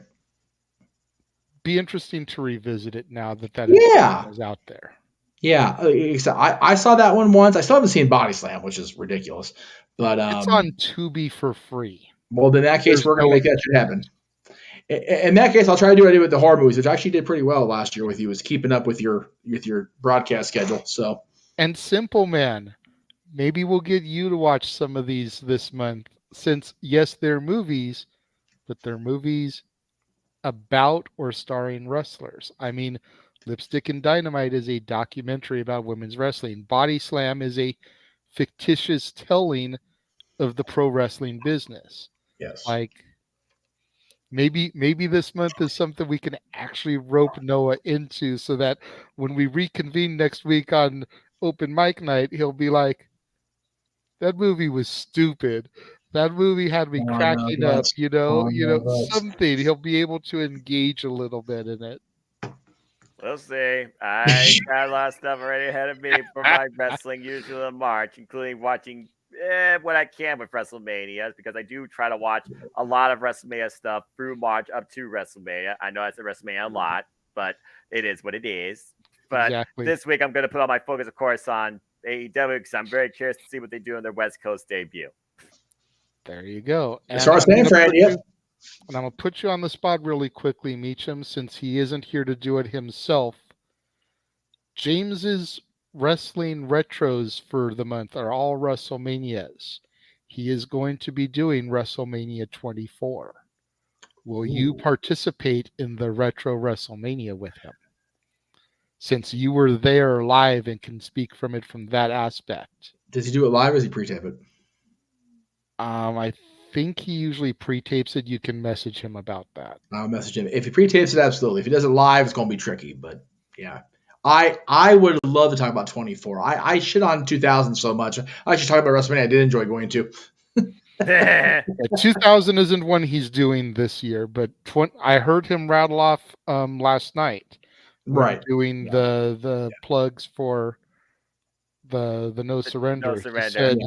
He said the ones he was doing, and he said 24, and light bulb immediately went off in my head. It was like, Jeff is at that one. And again, to be fair, I enjoyed going to WrestleMania 2000. It was my first access, my first WrestleMania live, so that being there was enjoyable. And then the bell rang. WrestleMania, the best and worst. Other than the gimmicked title matches, you figure the Hardcore Battle Royal was fun, if nothing else. The Triangle Ladder match, which was the precursor to TLC, which was so goddamn good. And then the two-fall triple threat for the IC and European Championships was a great match. Those three matches were the reason I don't hate having been there. Put it that way. But that WrestleMania as a whole, start to finish, it's like, oh God. Backlash was a better card. The following show, and it had a one-on-one traditional WWE Championship match at the end. It had Scotty 2 Hotty being like heavyweight champion. Why not? We talked about that a couple shows ago, or last show, as far as dads. So Yeah, I will gladly be a part of a 24 retro. And yeah, indie wrestling. Chris, so do we. Yeah, Support the independents. I miss going, and I more importantly miss the ability to go. Supposed to go to XPW last week. Was what it was. Supposed to go to Valor Pro Wrestling today, but it got snowed out. It wasn't safe for the talent to travel to the show.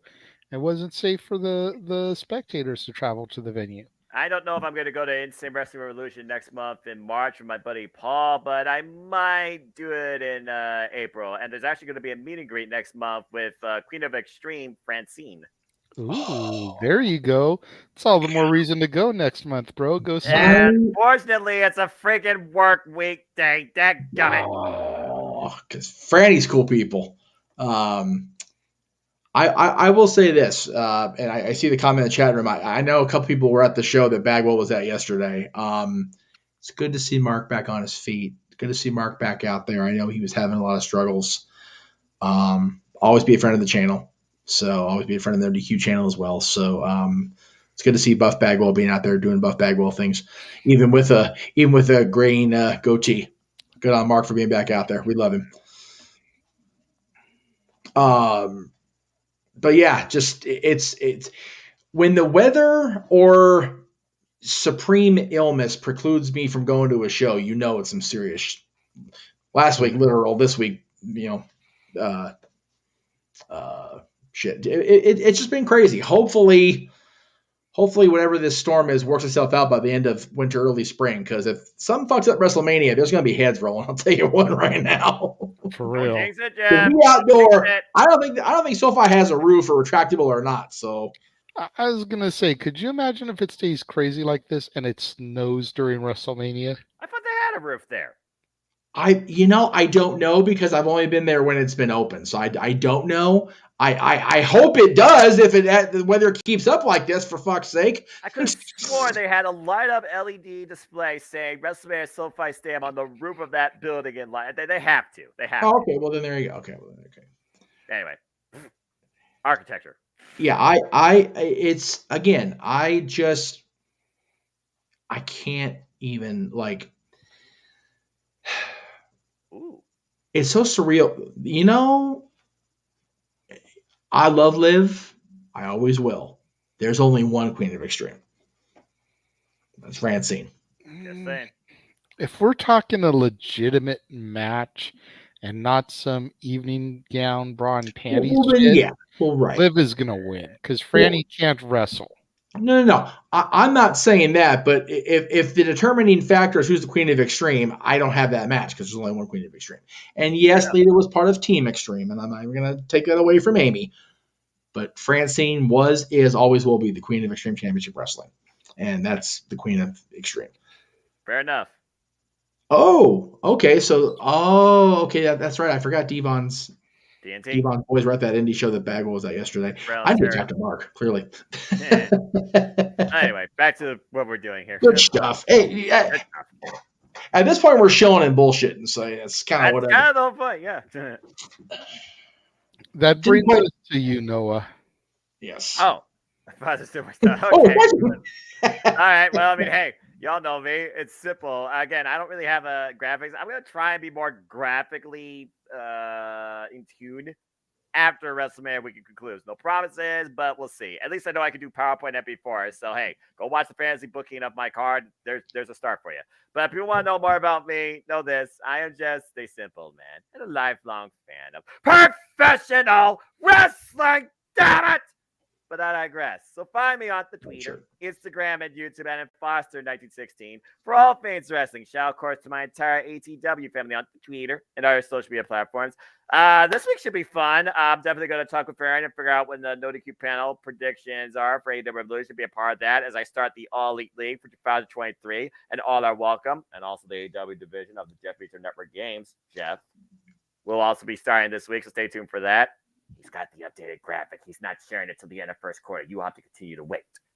But I have somebody predicting. I finally made a graphic regarding that as far as the next videos for that. My free-form, fun little discussion where I lead predictions in all things wrestling with my friends outside No DQ, among FTW, among my horsemen of predicting, and so many others. Next up, we have AEW Revolution, followed by Impact Sacrifice, followed by, God help me, WrestleMania week with Ring of Honor, Supercard of Honor, WrestleMania, NXT Stand and Deliver, and that's just that week. And then as of right now, date known, next Impact one after that, the next Impact pay-per-view, Rebellion. I'm sure there'll be more to come up as this month moves forward into March. I'm going to try and bring my ATW crew back together because what started in 2020 at Revolution should resume and once again be brought back to life at this year's Revolution. We'll see if we do an ATW review impromptu, pre-event discussing Revolution among ourselves. Of course, I'll be working with James Hebert on our continued weekly discussions on all things AEW, so stay tuned for the next AEW Spark, hyping up AEW Revolution and the Go Home Week. Shout out to our friend Cindy G at @Chanel. Follow her on Twitch. And she will actually be there live at the pay-per-view and at Dynamite and at the Fallout 2. Lucky, damn it, lucky. Have an incredible time, my friend. And shout out to you and your friends at Panda Wrestling Company. I got right this time. I didn't say the restaurant, so don't at me. So that's always a fun time too. And that's just some of the stuff that's ahead for me and especially this week too. But as always, like to conclude, there are no winners, no losers, no betters. Just fans with opinions for this passion we all share. At the end of the day, folks, support one another, respect each other, protect your mentality too. Don't be a viral disease. Treasure your families. And just enjoy life and enjoy professional wrestling. It's as simple as that. There you go. As always, Noah, I couldn't have said it better myself. That's why we always let you wrap things up here on the Multiverse of Media. We appreciate you.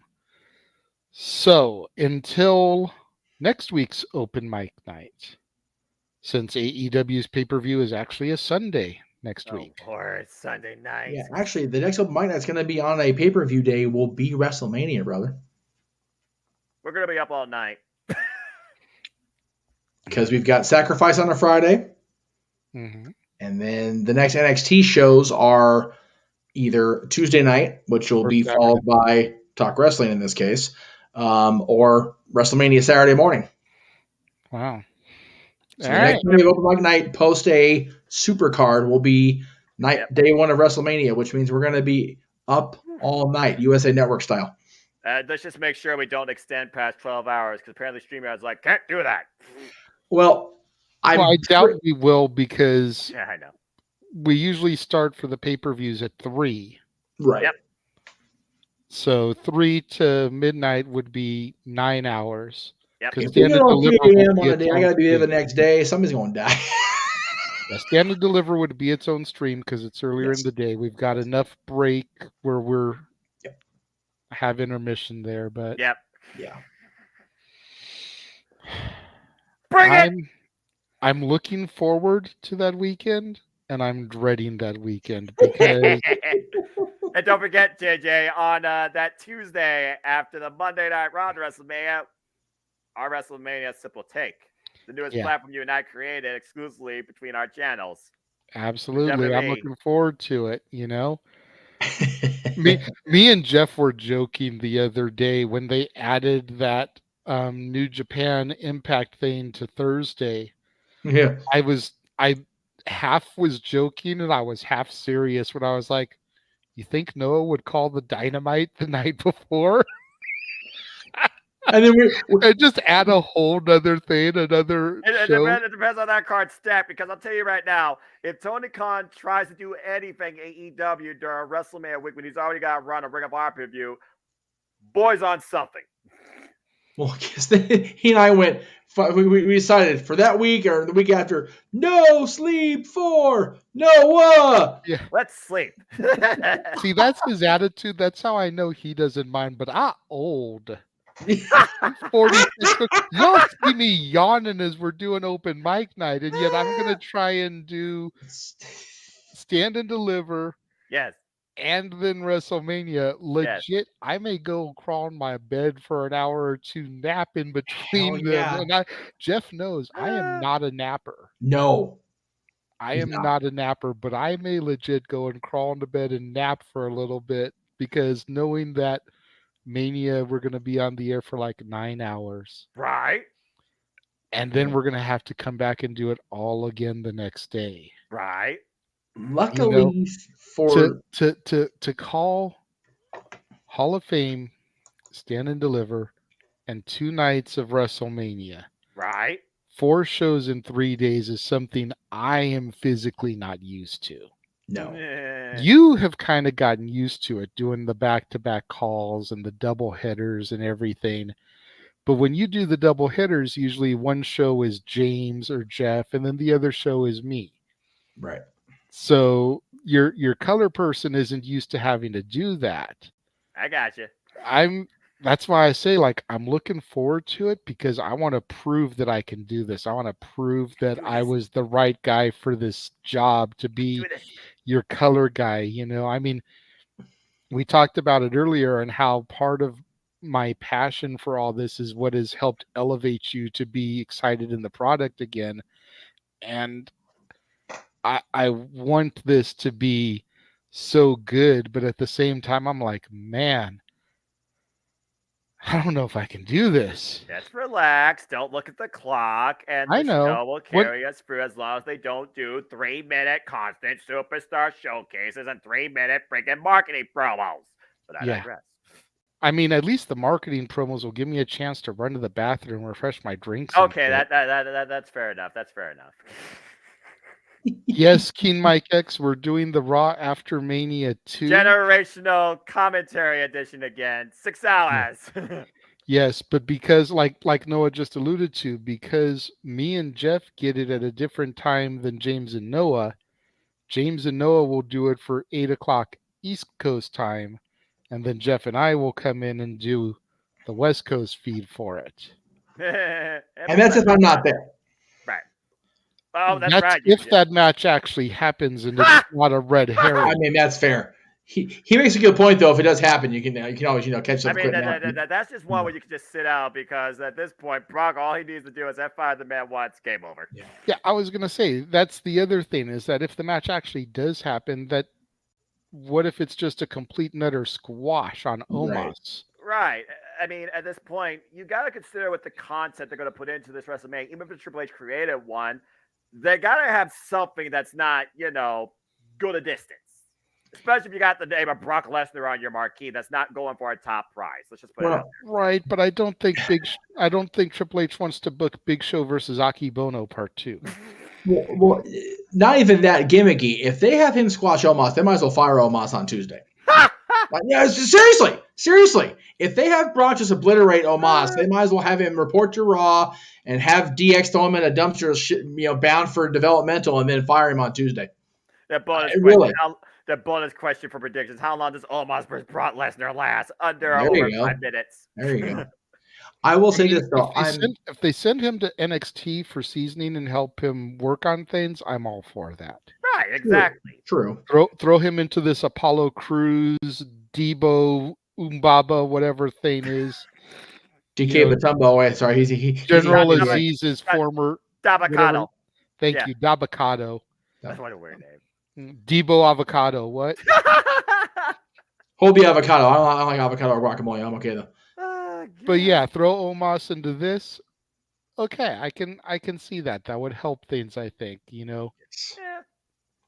But yeah, getting back to you guys calling that, I am just grateful I'm riding with my buddy Travis both days for Mania, so I can pop in open mic night Saturday night, not worrying about pissing the old man off like I usually do riding home with him from Saturdays. So you're gonna be stuck in traffic all night. Speaking of, when you popped in yesterday, yes, you mentioned about how you were going to be there, how you hate that you're going to miss the call and everything. Right, bro. Do what people do at baseball games. Bring your phone. Bring an earbud. Listen to us call the action as you're watching it live.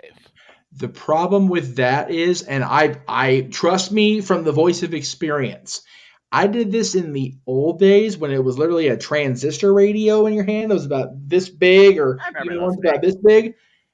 The game live is always ahead of your ear. Exactly. Always.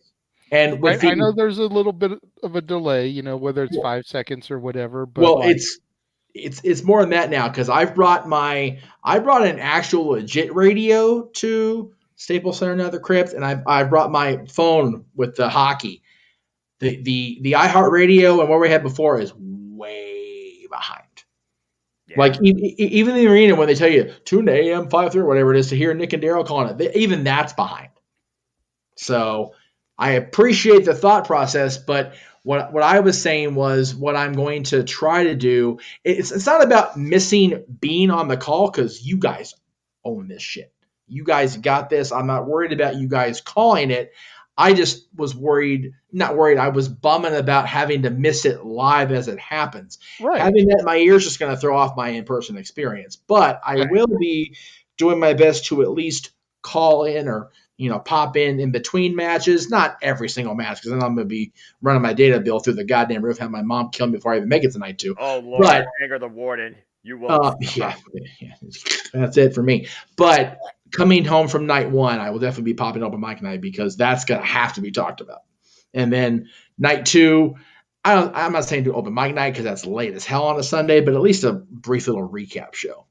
Yeah, I would say do like a 1 hour open mic night on Sunday where we just kind of go over our thoughts about the event, the weekend as a whole, etc. Yeah.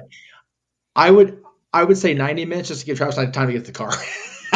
I'll say you're going to first have to get out of your seat, walk up the stairs, out of that building, through that massive pool of people, then get to your vehicle, and then finally find your way on whatever expressway it's the 405, and be stuck there for at least an hour and a half. Even getting out of the form after a Dynamite or a concert has proven to be interesting. I can imagine how you figure if they do sell at the stadium, which I still doubt they will at this point, we're still looking at 50 G's, 50,000 people each night piling into 1.5 parking lots. I can't imagine that. Oh, God. This is why my mother isn't a sports fan because concerts are bad enough because her vehicle claustrophobia would kick in. We had to take her to the damn hospital down the street, Sentinel Hospital, where the King used to go. It's bad. So I'm not looking forward to that part. Let me be clear on that. But it's still going to be, I get to be WrestleMania, and I get to be on with you guys after, and that's going to be a highlight of the end of my 40th birthday celebration, which kicks off. It actually kicked off with y'all last week, JF, you and Aaron and Brett, but officially Wednesday night. So nice. On the Greg Cherry Show, didn't plug that. Greg has told me flat out, the only thing he has on the docket for Wednesday is me. It's like, okay, I'll take that, I guess. Sure, why not? So, yeah. Because it'll be on my birthday, but I won't officially be 40 until 8:11 local time PM. So, gotcha. Seeing me in the Greg Cherry Show will be the last time you get to see me before I officially turn 40. Gotcha. There you go. All right. Woo. So, as we bring things home, we wrap things up. Noah's already done our fantastic farewells. Yes. Thank you to everyone who joined us. Thank you to the 13 of you that are still watching these crazy antics. Yeah, I think at one point we were up to like 25 live viewers. So thank you to everyone who tunes in on a weekly basis for the Saturday night shenanigans that have become open mic night. Yes.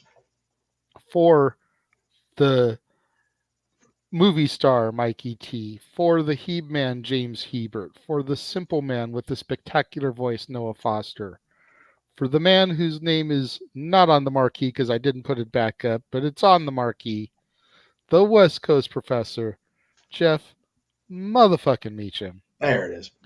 I am the Renegade J.J. Williams. Thank you all for joining us, and we will see you guys next week on Open Mic Night. Have a good night, folks. And because Josh isn't here, fuck with Belichick. There you go. Damn it!